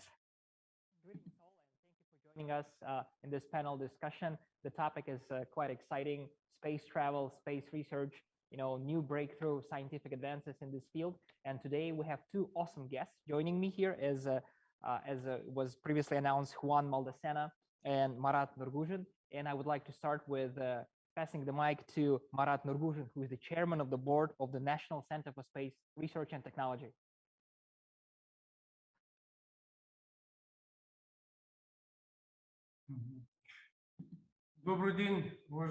Good afternoon, dear colleagues, dear participants of this unique event like Nobel Fest.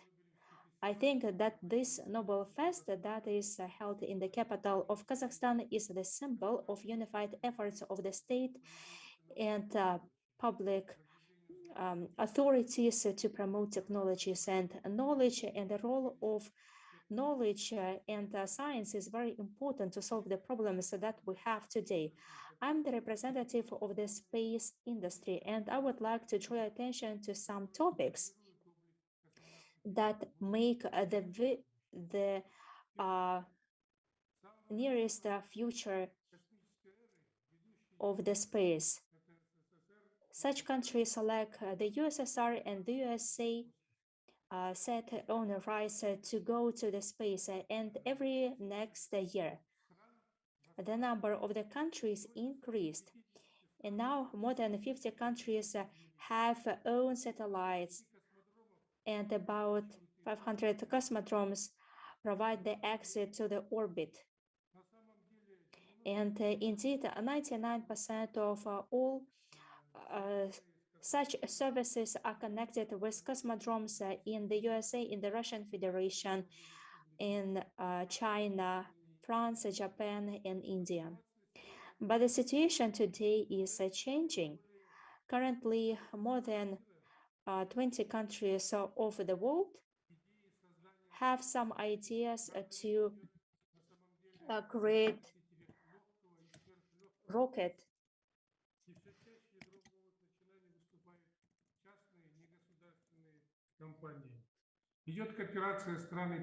Different rocket carriers, and the European Space Agency does successfully combine the capacity of European countries in the discoveries of the space, and every modern countries should have only independent access to the space. And I would like to note that it's very similar to shipping in the sea, when the seamen had specific advantages when they discover new countries. But here we are talking about not only advantages, it's not possible to work without internet access, satellite, and different probes, technologies and navigation technologies. And in this regard, we need this for the management of the economy, different operations in the field of security, and when we act during emergency situations and disasters. And thus we can see the extension and increase in the number of space club countries. And here I would like to stress out that first experimental steps developed two specific sectors that can cover different continents and countries. And I think that there will be some days when different rocket carriers will be like ordinary cars in the transport fleet of different countries. And the space will be closer to all of us. And the second aspect, 23 years of successful work of international space stations demonstrated high effectiveness and non-alternativeness of the operations.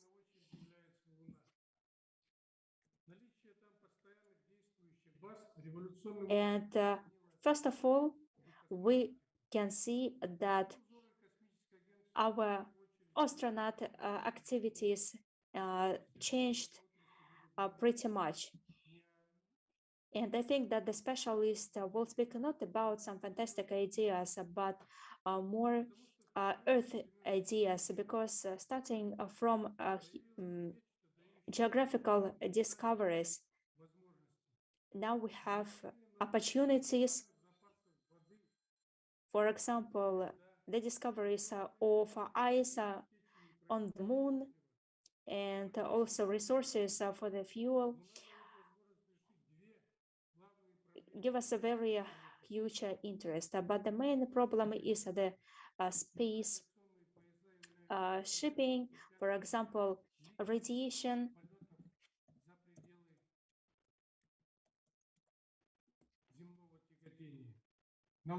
And gravity conditions are the main issues, and null gravity conditions are the main issues and problems. Water presence and also the presence of different special conditions will be very important for those people who probably want to live outside the Earth. As for the Mars, I think it's the farthest perspective. The advantage of the red planet is its similarity to the Earth, and also the conditions that can allow people to live on in this planet. The program Artemida that is initiated by the USA that combines several countries, and also the project Moon Scientific Station suggested by China and the Russian Federation show that discovery of Mars will be in close cooperation and in parallel together with other countries, and it will provide, I hope, the access to the Mars without visas. And we will hope to have it in the future. We in Kazakhstan, how we see the future of Cosmodrome Baikonur in our international cooperation. We have several countries that have the access to the sea, but Kazakhstan has a unique opportunity to have the access via Cosmodrome Baikonur to the space. And it's very reliable access. And historically, the first person who went to the space from Cosmodrome Baikonur, and the first satellite and other achievements of cosmonautics was connected with Cosmodrome Baikonur. I think it will be very beneficial for you in the framework of international cooperation, and that is why we will move in this direction. And the third aspect that I would like to stop on is the role of the science in the field of space discoveries. Stanislav Lem, in one of his books, said that among the stars, something unknown is expecting us. I will not stop on that. I hope that all the listeners are aware about that and probably they will ask the questions, but I would like to stress out that the Soviet researcher and the founder of ufology, Mr. Ziegel, thought there are some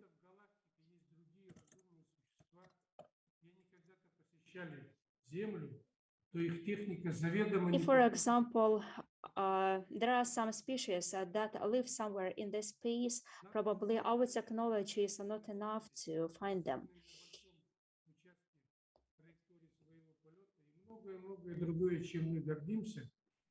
We are proud of many things.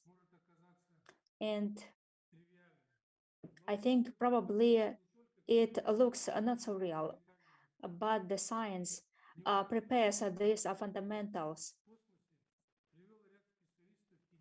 Some specialists came to the idea of the uniqueness of the whole civilization of the Earth, but we learn only a small part of the space, and we used to think that we have only one solar system, but latest discoveries, especially in astrophysics, changed this definition.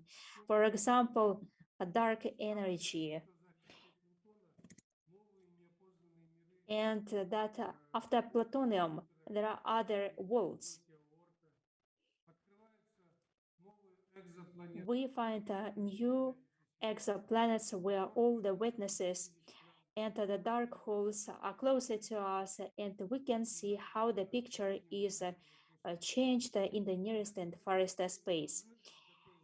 And I think we should be ready for unexpected things in astrophysics and in the field of practical cosmonautics. And I thank you for your attention. Thank you very much.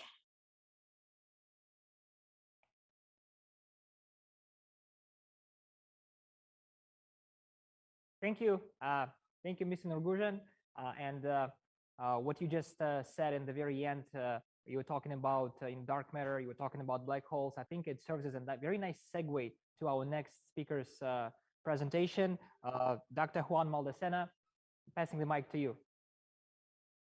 Okay, thank you. So I will be talking about, okay, let me see that I share my screen. Just a second.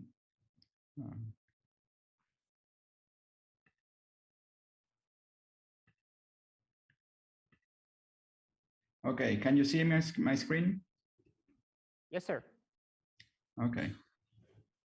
So I will be talking about black holes and what they imply for the structure of space-time. Can you hear me well? Yes, we can hear you very well. Okay, very well. So black holes are confusing objects. They were predicted to exist in general relativity soon after general relativity was invented. But they were so confusing that Einstein himself thought that they were not real objects, that they were simply a mathematical, a result of a mathematical simplification, and that they wouldn't arise in nature. However, it was later understood that they were actually an unavoidable consequence of general relativity under certain conditions. And as I said, they were very surprising, and Hawking found a very interesting surprise about black holes is that in some cases, they might not even be black. So he found a phenomenon of Hawking radiation that implies that certain black holes actually would not be black. So even the name wasn't properly chosen. And he also suggested that they might imply that quantum mechanics is incompatible with gravity. So quantum mechanics is the type of laws of physics we use to describe the very small and the structure of matter. But with some modern theories of gravity and quantum mechanics, we think that black holes are really compatible with quantum mechanics. And not only that, but we have some interesting relationship between quantum mechanics and geometry. But there are many puzzles that still remain in trying to understand the black hole interior. So it's a subject that we're still trying to understand properly. So the talk will be about these various topics, and I will explain them in more detail. So all of this arises in the theory of general relativity, which is the theory of gravity that was developed by Einstein in the beginning of the 20th century. And this theory says that gravity is due to the geometry of space-time. So the geometry of space-time is deformed by heavy objects that deform the space around it. And then if you have a second particle, the second particle follows the trajectory in this space-time of minimum length, or more properly, the maximal lifetime. So it's important that this theory implies that gravity changes the flow of time. So when we say that space-time is curved, we are also saying that the way that time flows is distorted. And this will be important for our discussion of black holes. So for example, if we have two people, one standing in the bottom floor of a building and the other one in the top floor of the building, and then these two observers will, let's say they synchronize their clocks at some initial time, and then they will see that the clock in the bottom of the building will run a bit more slowly than the one at the top of the building. So here, the effect is greatly exaggerated. So for a building here on Earth, this is a very, very tiny difference. It's 1 part in 10 to the 15. But there exist clocks that can detect this effect. And actually, the most precise clocks that exist today can detect a height difference of about 3 centimeters. Now, when we talk about the space-time geometry of a black hole, so that's well, first let's not talk about the black hole, let's talk about the geometry that this person, Carl Schwarzschild, found. So he found the geometry outside a massive star. So he did not find the geometry inside the star, but he did find the geometry outside the star where we have vacuum. So it's a spherically symmetric geometry. This geometry tells us many things, but in particular, it tells us how time flows for different observers. So we have some observer far away whose time flows, let's say, with this rate. And then if you had an observer sitting at the surface of the star, then the time would flow a little more slowly. And also this observer will feel some weight that pushes him or her to the surface of the star. Now, if you take that same star and you make it a bit smaller, so that with the same mass, but a bit smaller, then the geometry further away is not modified, but you can continue to find the geometry closer to the surface of the star. And you find that in that situation, time would flow even more slowly for a smaller star. And the person standing on the surface will feel an even larger weight. Now, the surprise was that if you had a star less than a certain amount, which is what we now call the Schwarzschild radius, the black hole radius, then an observer sitting at that point would feel an infinite weight, and time would seem not to pass for this observer. Time would seem frozen compared to the time far away. And this is what Einstein thought that was unphysical and unreasonable. And that's why he thought that this was a mathematical oversimplification, that there would be some reason why the star could not be as small as this size. Now, before we continue, we should just mention one interesting principle on which general relativity is based, and is what Einstein called his happy thought. So he formulated the theory of relativity based on the principle that if you fall freely, it will look like gravity disappears. So, for example, if you're in an elevator and the elevator is falling, you would feel that you are floating inside the elevator. So it is as if gravity had disappeared. And surprisingly, this is even true at this surface that we were mentioning before. So actually, this surface is now called a horizon. And if you are coming from outside, so let's say you are this observer coming from the outside, that observer will cross the horizon and will not feel anything special at the horizon. So it's importantly, this is not an observer who's sitting at the fixed radial position, but it's an observer falling through the black hole, through this geometry that we now call the black hole geometry. And as the observer falls in, he would experience here some region inside the black hole, which looks a bit like a big crunch. So it's a region where the space-time geometry is collapsing. It's like the inverse of a Big Bang or the beginning of the universe. It's like the end of the universe. That region, in that region, the whole space-time around this person would collapse into what we call a singularity. So singularity is a region where the space-time curvature becomes very, very large. And if you were falling there, the gravitational forces would tear you apart, would destroy you. So it wouldn't be good to fall into a black hole. Now, it's interesting that the singularity here is into the future. So that's why it's once you cross the horizon, it's unavoidable to fall into the singularity. But this future is hidden behind this horizon and cannot be seen from the outside. So once you are in here, you cannot send any signal and you cannot escape to the exterior. So there were many things that were understood about the black hole. So one is something I just mentioned, that once you cross the horizon, you cannot get back out. And also that a star that is very massive and it starts contracting, then it can, under certain circumstances, collapse into a black hole. And not only that, but there are some objects in the sky that seem to be black holes.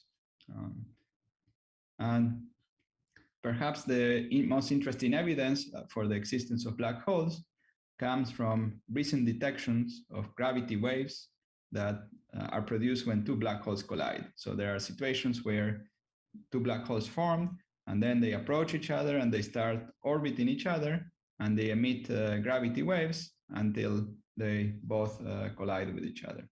And these gravity waves were detected first in 2016, and they have been continuously been detected for many, many events like this one.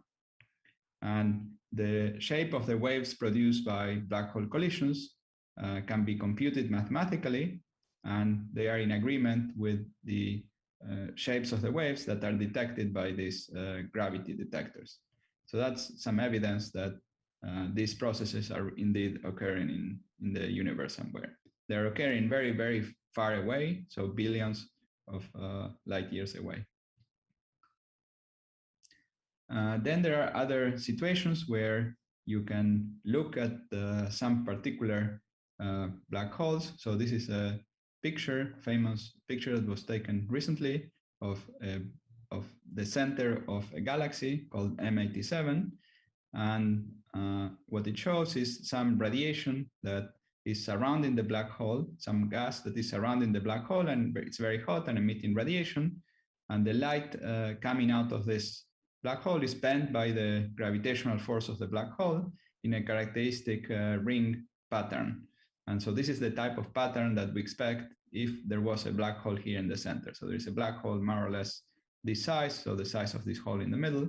And so that's a picture of the region near the horizon of a black hole. So that gives us some evidence that there is a black hole in the center of this galaxy, a very big black hole. So we are now in a golden age for black hole observations. There are many different kinds of observations that are being made of black holes, both from these gravity wave detectors as well as from direct imaging. Now, the rest of my talk will not center on these observational aspects, but will talk about some other theoretical aspects of black holes. So what follows will be something that is calculated through mathematics, and we think it's true, but hasn't yet been proven experimentally. So the first interesting property of black holes, theoretical property of black holes, is the prediction that Hawking made that the laws of quantum mechanics imply that black holes emit thermal radiation. So the black hole behaves as an object that is at some temperature, and the temperature increases as the size of the black hole decreases. So if you have a big black hole, it will be very cold. And as you make the black hole smaller and smaller, the black hole will be hotter and hotter. And so here are some examples of the temperatures of black holes with various masses. Again, these are quantities that have been calculated theoretically. So if you had a black hole of the mass of the sun, and these are the types of black holes that are produced by astrophysics, then the temperature would be very, very small. So this would be very, very cold black holes. So the temperature is this number of degrees, so a very small fraction of a degree above absolute zero. So this is such a small temperature that cannot be actually measured for astrophysical black holes. So astrophysical black holes are produced with masses which are bigger than the mass of the sun. So we have no chance to see this effect for the black holes that have been observed already. However, you can imagine, you can ask what would happen if you could make a very small black hole. So if you made a black hole that has the size of a bacterium, that black hole would be so hot that it would emit white light.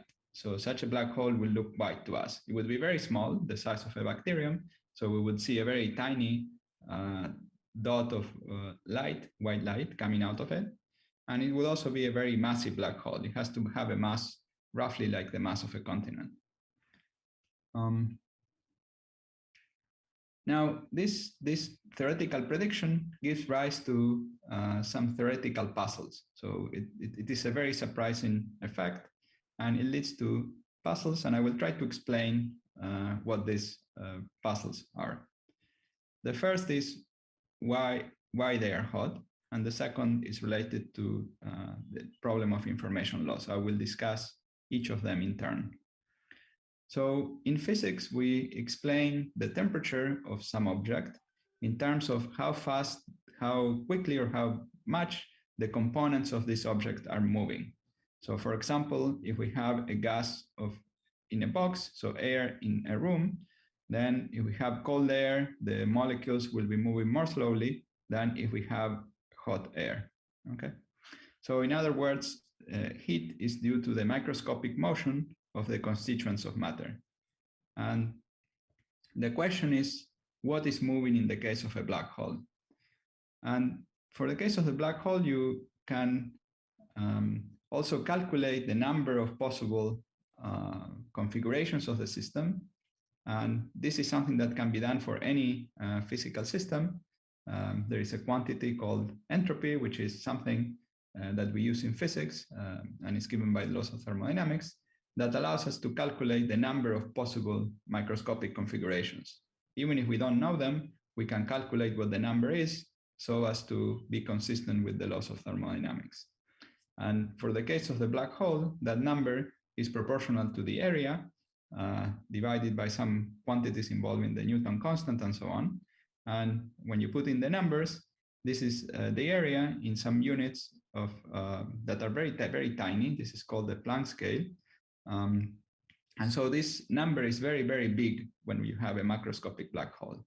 So this entropy is much, much bigger than the entropy of any physical system of the same size. And so the question is, what are these constituents of a black hole? So they seem to be the microscopic constituents of space-time, a bit like the atoms of space-time, it should be. And so understanding black holes, therefore, should teach us something about the structure and nature of space-time. And to do that, we need a fully quantum mechanical description of space-time.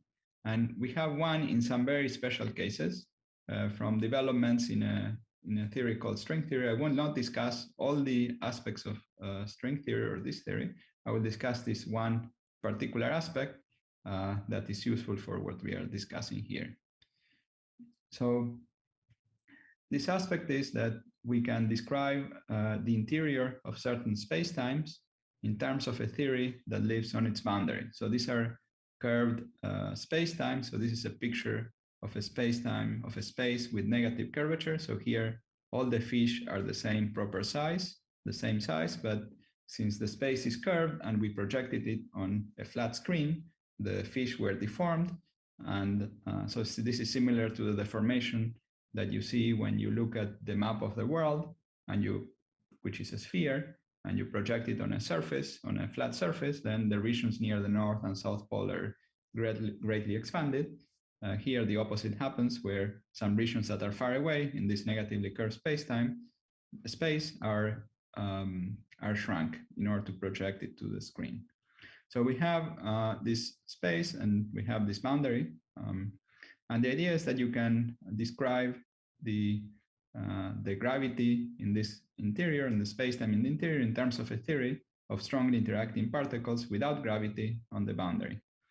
And the good thing about this is that we can understand precisely what these laws of particles involving strong interactions really is. So this is a little picture for how this roughly works. You can have in the interior some object that is moving in the interior, and that same object has a description in terms of some particles that are strongly interacting and live on the boundary.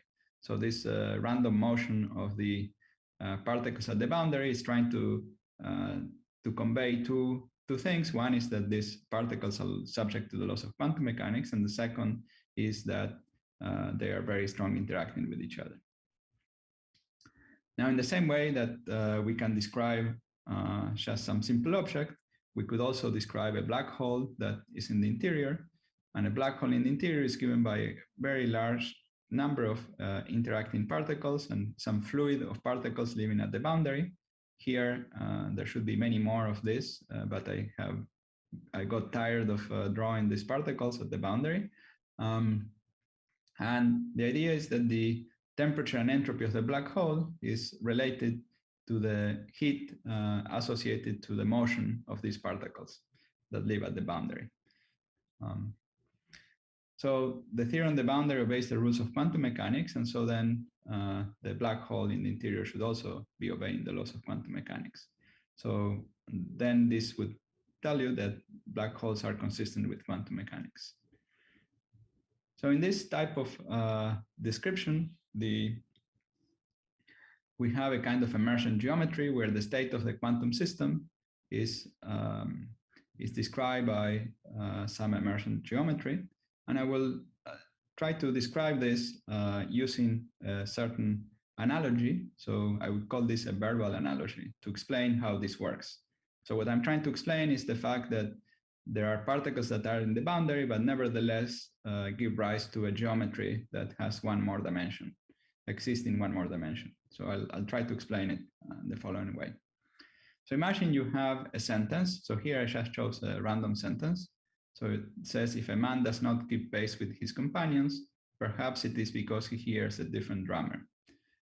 Now, when you hear this phrase, you can analyze this phrase and you can separate it in its words. So you mentally did this when you heard the phrase, and then you can group the words into the various grammatical meanings or parts of the sentence, and you can separate it into a bigger sub-sentence and then some other sub-sentences and so on.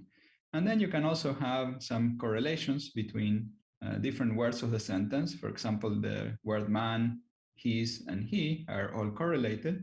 And also the idea of keeping pace is related to the word drummer. And that's a deeper, perhaps, correlation. So the idea is that the state of the quantum system is a bit like a very long sentence, very long and complicated sentence. And the regions, this extra dimension is a bit like the grammatical analysis of this sentence, which tells us how the various words, the meaning of the various words, and how they are correlated across the sentence. So the regions near the boundary reflect the analysis of the sentence at short, let's say, distances. And when you go deeper inside, this reflects correlations that exist at longer scales. And also correlations between some particular words of the sentence might be related to particles that go between different points in the boundary. Now we can ask now, what is a black hole in this space-time, in this analogy?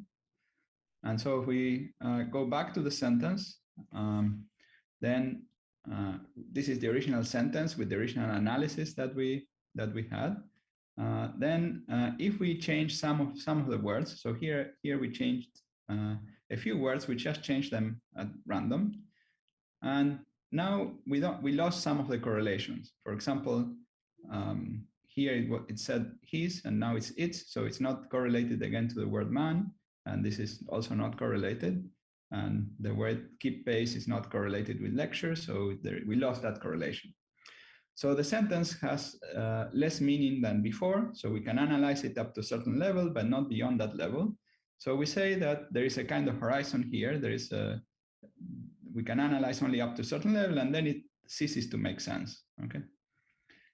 If we change it randomly a bit more, so we change more words, then we can analyze it only up to a level which is more shallow than the previous level. Okay. So we say that the black hole grows and the horizon becomes larger. And if we just change it completely, all the words, all the letters in a completely random way, then we have something that makes no sense, and the black hole has grown to the maximal amount. Okay. Now, the area of the black hole, so the black hole becomes bigger, and the idea is that the area of the black hole is telling us about the ignorance we have. So the more we change, the more we ignore, and the bigger the area.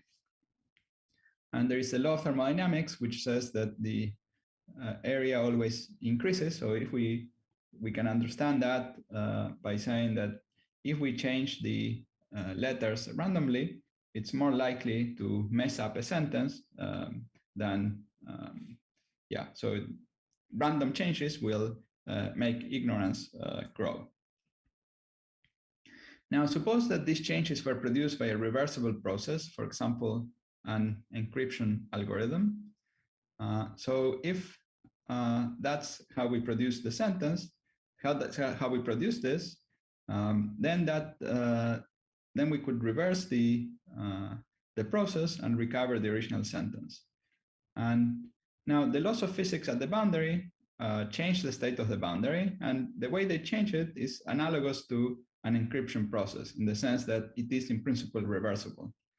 And so we can, in principle, undo the formation of the black hole and recover the original information, so that information is not really lost, it's only apparently lost. So I wonder how much more time do I have? We actually, sir, we're just running short on time, so. Okay, so I will skip the next few transparencies, and I will end up with my conclusions. So black holes are fascinating objects where the geometry of space-time is deformed in a dramatic way, and black holes and quantum mechanics give rise to interesting theoretical challenges. And string theory can describe black holes in a consistent way, and space-time in this description is an effective or approximate concept which arises from more elementary particles living on the boundary of space-time. And thank you.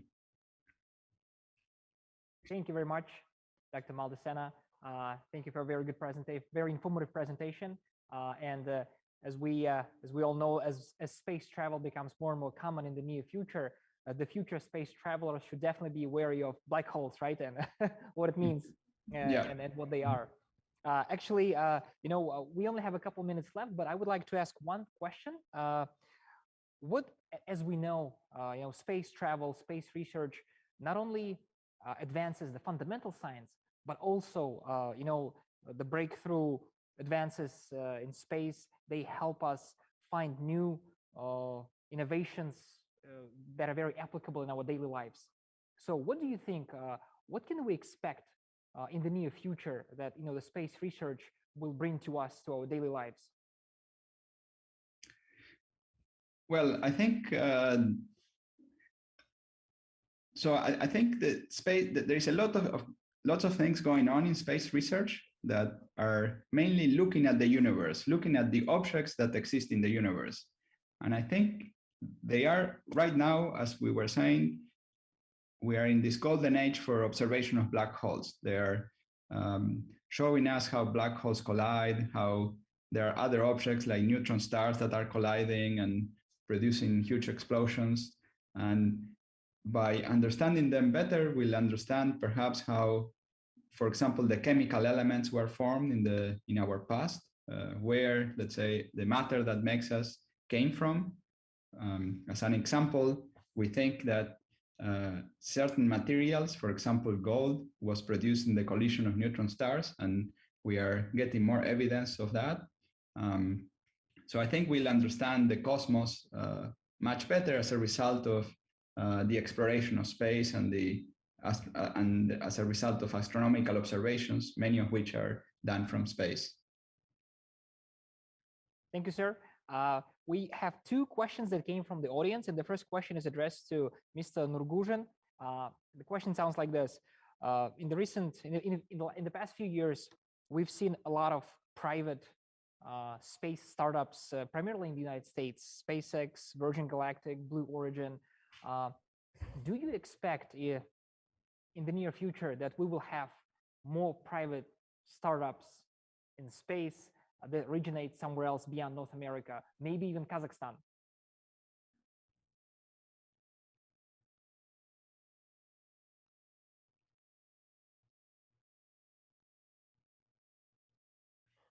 Прошу прощения. На самом деле, я в своем докладе отметил, что... Indeed, in my presentation, I noted that there is a tendency of the development of private space startups, and it's the reality.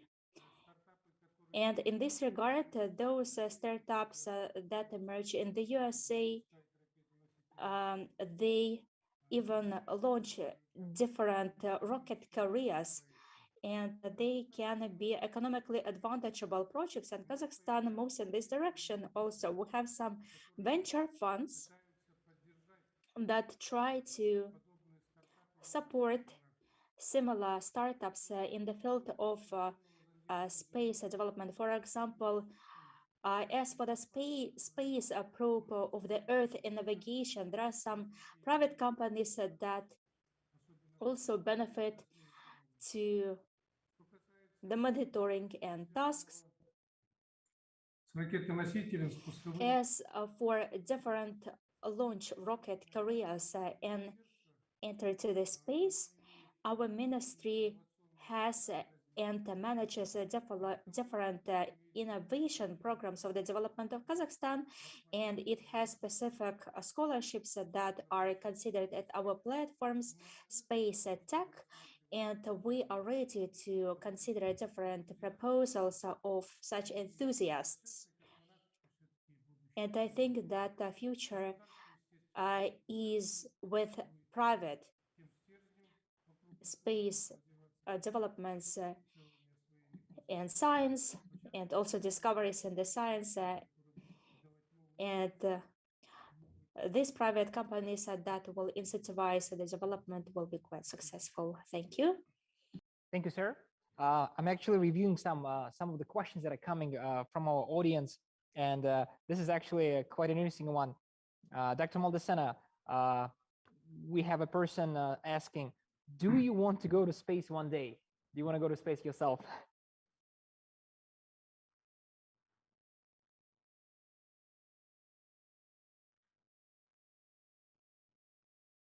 Sorry, I would love to go to space. I would love to see the Earth from space. Maybe go to the moon or beyond. It would be really wonderful. Sure. And actually, another question, as as we talk about space travel, and even the name of our panel discussion today, right, is will we need a visa to Mars one day? How far out do you think is the first colony on Mars? Well, I think it's somewhat far out. It's fairly expensive still, and I don't know, but maybe it's within our lifetimes, perhaps. So do you think in our lifetime we will see, this colony established? Well, I mean, I think within our lifetime, perhaps there will be people that will go to Mars. They might stay for a short while, but yeah.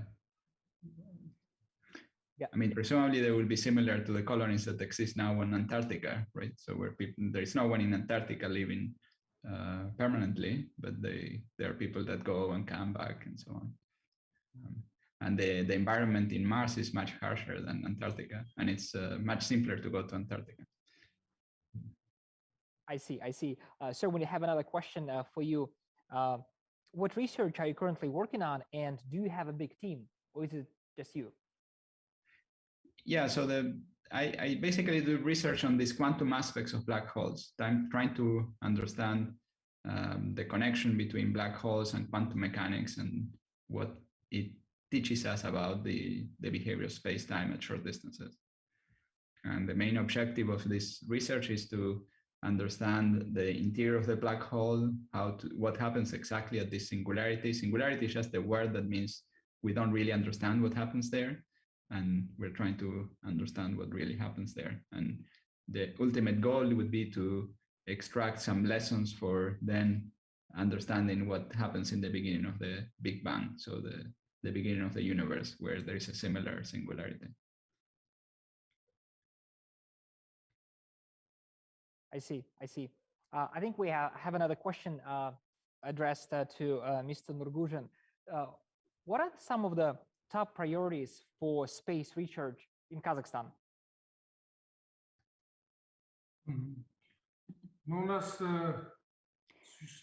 So we have three space systems: the space system of connection to satellites CASA-2 and CASA-3 that broadcast the TV signals, and it provides a mobile connection. And today we consider the use of a low orbital geo satellites of connections. So we negotiate with Starlinks and with other companies in these directions.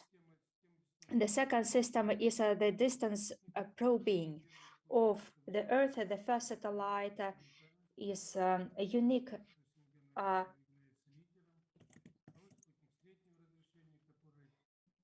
the first satellite is a very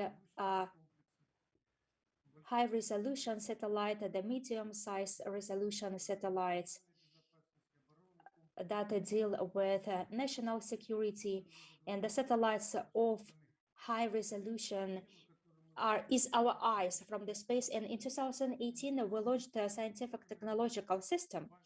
I think it's the most important system.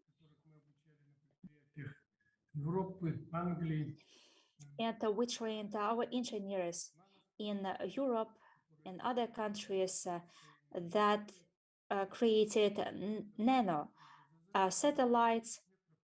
The resolution is 17 meters. So we probed tested 5 know-hows, and we suggest to have our own satellites of high resolution. They are technologies that are used and are in demand in our economy. Of course, we work with the Russian Federation in Baikonur. We implement the project on the development of the rocket complex in Bayterek. It's the rocket carriers of medium class. I think this project will be quite perspective and it will take own niche. And our Center of Space Researches and Studies works on rocket carriers of light class. They are rocket technologies that will allow Kazakhstan to control the rocket technologies and transfer similar technologies that will become the point of growth of Baikonur. And of course, in the field of space services, the leading position is taken by navigation services, and Kazakhstan has a high resolution satellite navigation system, GPS and NAS.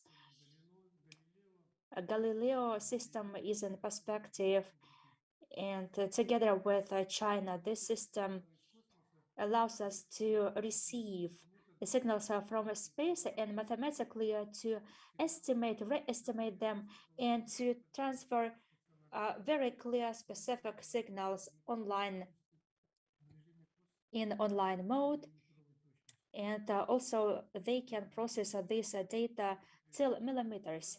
And Kazakhstan is in first 15 countries that has own satellites, that has own Baikonur cosmodrome, and it can use it for the economy of the country.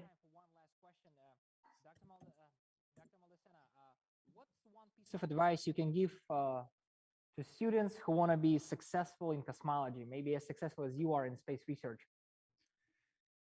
Well, just be enthusiastic and follow your dreams. Study hard, think about the big questions, and be patient and apply passion to turn your lab to the subject into studying and an effort, and you will be able to make it. Thank you very much. On behalf of the Satpayev University, I would like to express my gratitude to both speakers. I thank everybody who joined us today, and I'd like to reiterate that this panel discussion was brought to you by the Kazakh National Technical Research University, named after Kanish Satpayev, more commonly known as the Satpayev University. Thank you very much who joined. Thank you to the organizers for creating this platform of idea exchange, collaboration, and hopefully see you next year. Thank you. Bye-bye.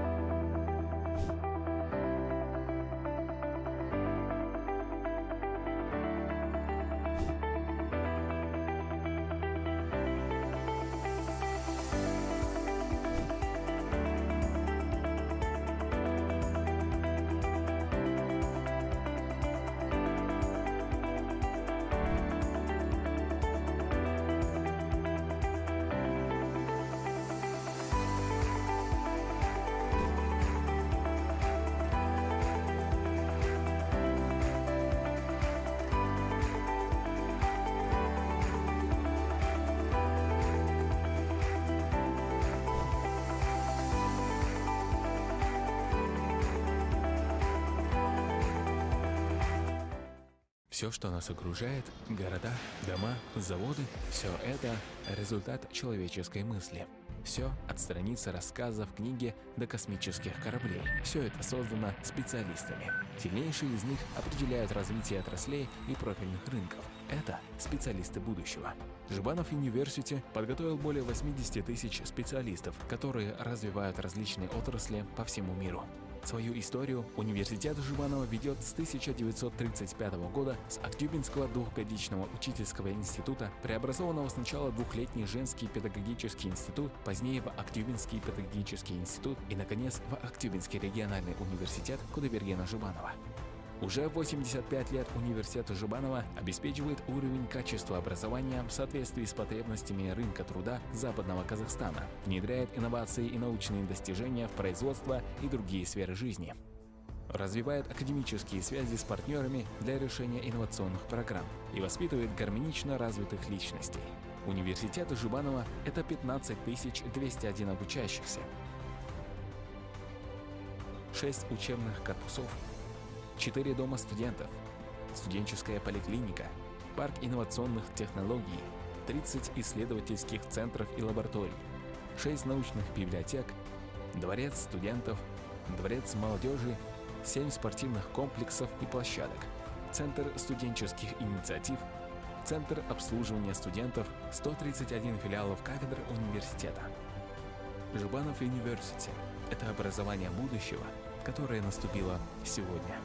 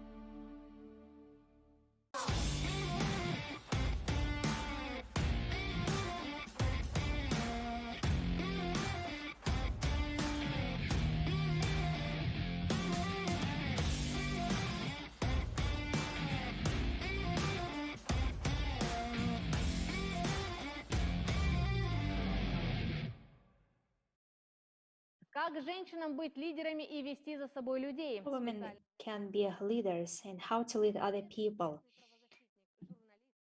Journalist and laureate of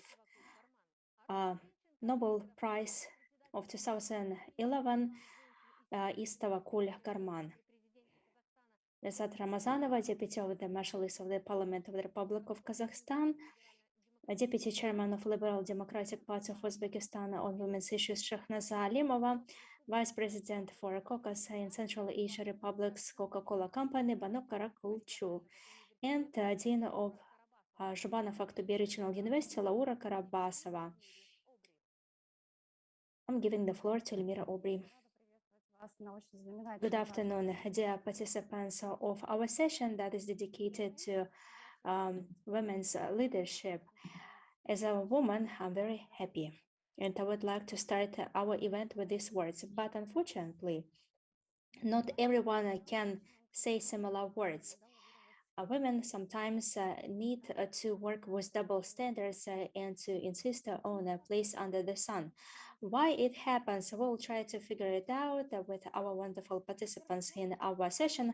And the first floor, I would like to give to the Nobel Peace Prize laureate, Tawakkol Karman. How do you think, why in this dual world, we as women trying to just jump and avoid some double standards instead of building the double helix in partnership with the men's world?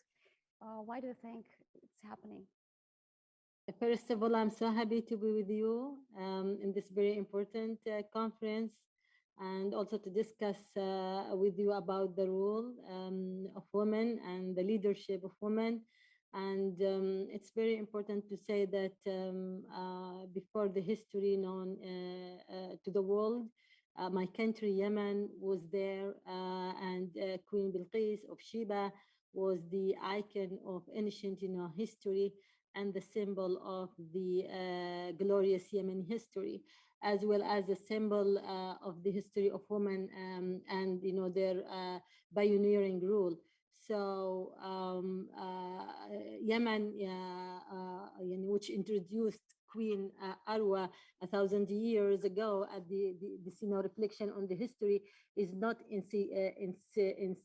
insignificant or just for bragging about my country history. So as much as it is an indication that the role of women is not lacking historical evidence and is not a precedent attributed to the advancement in the modern era. So women and men are the wings of the human race, just as they are the wings of society. The exclusion of women or the derogation of the rights is a derogation to the society at large. A dysfunctional society is based on superiority over women and place them as inferior, to men. The truth is that when despotism occurs in a society, it does not differentiate between men and women. And if there is a difference here, it is the difference in the levels of the oppression, not the difference in degrees of freedom.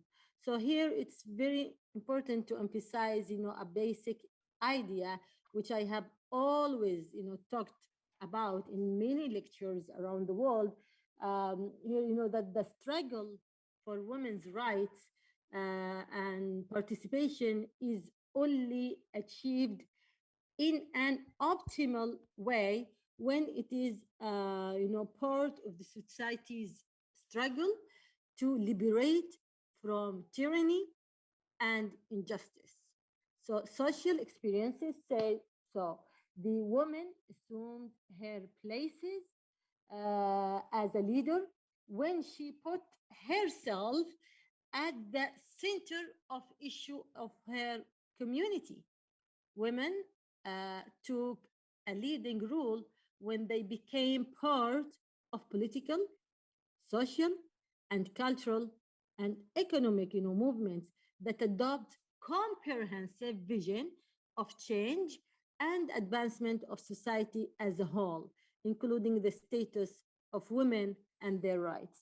So tyranny, system of discrimination and inequality, when they control societies, their effect impact everyone, women and men.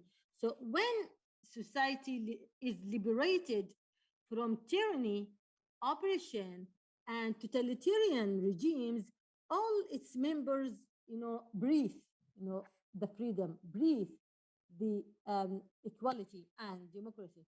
So when we look to the history of societies, we find that women who emerged as leaders of their societies were the product of political and social movement in which women actively participated. They came under, the banners of general issues of interest to all segments of society, including the issue of women and their rights, and the issue of equality between men and women. The policy of positive, discrimination in favor of women, which is universal, encouraged to provide the opportunity for women to participate in the public sphere, are important measures, but they remain limited and do not lead to fundamental change in the status of women and their participation in the public sphere. Change takes place with the rise of political and social movements that establish a new system on the ruin, of the old ones. Change takes place with a cohesive struggle for all segments of society to establish the rule of law and the state that represent all its citizens and works to achieve their aspirations and hopes. Thank you. The next words I would like to address to our next speaker. Следующее слово я бы хотела передать нашему следующему уважаемому Like спикеру. to give to our next distinguished speaker, Lyazzat Ramazanova,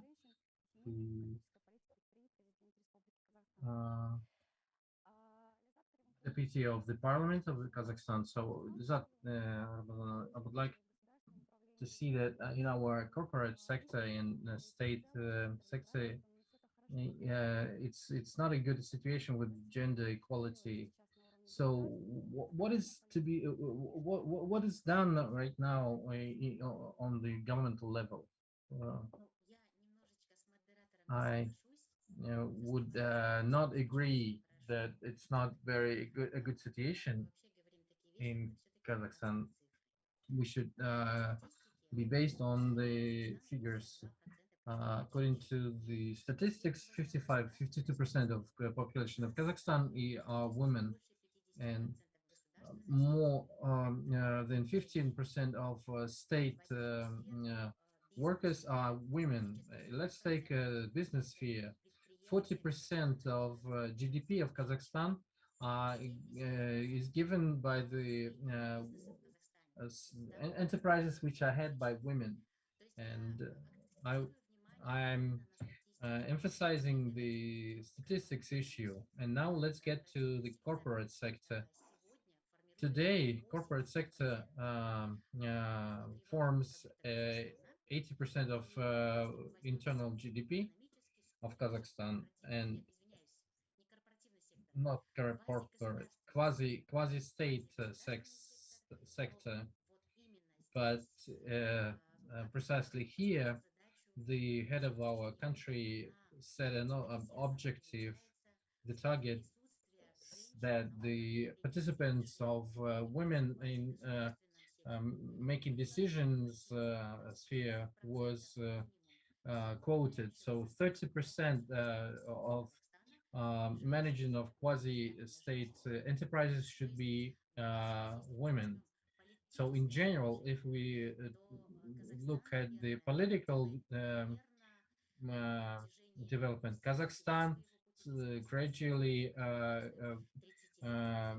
does a lot of efforts within this 30 years of independence. And here I would like to say that the achievement of Kazakhstan within this 30 years of independence, that we are, according to the estimation of UN, are the country of high level of gender development. And this is a very high evaluation of our achievement, and I think that we are the first of country in the Central Asia and or CIS countries.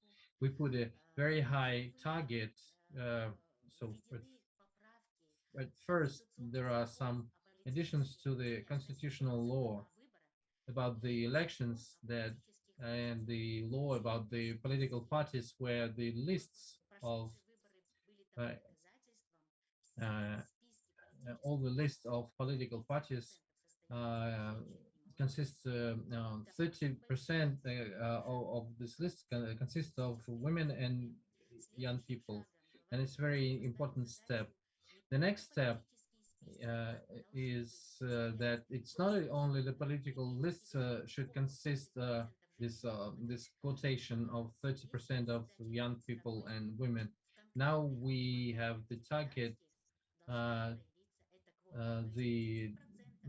this quotation should be in deputy mandates number and regional maslihats and should must consist of the 30% of women should be the proportional share, and this is the policy which is developed by Kazakhstan. Nobody really pays much attention to it, but recently, some weeks ago, the head of our country signed a very significant law that this is the list of professions which are not allowed for women. And there are some countries like Russia, they are still discussing about this law, and but Kazakhstan has terminated this list, but still it's not the limit, the barrier. You know, we can go further on the state level. It's just the beginning. Today we're leading some aggressive policy in setting the economical boundaries, breaking these boundaries for women. And as an umbrella project, we take cooperation.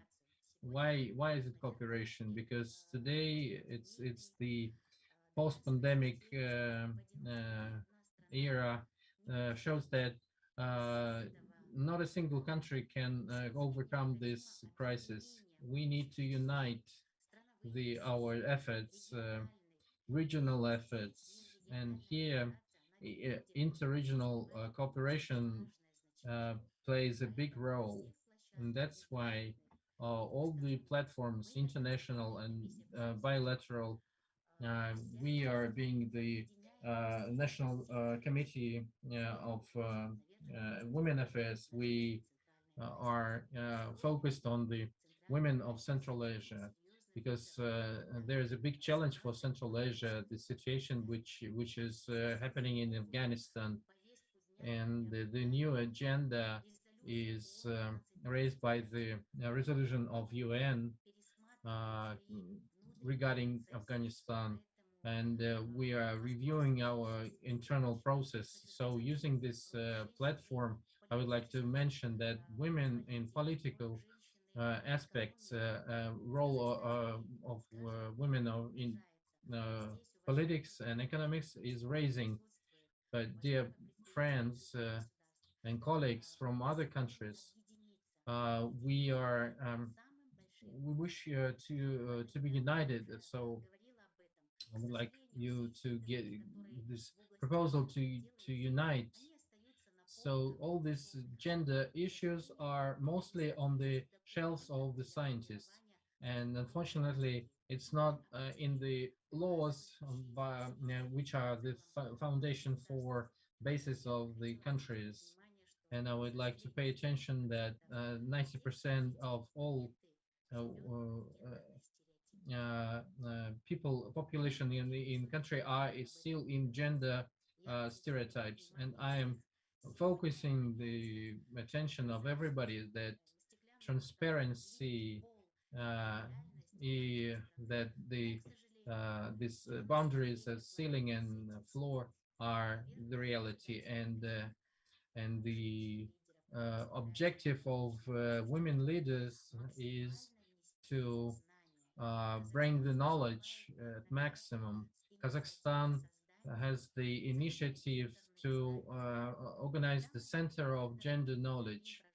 When we talk about gender, we do not talk about men and women. We talk about the equal opportunities for both. And only the harmony can help us to reach happiness. So all the participants of our today's discussion, I would like to draw your attention to the basic knowledge to unite our efforts in forming the unified united base of gender practices. And we propose Kazakhstan to use the formed hub of UN in Almaty and implement this project as a center of gender knowledge. So dear participants of today's discussion, you represent your countries. So we wish you success, and it's not very easy. I just came from the session, state session. We come across big difficulties when we want to drive these limits and boundaries. And many good wishes to this platform. Very good speech, inspiring speech. Thank you. For, we hope that the next generation will live much better. I agree with the speaker that our platform is very significant and tremendous opportunity for other countries from Central Asia. I would like to give the floor to Shakhnoza Alimava, the representative of Uzbekistan. Shakhnoza, please tell us what is the situation in your country? Hello, dear colleagues, distinguished participants of this fest. I'm very pleased that I was invited to such a tremendous meeting where a lot of wonderful women take part and who are the examples for those girls who want to be leaders. Let me just talk about the initiatives and innovations in gender area in Uzbekistan. As a deputy of chairman of leading party of Uzbekistan, you all know that we just had very significant date. We had a presidential election, and our president won these elections with 80%. And you know that lots of efforts was done under his management. Uzbekistan has joined all the international agreements in gender area since 2016. There were more than 20 laws and decrees, and lots of supports comes from the political parties of Kazakhstan, Uzbekistan to support women and youth and those girls who live in the rural area, and those who want to study, but unfortunately due to some circumstances they don't have such conditions. They maybe some financial issues here, and that's why the state gave some granting, so more than 150 girls were educated last year. Right now, this number increases 2,000. Another example that last year the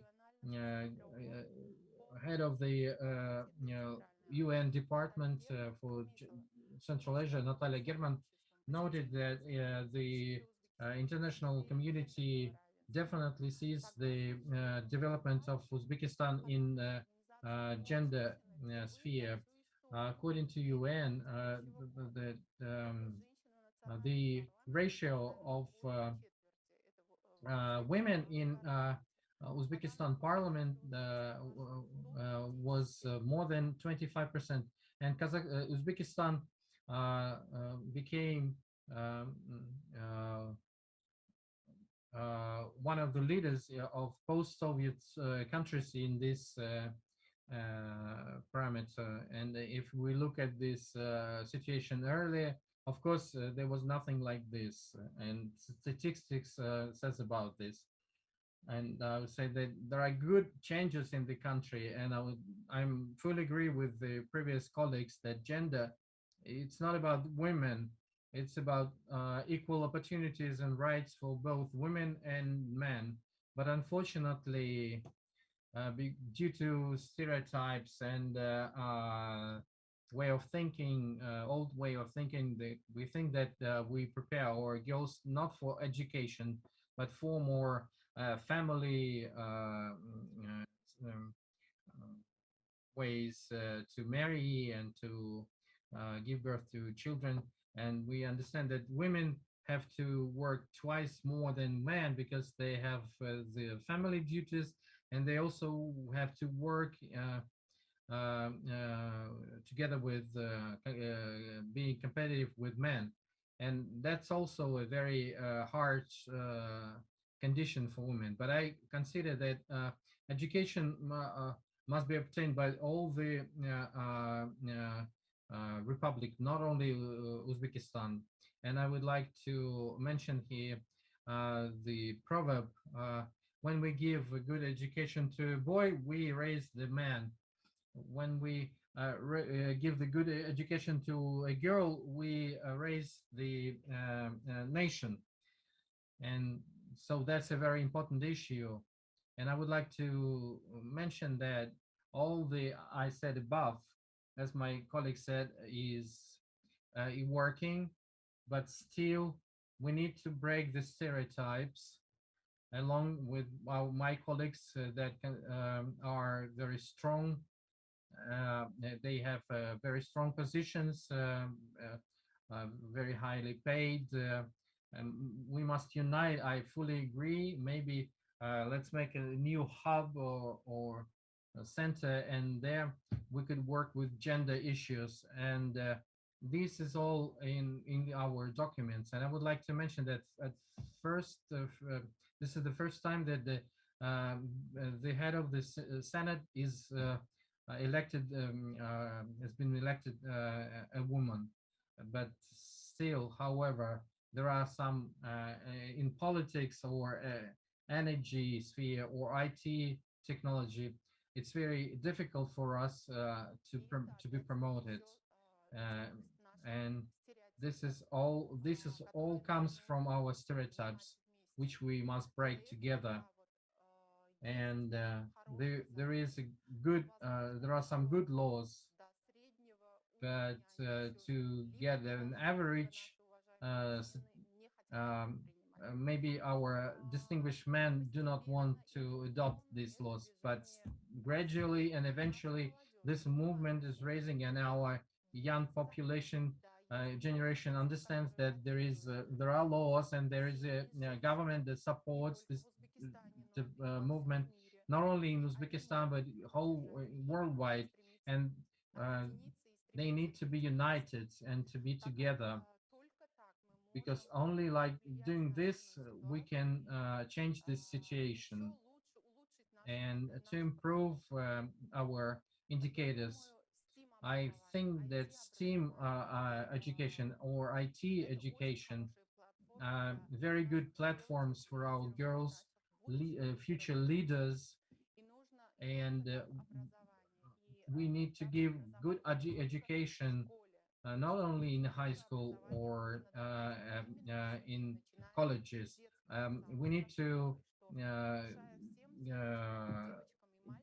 make it possible to get this education in the family. So we need to get this idea that the boys and girls are equal.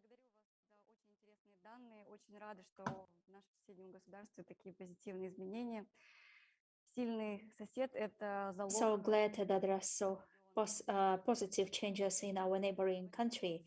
And many speakers said that it was so important to focus their attention to education. That is why I would like to give the floor to Laura Karabassova, Dean of Zhbanov-Aktobe Regional University. What do you do in your university to promote women's leadership? Probably you could add. And I hope there are some gentlemen watching us. Yeah, let me narrow down the question to education and talk about female leaders in higher education in Kazakhstan.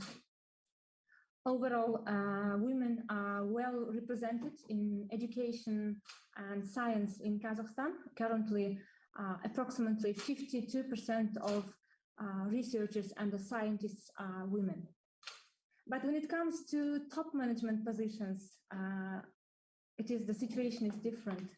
Only less than 20% of all rectors of universities are women, less than 20%. But good news is that this number has been growing, and I hope more and more young leaders and women will be joining us. If the question is what problems Kazakhstani women face in Kazakhstan and at my university generally, I can say that women do have barriers in their career advancement. Let me bring some findings of research conducted by my colleagues at the university. Professor Kuzhabekova and Almukhambetova explored female leaders' experiences in Kazakhstani universities. They also compared experiences of Kazakhstani female leaders in academia with those of colleagues in Central Asian countries.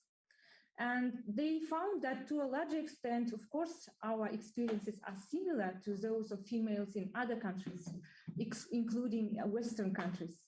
But two features make our experiences distinctive. I mean, experiences of female leaders in Central Asia in terms of higher education leadership. Unlike women in other contexts, women in Central Asia have to sort out several contradictory sets of gender expectations.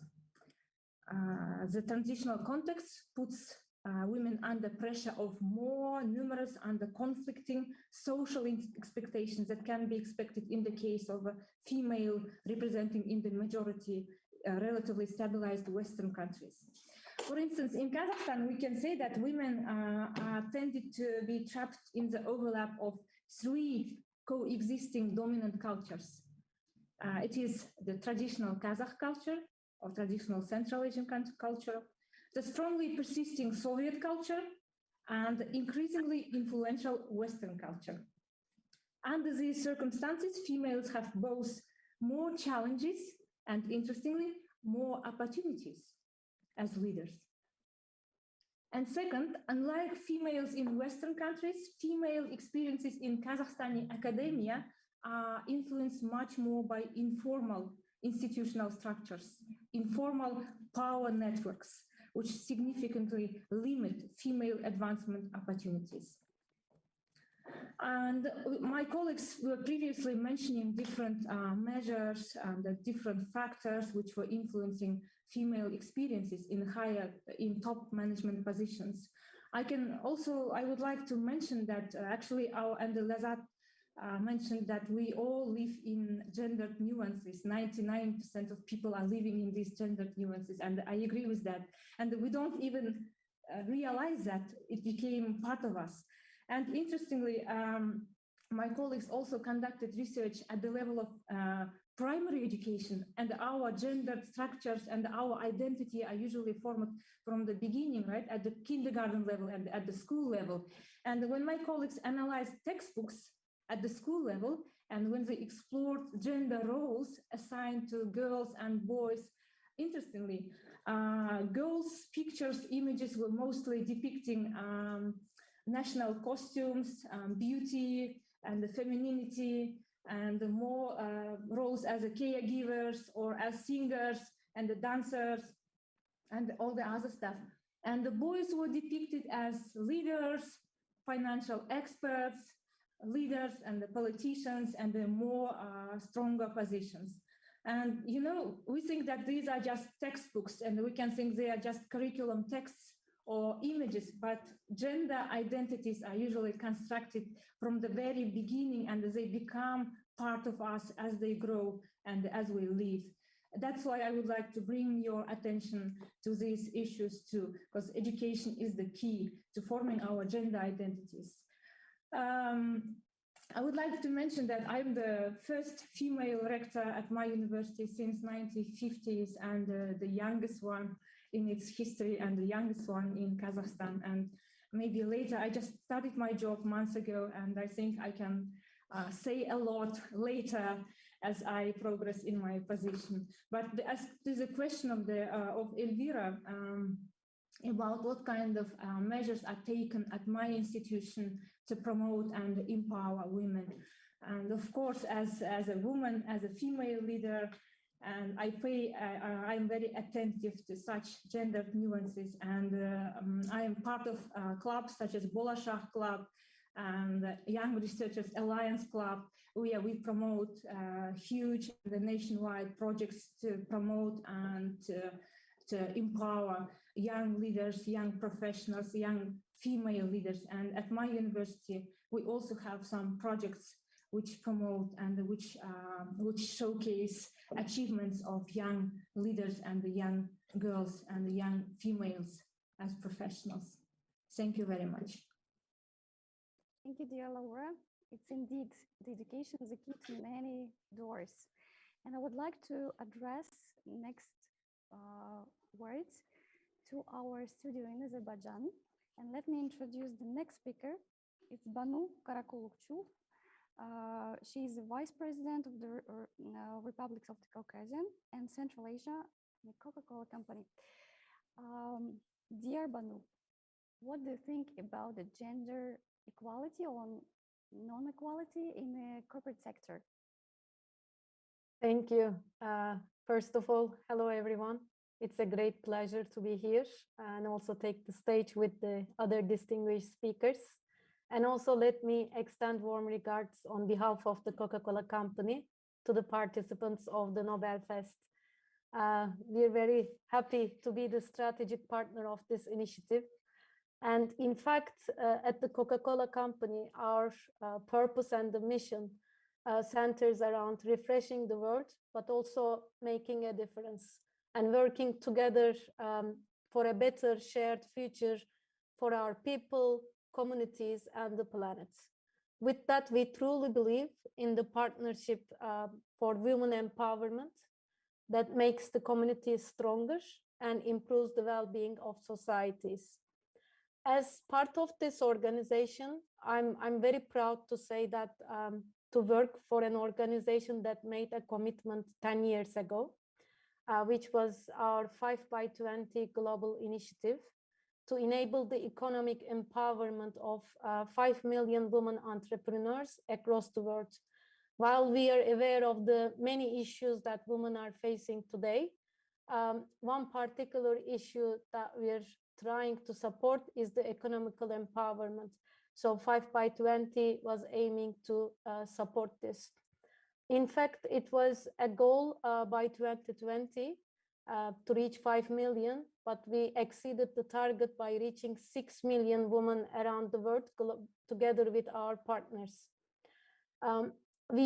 Together with partners, we provide mentoring networks, skills training, business skills training, and other assets to help the women to improve their livelihoods, families, and their communities. And during this period, in over 100 countries, we supported more than 300 projects, and some of which happened in Central Asia and Caucasus region, particularly in Kazakhstan, Uzbekistan, and Azerbaijan. In our region, in fact, we reached and supported more than 45,000 women together with NGOs and our governments. One of the projects that we will be celebrating next year, the 10th year anniversary, is happening in Kazakhstan, is the Coca-Cola Belesteri project. which is a project, which is actually our flagship women empowerment project. Every year, thousands of women from rural areas of Kazakhstan participate in this Coca-Cola Belesteri project to receive business skills training and knowledge, and also gain confidence to start their small businesses. While in Uzbekistan, we support Women in Science project together with UN and OSCE local office. More than 2,000 women from Uzbekistan already joined this. That empowers them to be successful in research and science. And while in Azerbaijan, we're helping opening women resource centers in rural areas. That is helping over 5,000 young women to acquire business skills. So far, we're very proud with the impact and the scales that this project brings, but we're committed to reach out more women, especially in the region. Next year, our target is to reach and enable economic empowerment of 50,000 women in Central Asia and Caucasus region. Thank you for this interesting information, and thank you for everything you're doing for women empowerment development in the region. And I would like also to share some information we're doing in International Financial Center as a financial hub of the sustainable development of the region. Я переключусь с вашего управления на русский язык. Мы действительно в 2020 Indeed, in AFC, we also develop different initiatives that is dedicated to women's leadership. One of the brightest, probably you have heard about it, it's an initiative in the field of women fintech. We launched the scholarship program and grants programs. We accept for Kazakhstani girls, women, also women from CIS countries participated, and we received more than 250 applications, and 115 participants took our scholarship program. And we also support women's leadership in our organization. We always conduct different initiatives together with our partners on the promotion of women's leadership. And I think that our content of speakers is so inspiring us that we have something to give to our kids from women's leadership point of view and the improvement of the gender position. Interesting statistics. Report in 2019, in the top management, just 1 from 4 are women. And we need more time, like 3-4 years more to achieve and reach the top management positions. I guess each of us doing the best to just enhance the statistics, and in each field, in each direction, we are doing our best. I would like to just to ask the final words from each of the speakers, and I would like to start from Tawakkol. What do you think we could do better in the situation to increase the women empowership, not only in the region, but worldwide?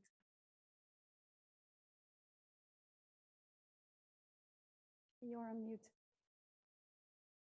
It's very important to support the struggle of women around the world, their struggle for freedom, for democracy, for rule of law, their struggle against corruption, against terrorism. So the battle of women, it is not just for women's rights. Women fighting, sacrificing for a great and peaceful and democratic world. It's very important to support women in their big struggle, not in their partial struggle.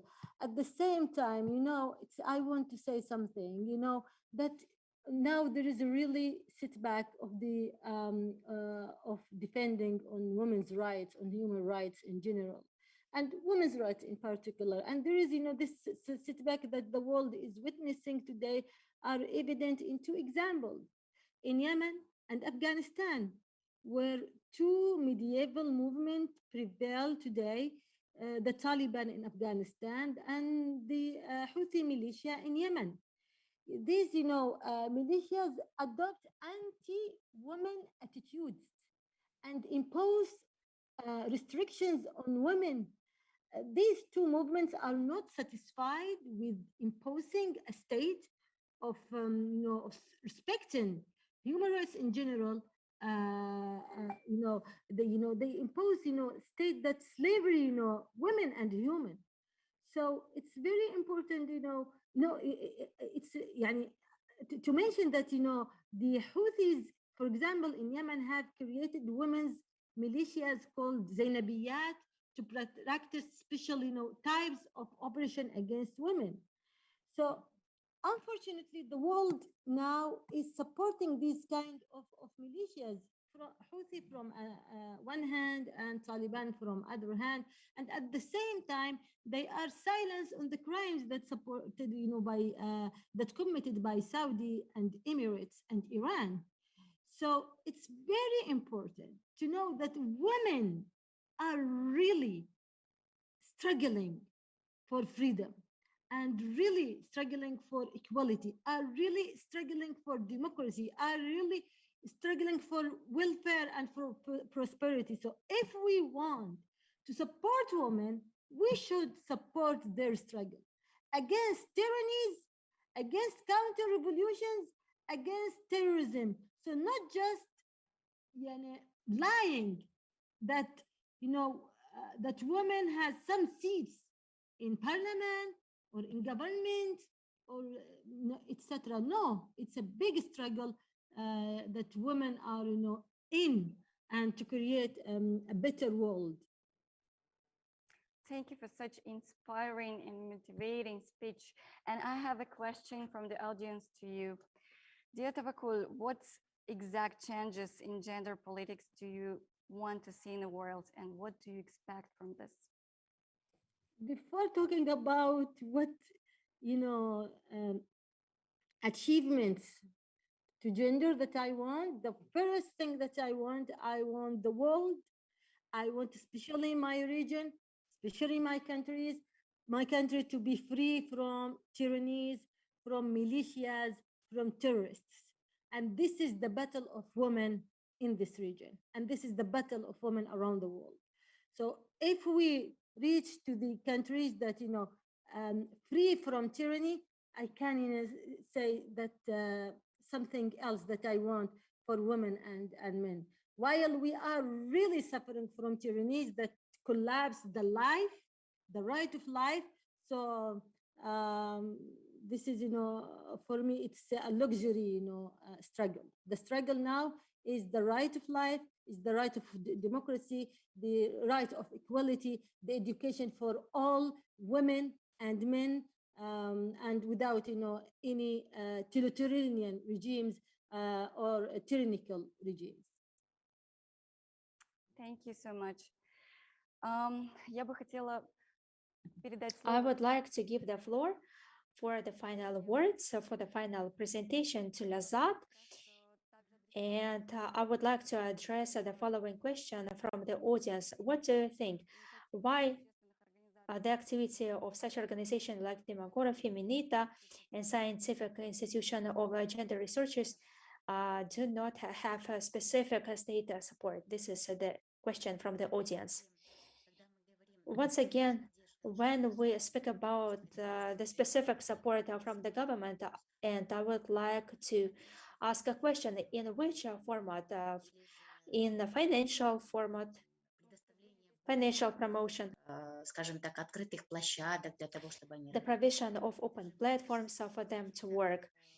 I think it's the issue of the work of a non-governmental sector itself. I am from the public sector myself, so it's not just when I became the chairman of my organization, and for the first time, it was something new. Why? Because our public work, social work burden, it's always perceived as additional job, but then it becomes the main one, because a person that is involved in someone's pain, problems, he or she wants to introduce some changes. He is immersed in these activities. I know different public societies and activities in Kazakhstan that do not receive any state support of a grant. And there are lots of evidence to that, and I would like to say that today, just saying to myself, I'm just putting the question to myself. I'm asking myself, what do you personally did you do to change in this country? And while all the citizens would, when all the citizens would ask such a question, there would be no change. Miss Tawakkol said was very emotional, not to stop, not to give up the fight, because the religious extremism is very close. It's getting to every home of us, and I would like to make such an example. There was a global research, and in the framework of this research, that the country where the women have very bad conditions, where in which the country where the women's rights are very low, when the women not only as a woman but as a personality is devastated. This country could not get out of the dangerous zone, and the more the managers of the country, the head of the countries would pay attention to the role of the woman in the country, the better the conditions are in general for the society. And I would like to say that methodically we must support and strengthen the positions of women in the security sphere. It's not about the military women. It's about the women that do some peaceful making, and that normalize the situation in some regions. When they take part in this process, the success is guaranteed. Unfortunately, we consider women as the home wives, but we must understand that home for women is not only just a house; it's their country, and that's why I'm claiming for all the women that are participating right now here. I hope that the initiatives that will be formed on this platform will be focused on the provision of the security to the women. The security which would be on the state level would be supported by the legislation and would be supported financially. And I hope and I think that this issue of leading the rightly gender balanced budget of the state and more active approach to these issues could change the situation. Thank you for this warm wishes and for this hope that you contributed to this discussion. And definitely, besides the governmental support, there should be the women's participation in the economy. And according to the Women Entrepreneurial Report, if the women would take the same active part in the business, it would lead to 26% of raise. I would like to give the floor to Shakhnoza and ask her what should be done to promote the role of women to be more active in the public sphere. Thank you for the question. I am for the 25 years being I've been working for 25 years in biggest bank of Uzbekistan, and I'm leading the department for investors affairs, and so we're attracting investments, and the bank that I work for is, for the first time in the history of Uzbekistan, was there are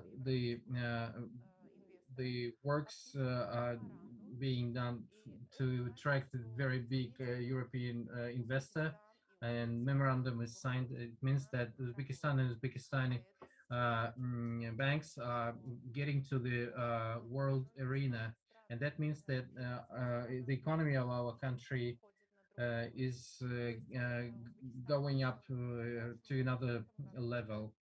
And last year we've had it with Euro bonds on London Stock Exchange and Vienna Stock Exchange, and the banks in their strategy see the attracting such partners as BRD and other financial institutions, international, and they know that these organizations support women entrepreneurs and girls entrepreneurs for their startups, business. They give loans with on very preferential conditions. It's not a commercial loans.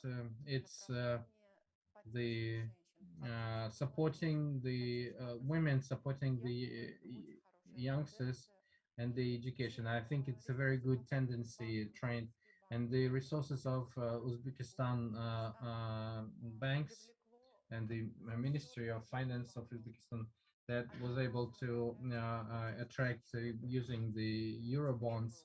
They are also directed to support women entrepreneurs. I think it's a very good trend in developing the gender equality, in supporting the students and the women entrepreneurs, because we see the growth, we see the difference between the clients of the bank, which we had 5-10 years ago. We see that the number of women entrepreneurs and girls that just have graduated from colleges and universities, they tend to open their own business, and that's a very good tendency. And I think that Uzbekistan on this position has found its way and is developing the it's of course, as my colleague said, there are some difficulties and things to work on.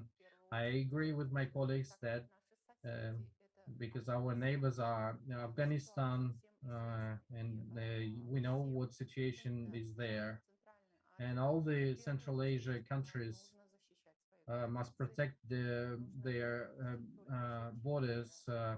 Just only in case of peace there could be some development and economical growth and gender prosperity. Thank you very much for such generalizing and deep speech.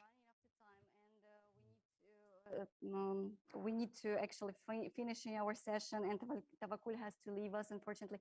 Maybe you just add a few words, but very briefly, what do you wish to younger generation in terms of inspiring them to lead this pathway to be a woman in leadership? You unmute. I am telling the young generation that yes, now the world is full with unfair and with hatred and with tyranny, with wars. But you are young generation. You are the future.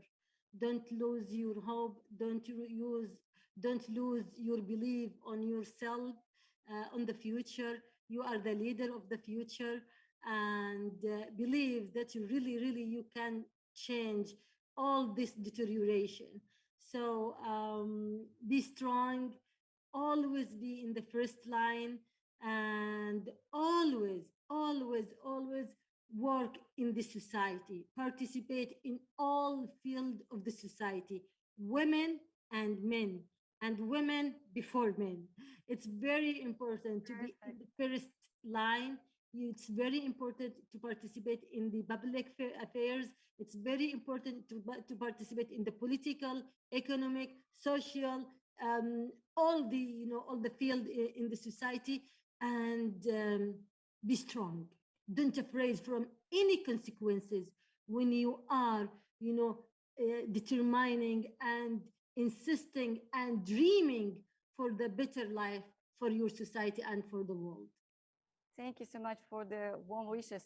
And I would like actually our next speaker to continue, just to conclude, make a final wishes to also younger generation and to our visitors today who have been participating in our session. Please, dear Banu, few final words.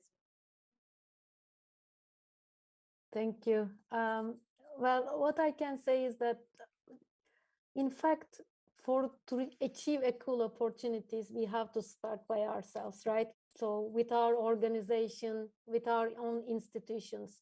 So we also need to make an internal commitment to place more women in the workforce, but not only from a number of people standpoint, but also placing them in senior positions. And that's what we are also trying to achieve at the Coca-Cola company. At the moment, 46% of our workforce are women, but from a senior leadership standpoint, it's 35, which has been reached from 26 in 2009. We still have miles to go. In Central Asia, we have a good gender balance. More than 50% is women, both in senior leadership position, but also from a number of employees standpoint. But these are the numbers. The more important thing is to acknowledge what women are going through, juggling with many roles, motherhood, as well as a career position. So institutions should also support women, considering the context, the situation of the woman. Once again, thank you for having me in this panel, and have a great night. Thank you for participation. I truly believe that education is the key of the woman empowerment.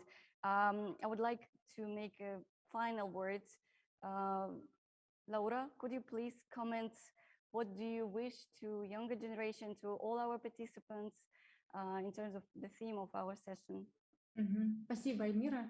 Да, я считаю, что Thank you, Elmira. I think that not only women should talk about it, but also men, and all people should understand that in all the platforms that we discuss these questions on the level of public organizations, it's not enough. We need to start from the early ages from primary schools and kindergartens, from the content of education, and it should be. And all the stereotypes, gender nuance stereotypes. Спасибо. Thank you for such wonderful words. I would like to finish our session. It's a pity that we are just running out of time. And I would like to just read some words and lyrics from one of the famous song, which is the Hall of Fame. Be student, be teacher, be politician, be preacher, be believer, be leader, be astronaut, be champion, and stand on the Hall of Fame. I dedicate these words to all of the women who participated in this session and all the women around the world. Thank you for being with us. Спасибо.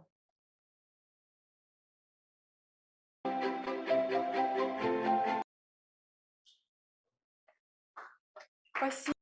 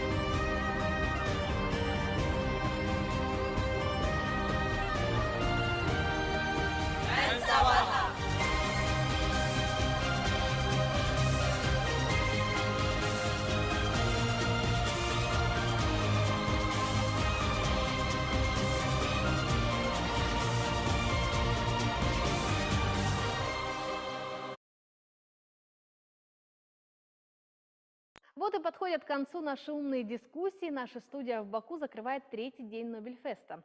Стоит отметить, что это был невероятно насыщенный и познавательный день. Say that tomorrow still a very good day of lectures and intellectual speeches with the Nobel laureates. So would you like to know more? So let's see each other tomorrow at 2 p.m. on Nursultan time.